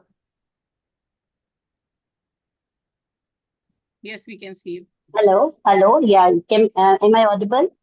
Yes, you're audible. Hello. Yeah, good afternoon, ma'am. everyone. Thank you so much for giving me this beautiful opportunity. I am working as an assistant professor in Institute of Science and Technology that is affiliated to Chaudhary Charan Singh University, Meerut. And I am from Ghaziabad. I am a plant lover, so I love making miniature garden trays. So this is my hobby. I used to prepare miniature trays for plants, decorate them with miniature toys, garden toys. This is my hobby.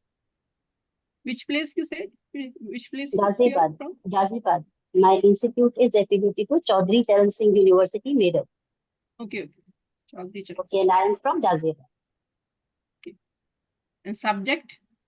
Human resource management and marketing management. Human resource management. Okay. Thank you. Nice to know you. Thank you. So then we have Divya Shankar Gupta. Divya Shankar Gupta.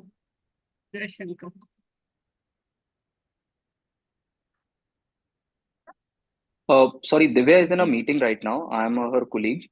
So I'll ask her to join back in 5-7 minutes. Okay, sir. Next. Then we have Dr. Sunil Kumar. Dr. Sunil Kumar. Dr. Sunil Kumar. Yes, we can see you, Dr. Sunil. You have to unmute yourself. Dr. Sunil, you have to unmute yourself so we can hear you. Yes. Now you can speak. Dr. Sunil Kumar Singh from Kamala Nehru College, Delhi University, from Psychology Department. Sir, I'm sorry to interrupt, but we are looking for Sunil Kumar from some other college. Oh. From Shivaji College. Kamala Nehru College list will come after this. Ma'am मेरा note कर लीजिए मेरा psychology Kamala Nehru College Sunil Kumar Singh. Okay, sir. We may call you again also. Okay. Yes, ma'am. But you can. I think Himanshi and Professor Anuja. Let us complete Namaste, ma'am. the other thing. Namaskar. Participants we can call tomorrow. Myself, Dr. Manas from Geology Department, Shivaji College. Presently, I am an external examiner in Ramles College. Sorry for that. Okay. Who is speaking? Any question, ma'am? Can you please switch on your video?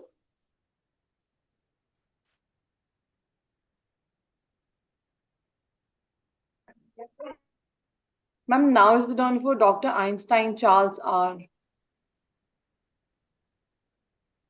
Yeah, ma'am, you were saying something, no?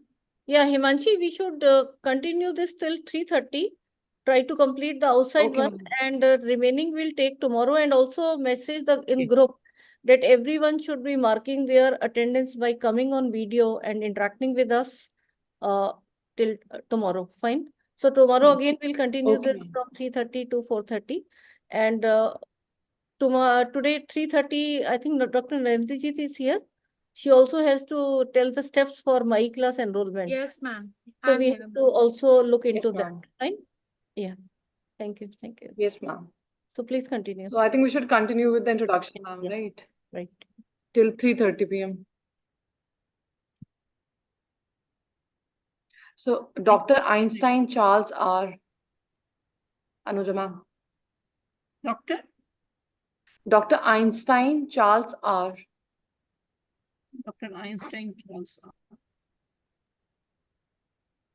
In the list, I it think, is sir, somebody with this name is not in the meeting.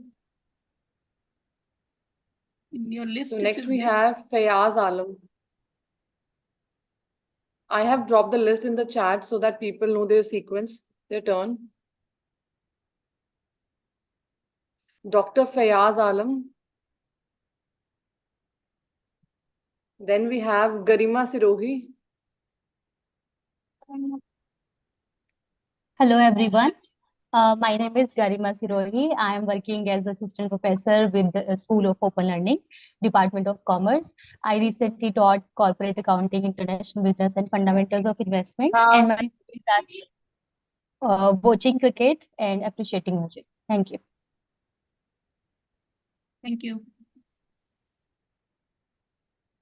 Idushri. So then we have Indushri Patgiri.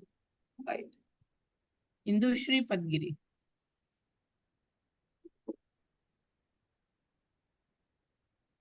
I think, ma'am, they are not in the meeting. Anybody with this name is not in the meeting. I think the two names you can tell. So the next person Yeah. also is ready by the time one is speaking. So we'll go for the next one, ma'am. Yes, Dr. Nandkishore Mandal and Dr. Kadir Sen. So whosoever is coming first. Dr. Nandkishore Mandal, and yes, we can see. You have to unmute yourself, Dr. Nandkishore. Please unmute yourself. We can't hear you. Hello. Now it's Hello, I'm audible. Yes, you're audible.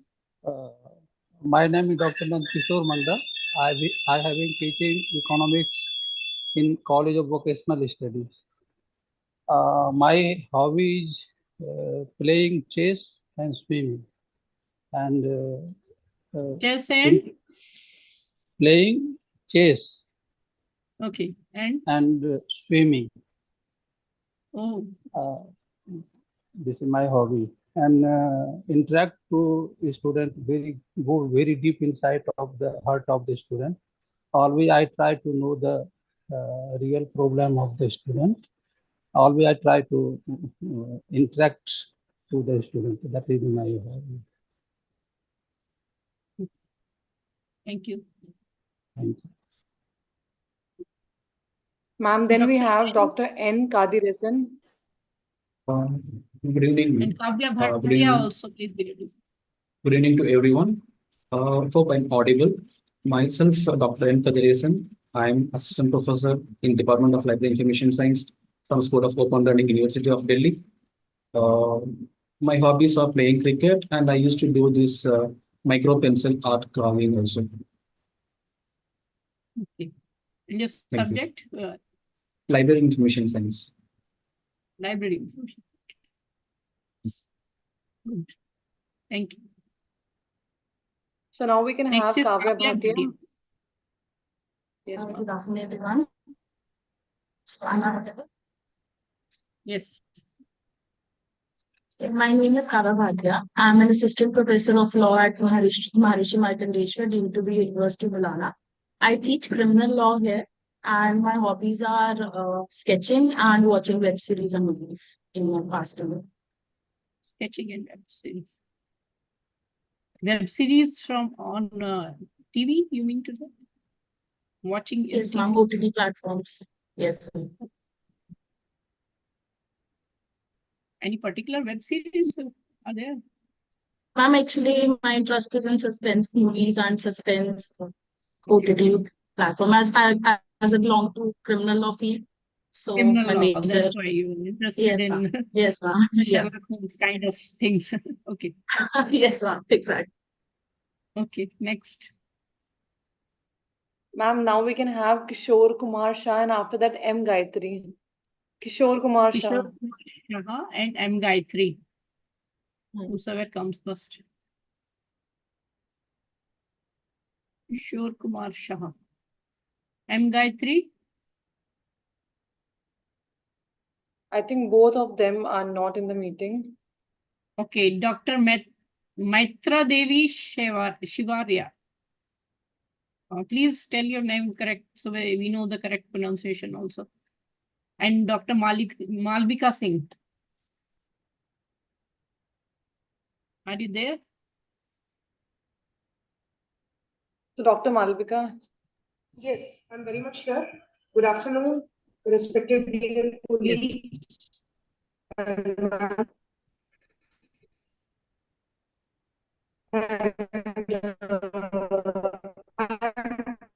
Malvika Singh. I am assistant at Department of Political Science, Development College here. My From which place? We can't hear. Not audible. Am I audible? Huh.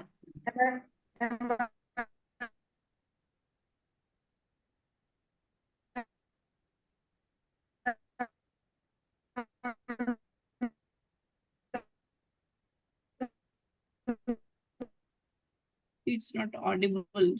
I think you can try after a few minutes. I think it's okay. We will consider her. Next we can do. Dr. So next we can have Dr. Manas Kumar Dhal and Nitesh Roy.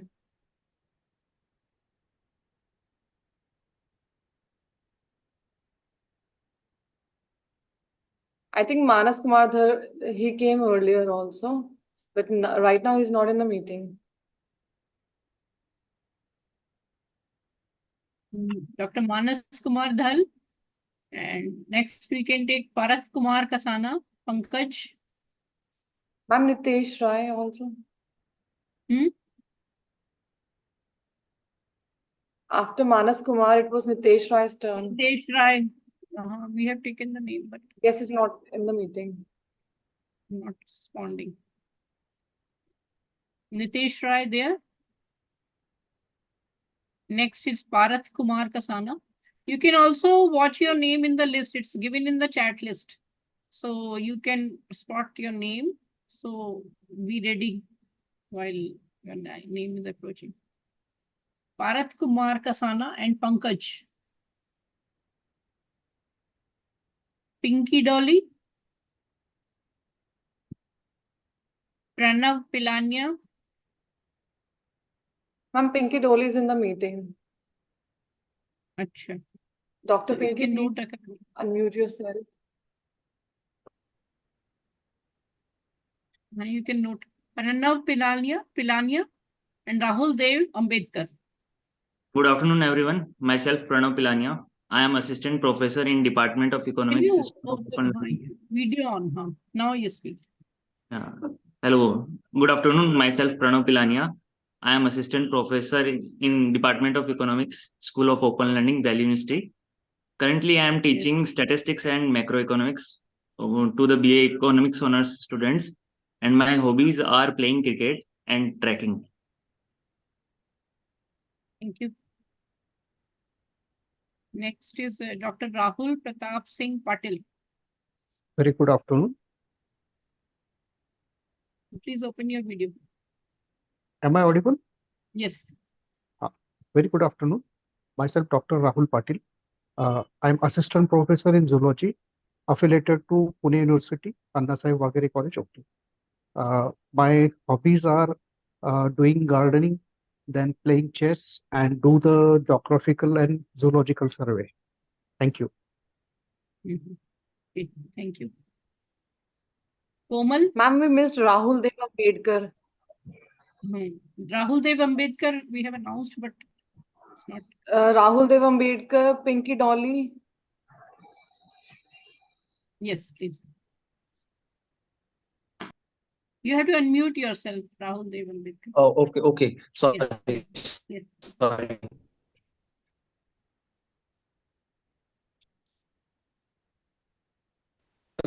Good afternoon, ma'am. I am Rahul Devandik, Assistant Professor from the Department of Biology, School of Open Learning. Here I am teaching some part of environmental sciences, and my hobbies are going gym. Thank you. Okay, thank you. So, Pankaj, Pinky Dolly, ma'am, can you speak? Komal. Yes, ma'am. My name is Komal and I'm from Shyama Prasad Mukherjee College, University of Delhi.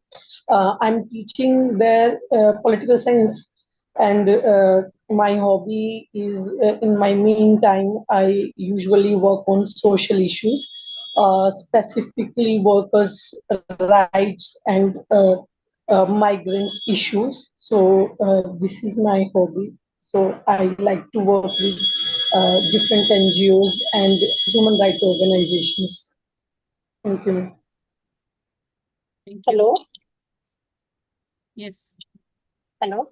Can I address Yes, yes. Yes, myself, Dr. Pinky Dole. I am working as assistant professor in environmental name, science. rename, you have to rename also. Yeah, it's showing iPhone 6. Okay, ma'am. So- My name is, I have to rename it. I will do it. I'm unable And to what's your connect to name? my laptop. My name is Dr. Pinky Dole. Okay. I'm Pinky working as Dolly. Pinky Dole. Yes. I'm working as assistant professor in environmental science, Lady Shri Ram College for Women, Delhi University. And my hobby is to listening music and painting. Okay. Thank you. Thank you. And please also rename your Yes, ma'am. I will. whenever possible. Okay, ma'am. Now we can have Dr. Rangoli. Rangoli Shrivastava. Good afternoon, all. Or Dr. Ravindra Pratap Singh. Hello. Yes. Hello, good afternoon, all. Myself, Dr. Rangoli Shrivastava. I'm currently working as an assistant professor in Department of Public Health Dentistry in SDT University. And I'm looking ahead to learning many things here. Any hobbies? Like to share? Ma'am, yes, ma'am. I would like, I love reading and writing. Okay. Thank you. Now we can have Dr. Ravindra Pratap Singh or Dr. G.S. Rejani.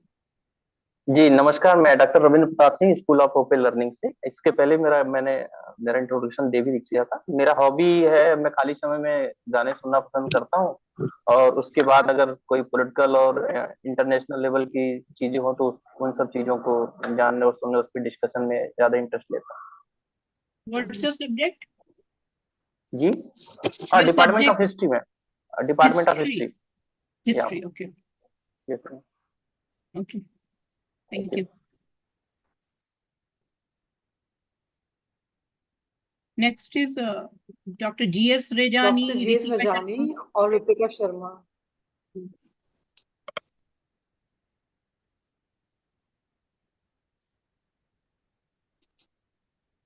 Dr. G.S. Rejani or Ritika Sharma, you can speak.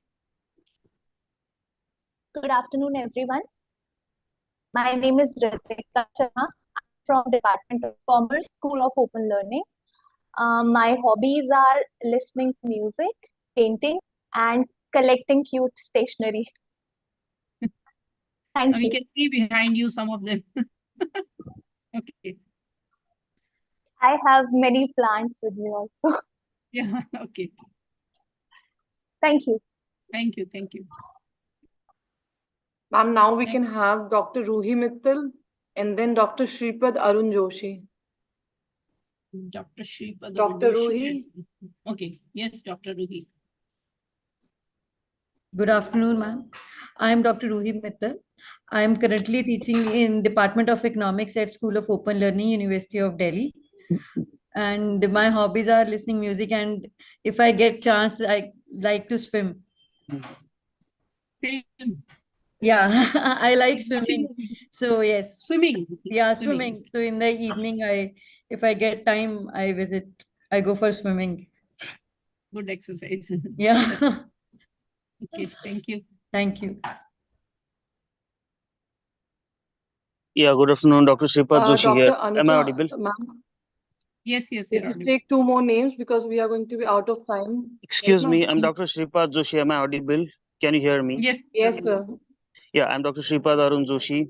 I'm from Maharashtra. I teach at Chandmal Tarachand Bora College, Shirur. It is affiliated to the Pune University. I teach English literature and language. My hobby is to write poems.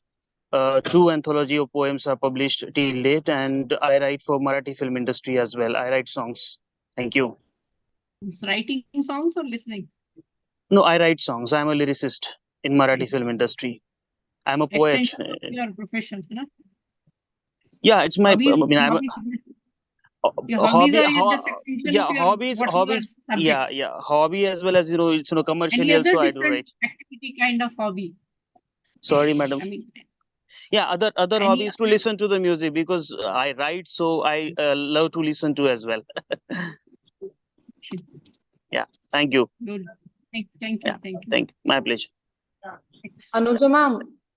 Yes, I think we have to stop Ma'am, here. let's है ना? take the last name for the day. Okay, last Let's name, take okay. one last name. Siddharth Rathore. Okay, Siddharth Rathore. Hi everyone. Hi everyone. Please, I am video. Siddharth. My video is Yes. open, I guess. Yes. Yes, Hi. yes. Hi everyone. My name is Siddharth. I teach economics at Mata Sundari College, Delhi University. I've been recently recruited here. Previously, I was teaching at Gargi for 10 years. And apart from that, I have interest in podcasting and YouTubing. I have a YouTube channel of my own, and that's what I do. Podcasting on certain subjects or just Podcasting on politics, podcasting on economics, for a lot of purposes, UPSC aspirants, current affairs. Current issues Yes. and all. Okay. That's very nice. It's the latest thing, na? Podcasting and all getting popular. Yes. It's very good. Yes. Subject, which Thank you. subject? Pleasure. Economics. Okay. I teach economics, ma'am. I teach economics. Thank you. Good. Okay. Next. Ma'am, Okay. I think we have to Narendra's stop time is here. here. It's already 3:30, huh? So I think we are going to So now Narendra's close ma'am for can take today. over. Hello, ma'am. Nandanjit will take. Good afternoon. Hello, how are you? I'm good, ma'am. Thank you. So now you have to take over to you. Yes, ma'am. Thank you. Thank you. So, good afternoon, dear participants. I'm Dr. Narendrajit Kaur, Assistant Professor, Kanya Mahavidyalaya Jalandhar. So, I'm here to let you know how to log into my e-class, right? All the steps to log into my e-class and how you are supposed to upload your assignments and projects, etc. on my e-class portal, right? So, let me share my screen first. So, I'm sharing my screen. So I hope my screen is visible. Is it visible? Yes, ma'am. Yeah. Yes. So dear participants, we are in this faculty induction program that is started today on 13th May and it will end on 8th June 2024.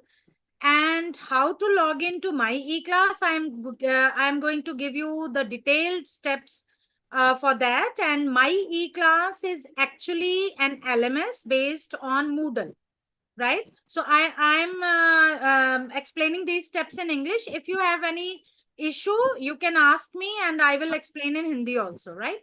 So I'll check the Zoom chat as well. So my e-class is an LMS, learning management system, which is based on Moodle, right? Okay. So I'm going to explain all the steps, how to log into my e-class and how you are going to access the assignments and how to upload your assignments, quiz and project, etc. On your my e-class portal. Now, let me show you that you all participants must have received an email like this, right? So all the participants have received an email with the My eClass Academy link on it, and a temporary password is also provided to you in your email. So please check your emails with this My eClass Academy link and a temporary password, right? So if you have received that, what you have to do is, this is the link which is provided to you or in your email IDs. So you are supposed to click on this My eClass Academy link, right? So when you click on this My eClass Academy link, a new page will open. This is the My eClass interface, first page of My eClass. And if you see on the upper right corner, there is a login tab, right? So when you click on the link, this page will appear and you are supposed to click here on the login tab, right? This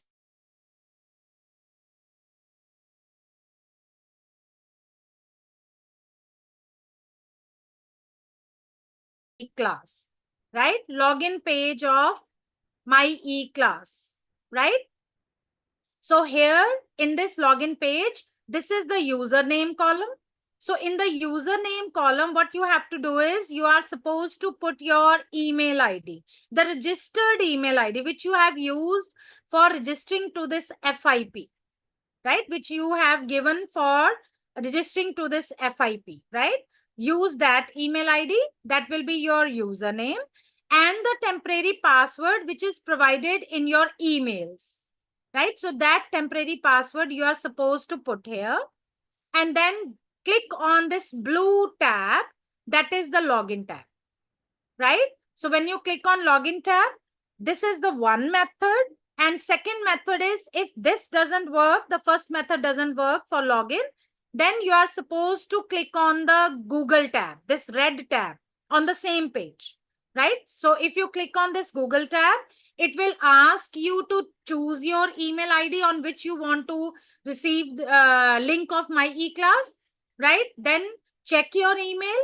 My eClass Academy will send a link on your email and then click the link of My eClass and you're supposed to follow the steps, right? So after you are successfully logged in with the temporary password, this page will appear.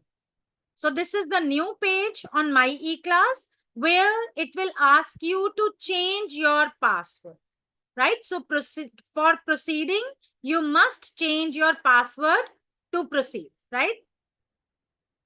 Dr. Girdhari ji and Divya Sehgal ji, I will come to your query. Let me finish first all the steps, right? Then I will ask you to share your screen to see what the exact problem is with all of you, right? So this page will appear where you are supposed to change your password, right? So here in this current password column, you are supposed to put the temporary password again, which is provided to you all in your email. And in the new password, you are supposed to reset your new password, right? So you have to decide what password you want to put here, right? So please remember that that password must contain at least 8 characters, at least 1 digit, at least 1 uppercase, at least 1 lowercase, and some special characters, non-alphanumeric characters like hash, star, hyphen, etc.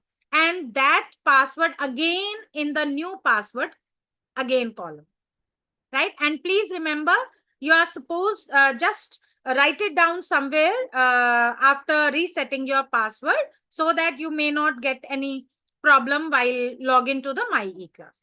And then you are supposed to click on this Save Changes, right? So when you click on Save Changes, it will ask you to continue. You have to click on continue and then this page will appear on My eClass. So on this My eClass page, right? So on this page, if you see on the upper left corner, there are 9 dots. That is category of courses. So when you click on category of courses, a new page will appear, a drop-down menu will appear. And from the drop-down menu, click on training and workshops. So this is training and workshops. So when you click on the link of training and workshops, this page will appear, and this is the My eClass page with this folder. If you can see this folder, this is OFIP 001 Faculty Induction Program, right? And if you are not able to see this folder, just scroll down your page a little bit, you will find this folder, right? And you are supposed to click on this link, not anywhere else on the folder, on this link of OFIP 001, right? So when you click on this link, it will ask you for an enrollment key. So I am repeating here that for some participants, it may not ask for an enrollment key. And for some participants, it may ask for an enrollment key, right? So if it is asking for an enrollment key, this is the enrollment key, 0011308. I will request the technical team to please put this enrollment key in the Zoom chat. So this is the enrollment key for your OFIP 001, right? So you are supposed to put this enrollment key here in this box, right? And then click on Enroll Me. So when you click on Enroll Me, this page will appear. And if this page is visible with enrollment key or without enrollment key, that means you are successfully logged into your OFIP 001 Faculty Induction Program on My eClass portal. And you are supposed to see all the recorded sessions of previous days, feedback links, and all the announcements, etc. here in this platform, right? So if this page appears, that means you are successfully there in this FIP on My eClass, right? And in case of any technical issue regarding My eClass, any login problems or anything like that, if you have not received your email with the My eClass Academy link and password, temporary password, just drop a message on this WhatsApp number, right? So this is the WhatsApp number of GAD-MMTTC technical team.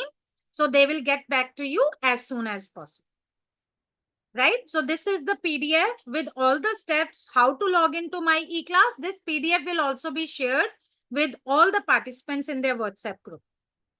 All right. And I can see some are saying that we have not received email. Don't worry about it. I have just shared the WhatsApp number of GAD-MMTTC technical team. Just drop a message with your email ID, right? And your name. So they will look after this problem. And please, before that, check all the folders of your email, right? So including spam. So sometimes these type of emails goes into the spam folder. So just check your spam folder and all the folders, primary, social, updates, etc. All the folders, right? And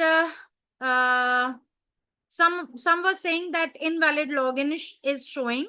Divya Segalji, you're putting the right email ID, the email ID which you have used for registering to this FTP?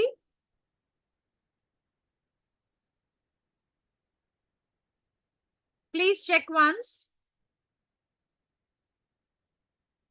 Kamla Kanta ji, please check your spam folder and all the folders of your email. Faiz ji, please check your folders first. And if you have not received, I'll share the number again. You are supposed to drop a message. I hope my screen is visible, right? So, is it visible, ma'am? So this is the WhatsApp number of GAD-TLC. I repeat it as well, 98-104-54703. Right? You can drop a message on this WhatsApp number also, right? And I'll give you a demo also. Himanshi, are you there? Some are saying that they have not received email. Should they put their email IDs in the Zoom chat?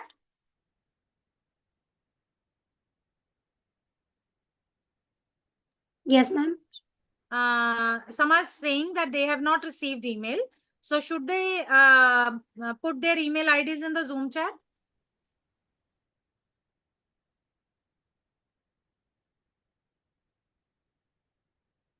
Yes, Kamla Kanta ji is saying that she got the email. So please, I request once again to all the participants, those who are saying that they have not received email, please check all the folders, right? Including spam, right? So I'll show you the demo, how to log into my e-class, right? Using your browser or email ID, the link which is given to you on your email IDs. So I am sharing my screen again. And I hope my screen is visible. I hope my screen is visible, yes, with Google browser. Visible. Right? So what you can do is you can directly click on the link which is provided to you in your emails, or open your browser, any browser you are using, Google, Firefox, Internet Explorer, etc., and type My E-Class Academy. So when you type My E-Class Academy, this link will be there. So this is the same link which is provided to you in your email IDs, right? Sent on your emails. So click on this link. So when you click on this link, this platform, this interface of My E-Class will appear, right? This is the My E-Class portal. And if you see on the upper right-hand side, there is a login tab. Nand Kishore ji is also saying that is sharing their email ID.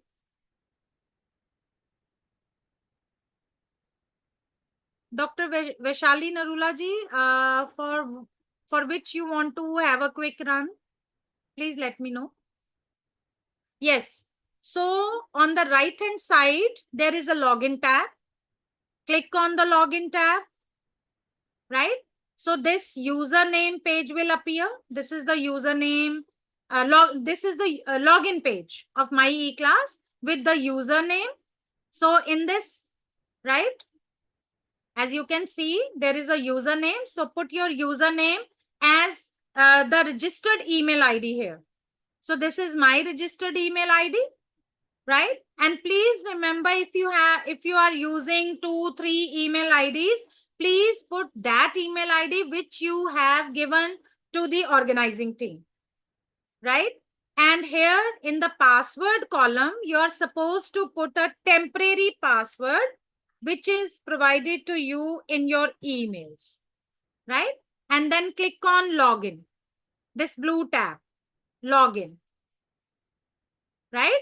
So when you click on login, see this new page will appear. It is saying that you must change your password to proceed, right? So in the current password column, you are supposed to type that temporary password again, right? So I am typing that temporary password again here, and I am going to reset my password, right? So for that, please remember, it must be at least 8 characters.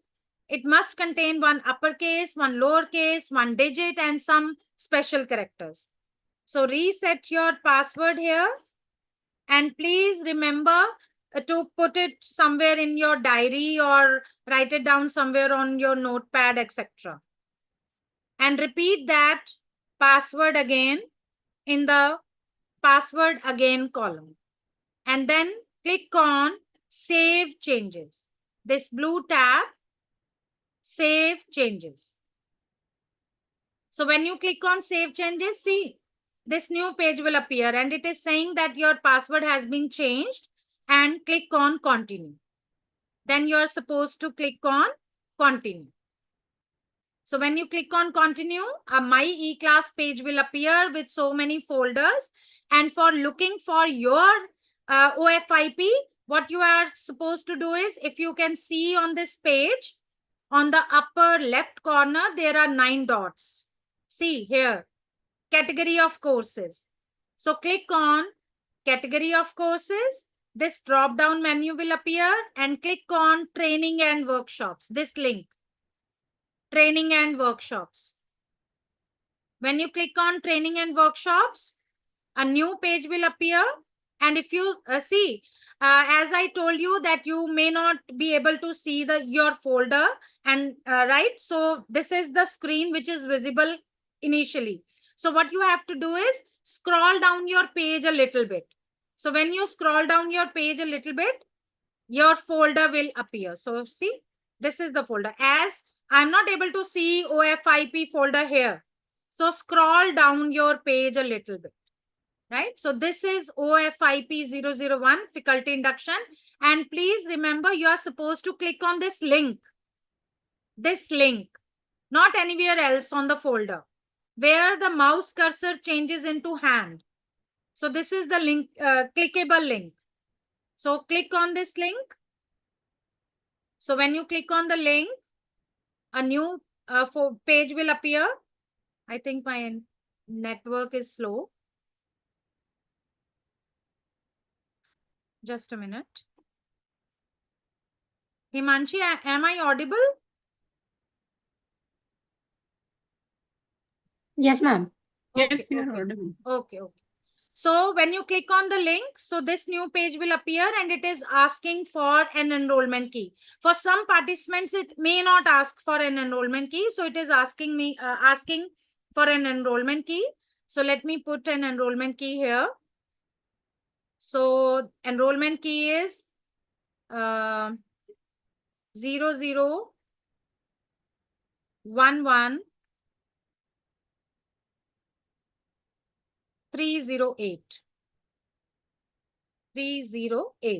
and click on enroll me. This blue tab, enroll me. Right? So see, this is the page OFIP 001 faculty induction program. So this is the page where you all are supposed to get logged in to OFIP 001 FIP on my eClass portal. So if you are able to see this page, that means you are successfully logged into my eClass portal, right? So these are the steps to log into my eClass. Now let me take the queries also. Shikha Gupta ji, I'm going to give a demo how to upload assignments also. Please wait for a moment. Vaishali ji is saying I have been able to change my password. So how to proceed further?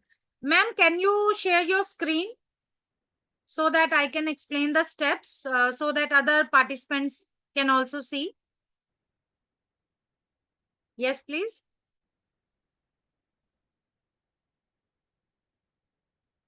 Anshula Upadhyay ji, if you can share, anyone please, those who are facing issue, please share your screen. I will explain the steps.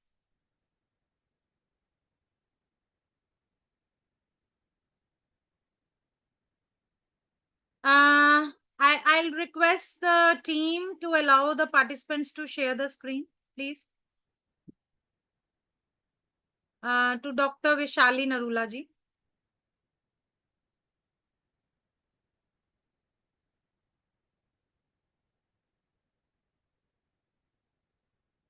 Okay, please wait. We are allowing participants to share this.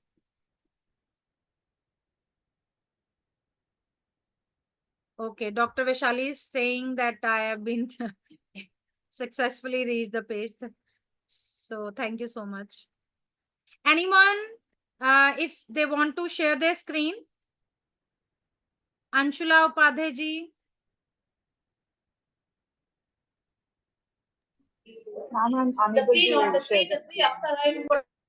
Gayatri, please, can you allow the participant to share the screen? Anshula ji को screen share करने दो.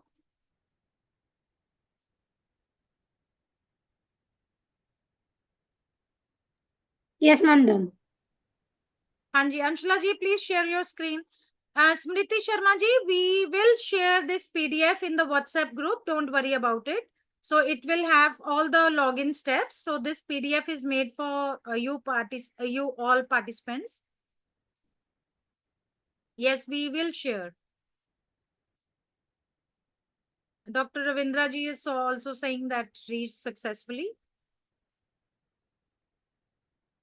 Yes, please. Anyone who is facing issue regarding login, kindly share your screen. I mean, raise your hand. We will allow to share your screen.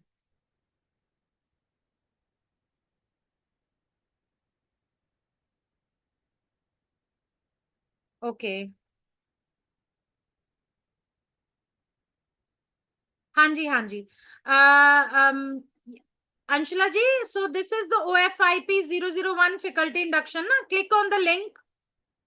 Click on the link.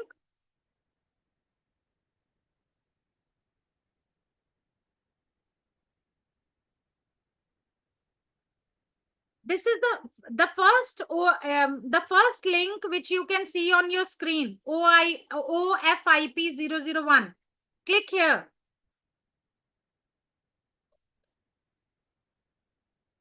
Okay, Anshula ji को please unmute करिए.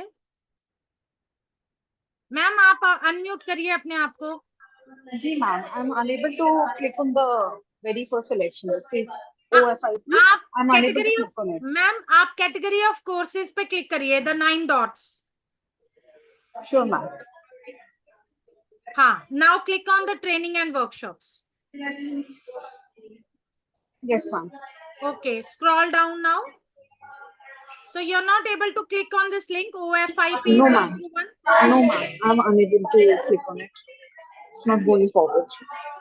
अब मुझे लगता है आपने properly login नहीं किया. आप दोबारा करो, सारे स्टेप्स दोबारा करो आप प्लीज. Sure ma'am. या आपने पासवर्ड चेंज कर लिया था? जी ma'am, I'll log in again and share the screen. Okay, okay. Thank you ma'am. Okay. Yes, anyone? Divya Sehgal ji is saying that I am unable to log in. Ma'am, have you received email with the link and temporary password? Have you tried to log in?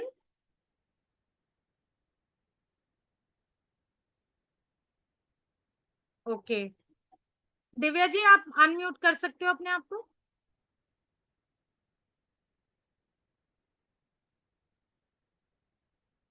Sir, I think you are already have an access to my e-class. So those participants who are using my e-class previously, you all are not supposed to change your username and password. Sir, just go to courses. Anil sir, आपने अभी screen share की थी. The participant which was sharing the screen. Go to courses and then search for OFIP 001.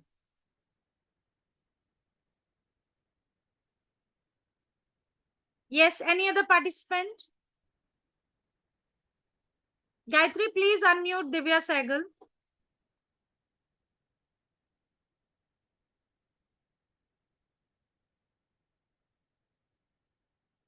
Yes, I'll repeat once again that those participants who have an access to my e-class already, those who have already attended the GAD-MMTTC workshops and FDPs or any event like that, so they have an access to my e-class. So you are not supposed to change your username and password. You can use your previous usernames and passwords.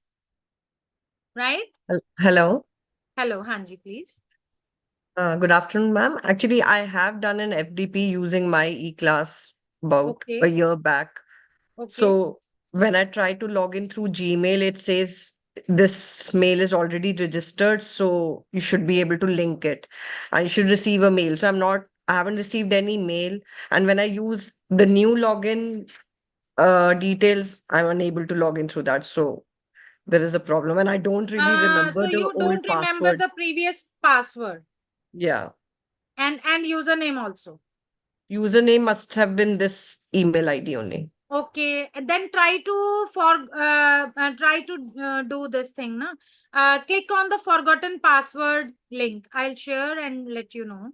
Okay, sure. I'll do that. Just a minute.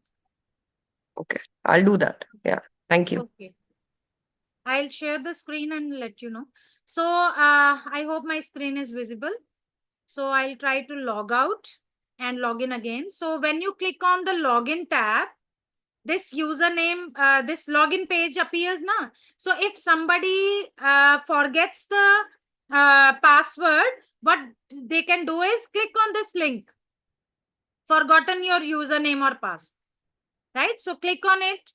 It will ask you to choose your email ID.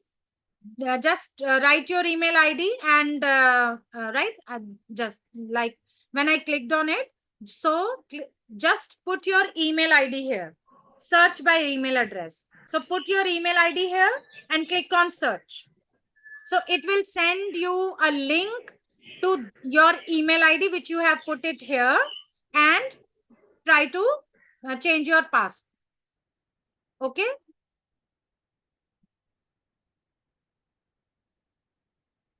Smriti Sharma ji. Ma'am, first you are supposed to log into my e-class with your temporary password. Then you are supposed to change your password, and then you are supposed to click on the category of courses, then training and workshops. Click on training and workshops, and then from training and workshops, click on the OFIP-001 folder. All right. Anshula ji is saying that I am unable to click on my course and move forward. Anshula ji,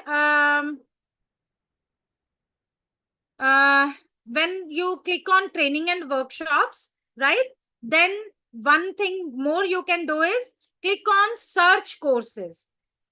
So when you click on search courses, type there OFIP-001 and click on go. Try to do that. This also. Yes, any other issue? Yes, please.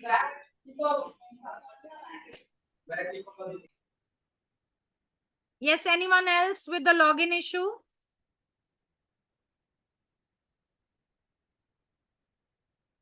Smriti Sharma ji, if you are already on the My E-class, then what you can do is I'll show. If you are already have username and password and you want to enroll into this OFIP, what you can do is, let me share the screen again. So I'll try to. I hope my screen is visible. My screen is visible. Hello ma'am. हाँ जी, हाँ जी। वो OFIP के बाद क्या करना है इसमें?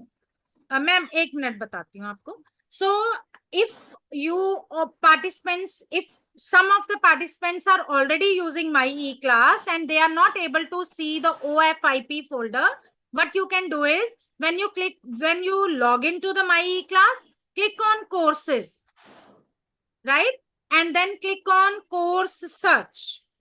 So when you click on course search, put it here OFIP-001 and click go.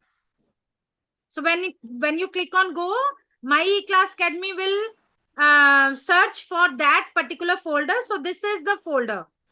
This is the OFIP-001 faculty induction program, right? So when you click on this link, it will ask you to put your enrollment key. So enrollment key is technical team, please put the enrollment key in the Zoom chat. So you are supposed to put the enrollment key here, right? So I'll share the enrollment key also. I hope my screen is visible. This is the enrollment key 0011308 and click on enroll me. Okay. But the topics courses are not visible. Dr. Agni ji, if you can share your screen.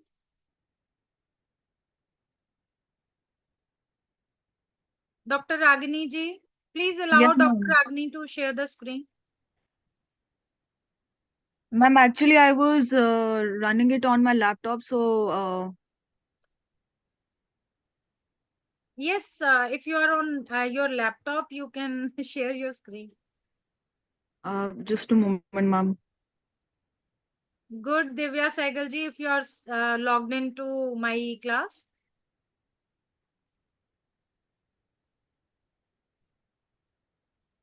Hello ma'am. Yes, मैंने yes. इसमें ना सिर्फ enrol का option मुझे नहीं दिख रहा है। मैं यहाँ तक तो आ गई हूँ। मैम Ma'am, आप I can log see in now, हो ma'am. गए हो।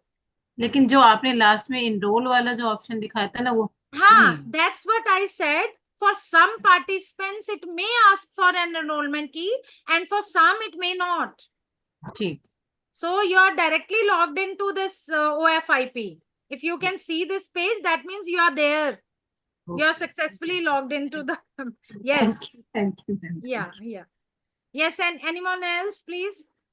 Yes, ma'am. It's similar to that is visible on the screen. That is topic 1, topic 2, 3, and 4. Yeah, But that means if you can see this, that means you yes, are logged ma'am. into OFIP 001. Okay. Then it's sorted, ma'am. Okay, then. Yes. Yeah. So no recorded sessions have been uploaded yet because it is the first day, na? So Yes, ma'am. Yes, ma'am. the recording of today will be uploaded by tomorrow. Okay, ma'am. Yeah. Thank you so much. Yeah. Yeah. Yeah. Yes, anyone else?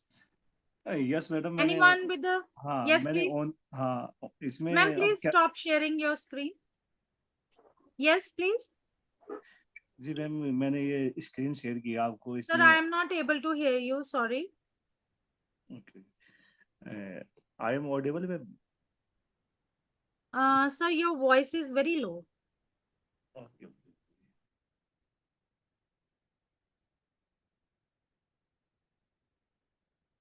Yes, please. Any login issue?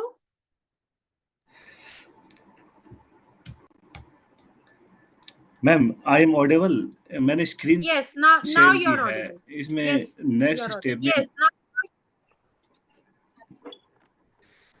हाँ जी sir.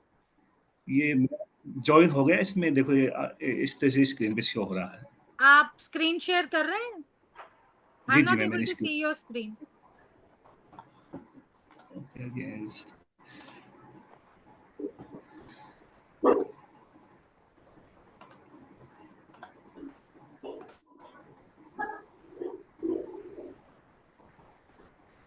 Yes, yes, sir.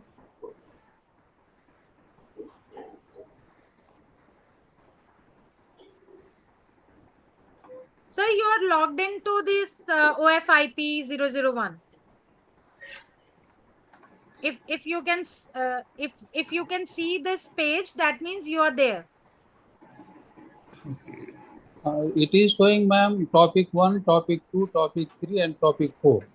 Yes, yes. Sir, in this topic 1, topic 2, you will be able to see the recorded sessions. You will be able to see the feedback links, etc. of the previous days. As this is the day 1, na? So our team has not uploaded anything there. Okay? Okay, ma'am. So you have successfully logged into this My E-class. okay madam okay thank you Yeah. By tomorrow, you will be able to see the recorded session of today. Right? Ma'am, if you allow, can I share my screen? Yeah, please. Also log in. Thank you so much. Yes, please. Quickly, because I have to give a demo also on how to upload assignment, project, etc.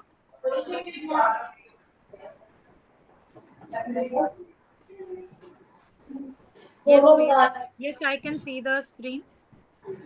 So, ma'am, actually, I was not able to go forward with this, but after I logged it in, I could actually see the 4 topics that sir was referring to.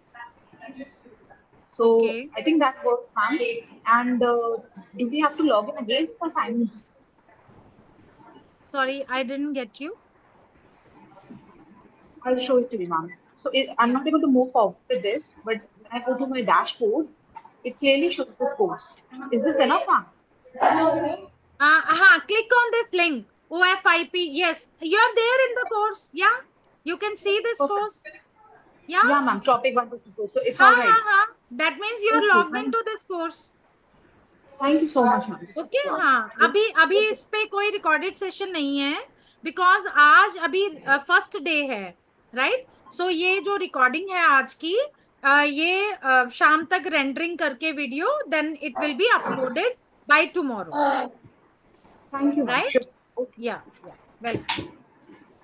So I think no more login issues. So I'm going to give you a demo on how to, when the assignments and projects, etc., are asked to by the organizing team to upload, then you are supposed to upload those assignments.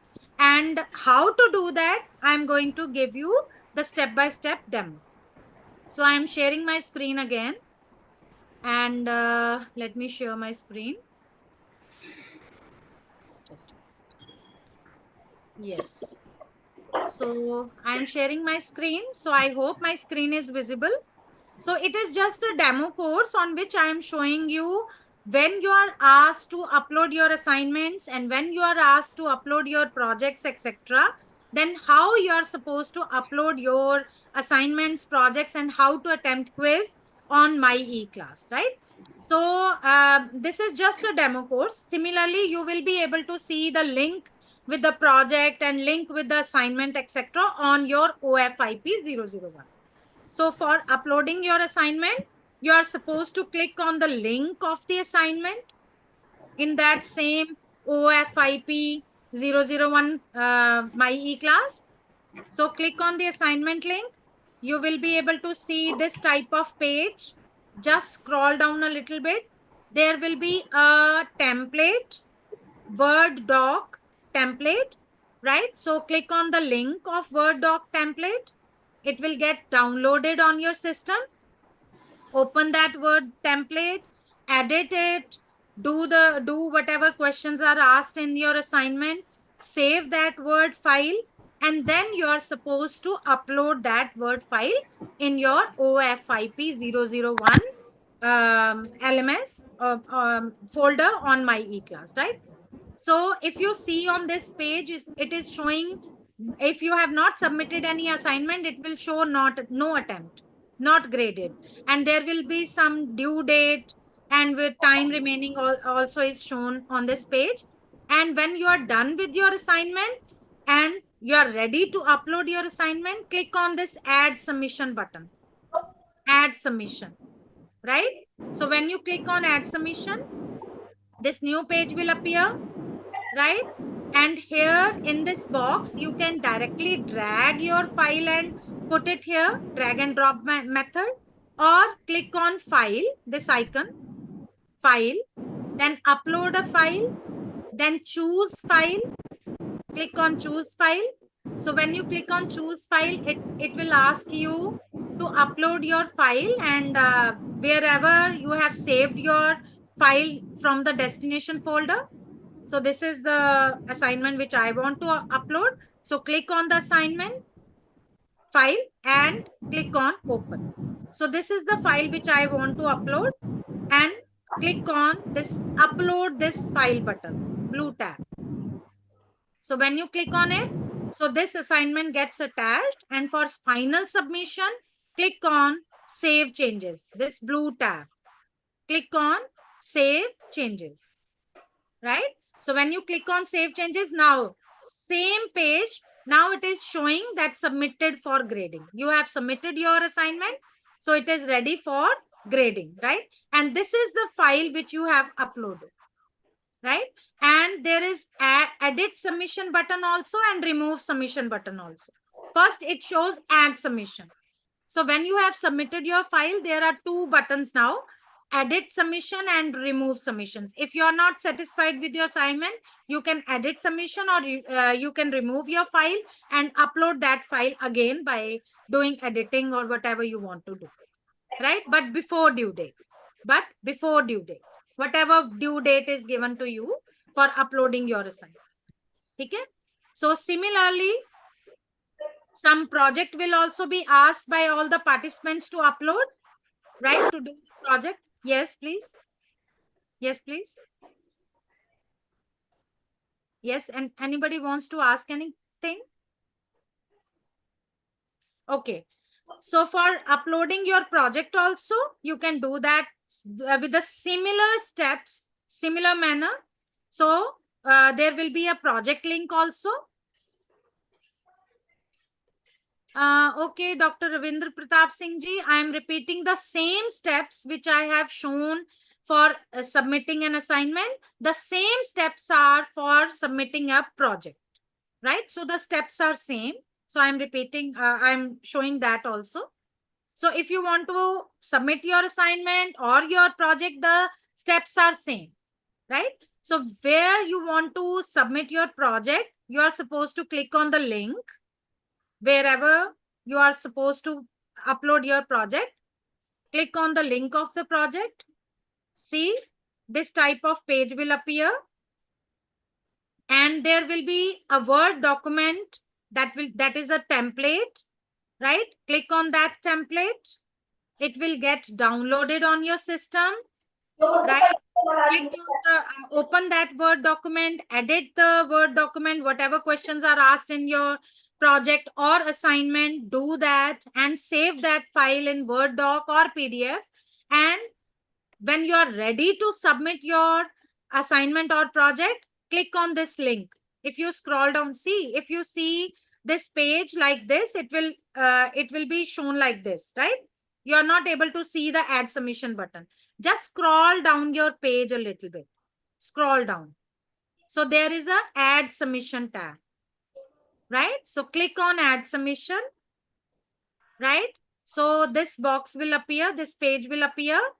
You can directly drag and drop your file here or click on file, then upload a file, then click on choose file and choose your file from the destination folder wherever you have saved. This is my file which I want to upload. Then click on open. So this is the file which gets attached to for submission, right? Now click on upload this file, this blue tab. When you click on this upload, this file, so this is the file which I want to upload. Then for final submission, click on save changes. Save changes, right? So see, now it is showing that you have submitted your assignment or project for grading, right? And this is the file which I want to submit. And if you are not satisfied with your file, you can edit submission, you can remove your file, do the editing, save it again, and upload the file again on this portal, right? But before due date, whatever due date is given, before due date, right? So these are the steps to log into, to upload assignment or project files on my e-class book. I hope it is clear to everyone. Please write yes if you are understood the steps. Yeah, thank you. Thank you, Shivali ji, Parul ji. Right? So now I am going to give you a demo on how to attempt a quiz, because after, yes, please, anybody wants to ask anything? Yes. And at the end of this FIP, there will be a quiz, right? For getting the graded certificate. So if you want to have that graded certificate, you are supposed to attempt the quiz at the end of this FIP, and you are supposed to submit all the assignments and projects whichever are given to all the participants at the end of this FTP, not during the FTP, right? And how to attempt that quiz on my e-class? So click on the link of the quiz, right? So when you click on the link, okay, so this type of information will appear, right? So it is showing, for me, it is showing attempts allowed 2, but not for you. It will be only 1 attempt allowed. And it will give you all the instructions that when the quiz will open and how much time is given for the quiz, right? And how many questions are there, all that information will be there. And if you are ready to attempt your quiz, click on this tab, attempt quiz now. So when you click on attempt quiz now, this box will appear. Click on start attempt. So when you click on start attempt, the timer will start. right? The timer will start. So it is a time-bound quiz. So it is just a demo questions which I am showing. So this page will appear with the first question, and these questions will be multiple choice question. Just choose your answer, right? And click on next page. And if you see on this page on the right hand side, there is quiz navigation tab. So the quiz navigation tab will show you how many questions you have in the quiz, how many questions you have answered, how much time is left. All that is shown in this quiz navigation. So when you are done with first question, click on next page, right? The second question will appear. Just attempt the second question. Give the answer of the second question. Click on next page, right? And similarly, third question, attempt, and click on next page, etc. And as I am answering the questions, you can see on the quiz navigation tab. So if you hover your mouse on the question, it will show you that answer is saved. But if I hover my mouse on the fourth question, it is saying that not yet answered, right? And suppose I accidentally click on the finish attempt quiz, it will give me the summary also, that how many questions I have answered and which question I have not answered. And if the time allows, you can click on return to attempt, right? And you can answer that question and click on finish attempt. So now it is again showing me the summary that I have answered all the questions. If the time allows, you can again go to return to attempt your quiz. You can review your answers, but if time allows, right? And when you are done, click on submit all and finish. Again, it will confirm submit all and finish, right? So in this way, you can attempt your quiz for getting your graded certificates. I hope all the steps are clear to all of you. And now we have 10 minutes, 12 minutes more to take your queries. If you have any query, and if you have tried login to my e-class and you are getting any issues, please let me know. You can write in the Zoom chat or unmute yourself. Or if you want to share your screen, I'm there to help you out. Yes, please. Hello. Yes, sir. Yes, sir. Ma'am, I have not received any mail. Sorry, sir. I didn't get mail for this class. email. You have not received an email? Yeah. Okay, sir. Have you checked all the folders, including Yeah, spam? I check all the folders. Okay, don't worry, sir. Please write your email ID in the Zoom chat as well. And please send WhatsApp message on the GAD-MMTC's WhatsApp number also. You can write in the Zoom chat also, sir. My technical team will note it down. Thank you, Suryakant ji.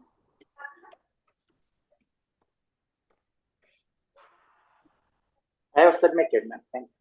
And yes, all the recordings will be available on my e-class, right, to follow all these steps. And the PDF will also be shared to in your WhatsApp groups also.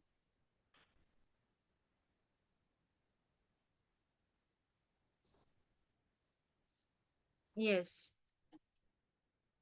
Gayatri, are you there? Please note down Dr. Mukesh sir's email ID, please. Okay, ma'am. Yeah. Any other issue? So we have 10 minutes more. If you have any login issue, you want to share your screen, you want to show me what exactly the issue you are facing, please let me know. I will help you out.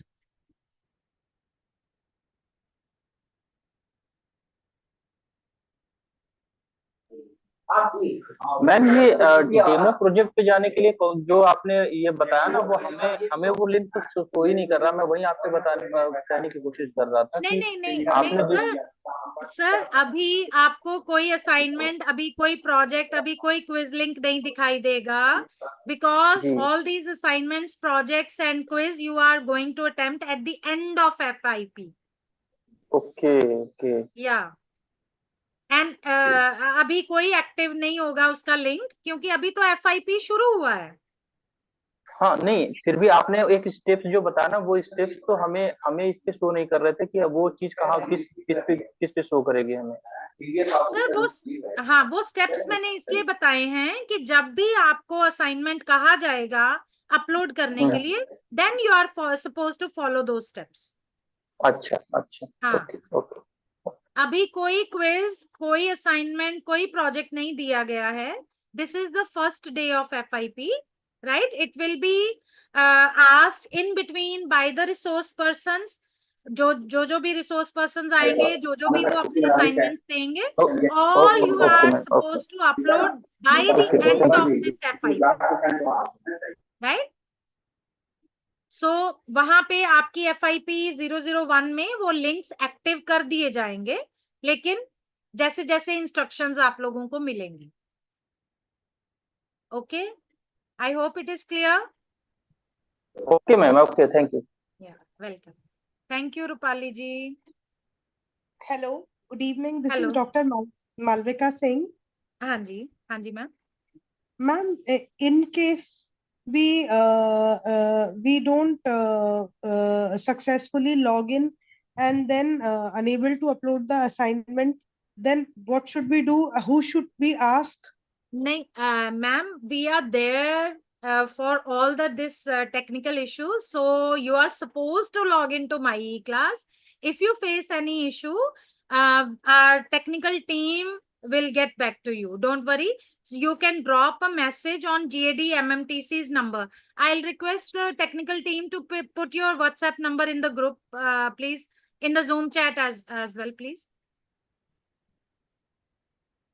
Right? Because ma'am, yes, so many new lessons for e-class and link and everything. So in my head, I am confused at the moment. No worries, ma'am. We will share the PDF also with the login steps, right?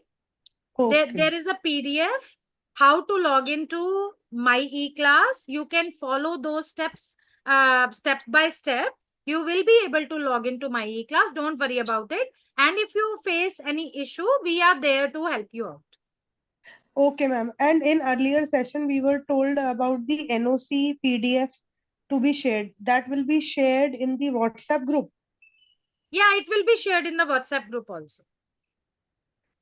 Okay, Right? ma'am. Okay, ma'am. Thank you. Hello, ma'am. Sanjana this side. I have a small query, ma'am. Yes, ma'am, please. Ma'am, when the enrollment form, the Google form was circulated, the form was not successfully submitted from my end. Again, today morning, and because of that, I never received any kind of email. Today morning, I again filled the form and submitted. Okay. And I've been attending today's session on and off because I had some invigilation duties to do. But is there anything that I need to do? I've reached out to the technical team on email. So you got an email with the my No, class ma'am, no. scheduling link? I got that link from one of my colleagues, not from the official email. Okay. So the Google form for registration. Right. Okay, okay.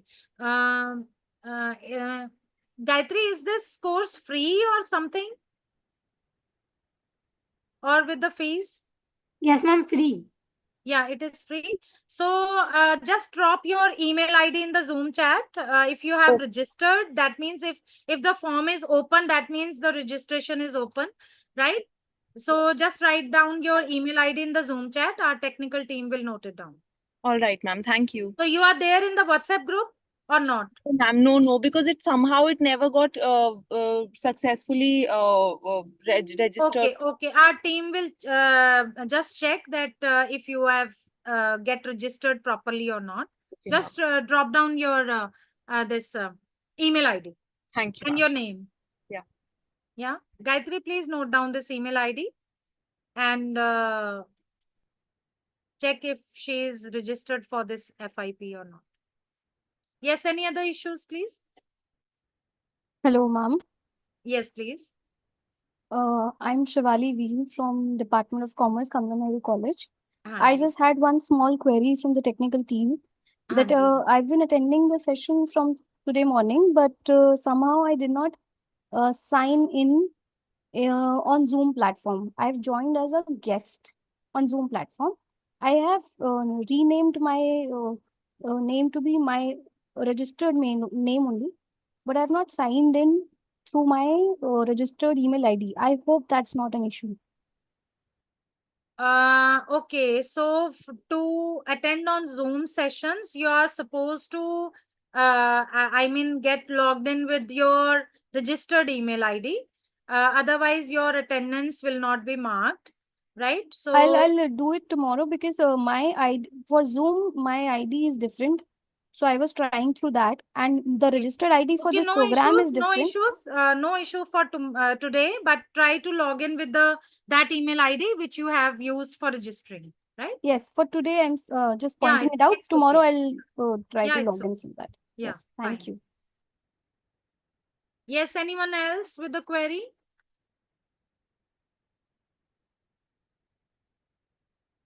So Gayatri, please note down this name, Sanjana Chaudhary, and her email ID if she Ma'am, is registered. ma'am, Yes, can I yes, say something? yes, Ma'am, I'm Dr. Vinita Baloni from Kamla Nehru College. yes, please. Ma'am, actually, I was facing some issue from my laptop, so I borrowed this laptop from my friend, and Okay. I don't know whether which ID is showing there to you all. I mean, it's from my Okay. it's my ID showing there or my friends. I just wanted to know this. No, if you have directly just clicked on from the Zoom icon Ji, on her yes, laptop yes, and tried, ji. okay, or you logged in with your email ID, the link on No, your ma'am, email it's ID. it's my friend's laptop, and I just logged in directly from Okay, no the issues for mail today. you sent. No issues for today, but try to log in with your email ID, right? In the Zoom platform. So, ma'am, for that, what I have to do? I mean, I'll be using this laptop for upcoming some classes. Okay. What's your name, ma'am? Dr. Vinita Baloni, Kamla Nehru College. Neha ji is saying that we can see your name. Don't worry. Okay, Just fine. don't Thank worry. you. Yeah. Yeah. Thank you so much. Okay. Okay. Fine. Yes, any issues? Ma'am, if our names are showing, that means we have logged in correctly. Yes, yes. Yes, please. My name was called for the introduction also in the chat, Okay. and then I No introduced issues, ma'am. myself. So that Don't means, worry about so it. ma'am, that reflects that I have used the correct email ID.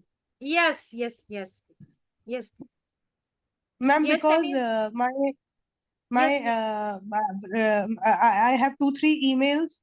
So and the Zoom link I opened. So which email it is showing? All the emails are with my name, but my name I have. That means Ma'am, if my name is reflected. actually, this is the problem that whenever you want to, I mean, which email ID you have used for registering to this FTP, na? Sorry, FIP. So try to log in on Zoom with that email, right? So because Ma'am, my Zoom link does not ask for any email. It only shows my name, Dr. Malvika Singh, and then it says okay. I say okay. okay, no issues, right? No Okay, ma'am. problem in that. Yes, please. Thank you, ma'am. Yes, any other issue? So any login issue, we can take 1 or 2 more queries and then we will end this session. So don't worry about the login issues. If you are facing, don't worry. If you have not received your email, we will send you email by evening or by tomorrow, right? So we are there always with you during this FIP. So any technical issues will be handled by our technical team, including me also, right? So don't worry about it. So I think no more queries are there. Anyone with the query, please? Okay, so no queries are there. So thank you, dear participants. Thank you, all of you, and have a nice time. Nice day. Okay, thank you. Thank you, everyone. Thank you, ma'am. Thank you.